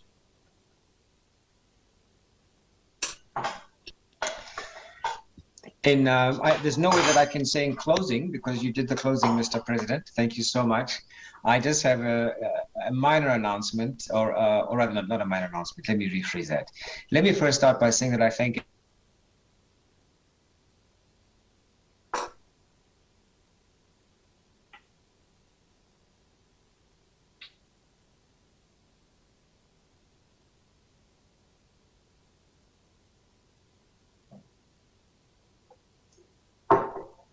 Apologies, I think I got cut off there. Just to say, we're going to have a presentation by Flex. Thank you, everybody, for your wonderful attendance, and thank you so much, Mr. President, for your rounding off of the session. I wish you all a wonderful day. I hope to see you also on the other side with regards to the book launch. All the best, and goodbye. Bye. Thank you.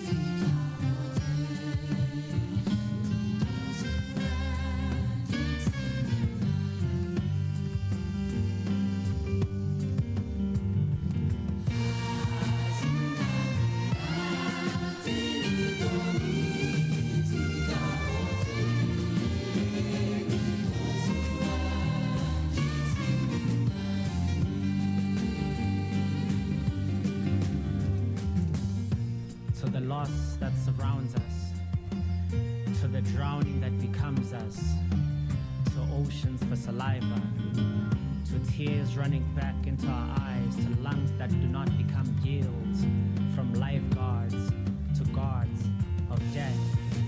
One day the sea will swallow the river. One day the river becomes the sea, and we don't speak of a river. One day the sea shall see us. One day we shall be both here and gone, but for now here, a heavy song lost as lumps in throats, custodians of grief. We do not know the length of a wound, but time shall heal.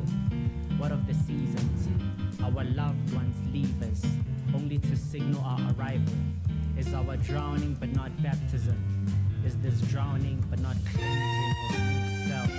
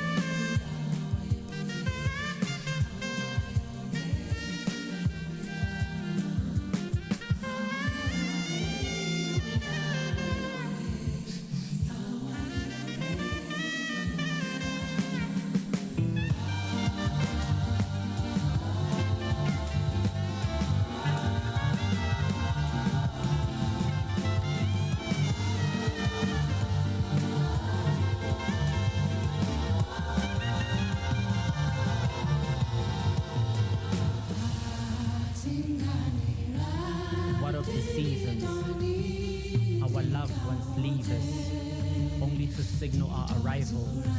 Is our drowning but not baptism? Is this drowning but not cleansing of new self?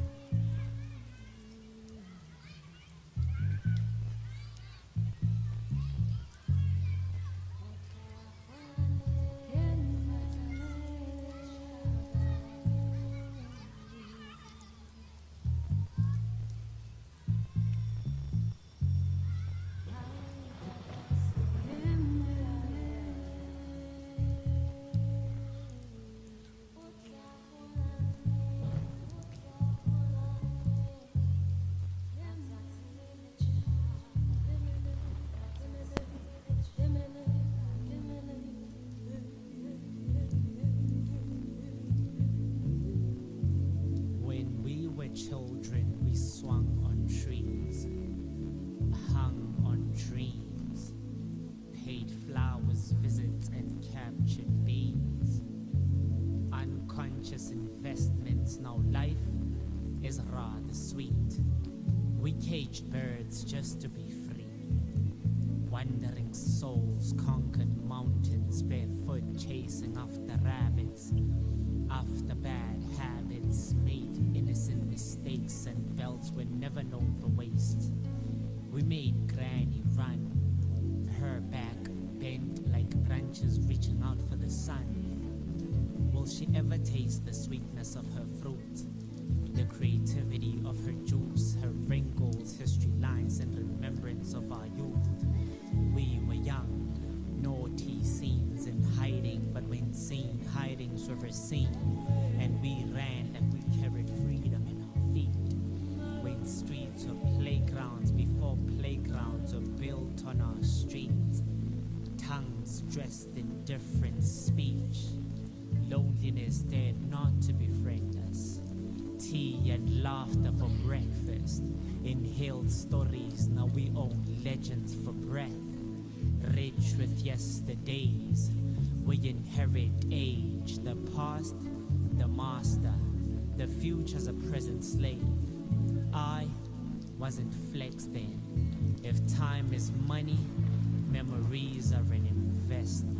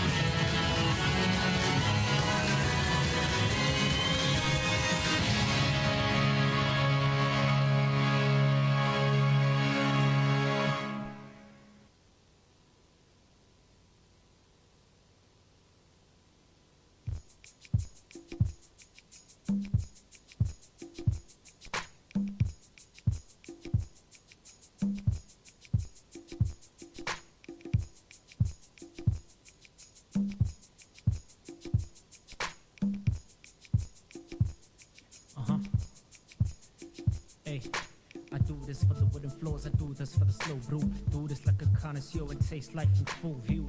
I wanna give birth to a little moon, write life into her youth. Travel across 7 blocks, come back to kick with you. At home we cuddle crime but stay defiant. I wanna juggle time and puzzle climate, remain fly above the clouds, the universe a pilot. I do this so to build a home. First I need to fix home. It's hard to fix a broken home beyond the leaking ceiling. Never take for granted the subtleties of breathing. A broken window bleeding, sunshine into your reading. Those are blessings out of season. I do this to take heed in. The night whispers, a child who listens his past wisdoms from ancestors. Now bear witness to African intelligence and algorithms. I do this for Majida Agas. But you been a matrepeng while I control any class. We do this really shit so fast. Lily make him take us while I do get it fast. Hey, I do this for Majida Agas. But you been a matrepeng while I control any class. We do this really shit so fast. Lily make him take us while I do get it fast. Life is flavorful, Ethiopian, Arabica beans. What is stressing you? Time when projecting your dreams. Still a trip or two, essential not to fall at the seams. You need to probe life, nothing's working out. You work out, not talking lifting weights, I'm talking exercising. Patience when you have to wait, reflecting positively for a better mental state. To witness fate, to break before the breakthrough. Craftsmanship on display for eons, but how you doubt you know if fireproof after flames have been through. But here's to never doubting self for a daylight. The blessing of a pasture is the plain sight. Darkness of a curse is averted by a great light, a great fight. Diaries, tears, ink, and late nights on podiums. Enemies within, like stage fright, but stay fright above and beyond confines of frail minds. Or say night to dreams manifested upon a time and break child. When you been a matrepeng while I control any class. We do this really shit so fast. Really make him take us while I do get it fast. I do this for Majida Agas. When you been a matrepeng while I control any class. We do this really shit so fast. Really make him take us while I do get it fast. I do this for Majida Agas. When you been a matrepeng while I control any class. We do this really shit so fast. Really make him take us while I do get it fast. I do this for Majida Agas. When you been a matrepeng while I control any class. We do this really shit so fast. Really make him take us while I do get it fast.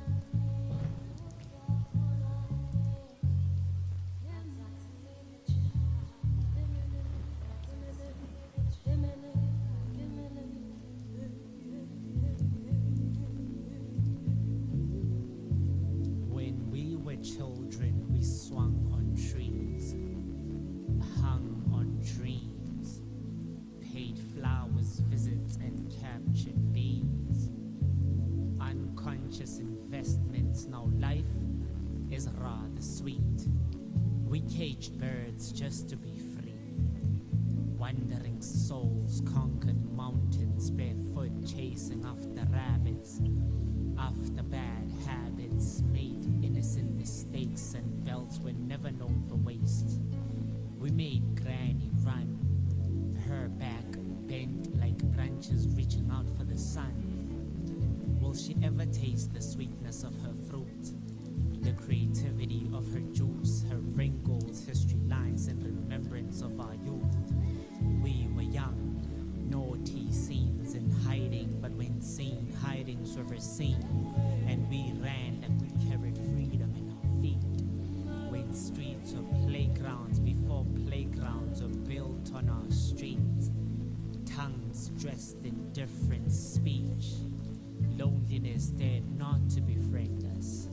Tea and laughter for breakfast, inhaled stories, now we own legends for breath.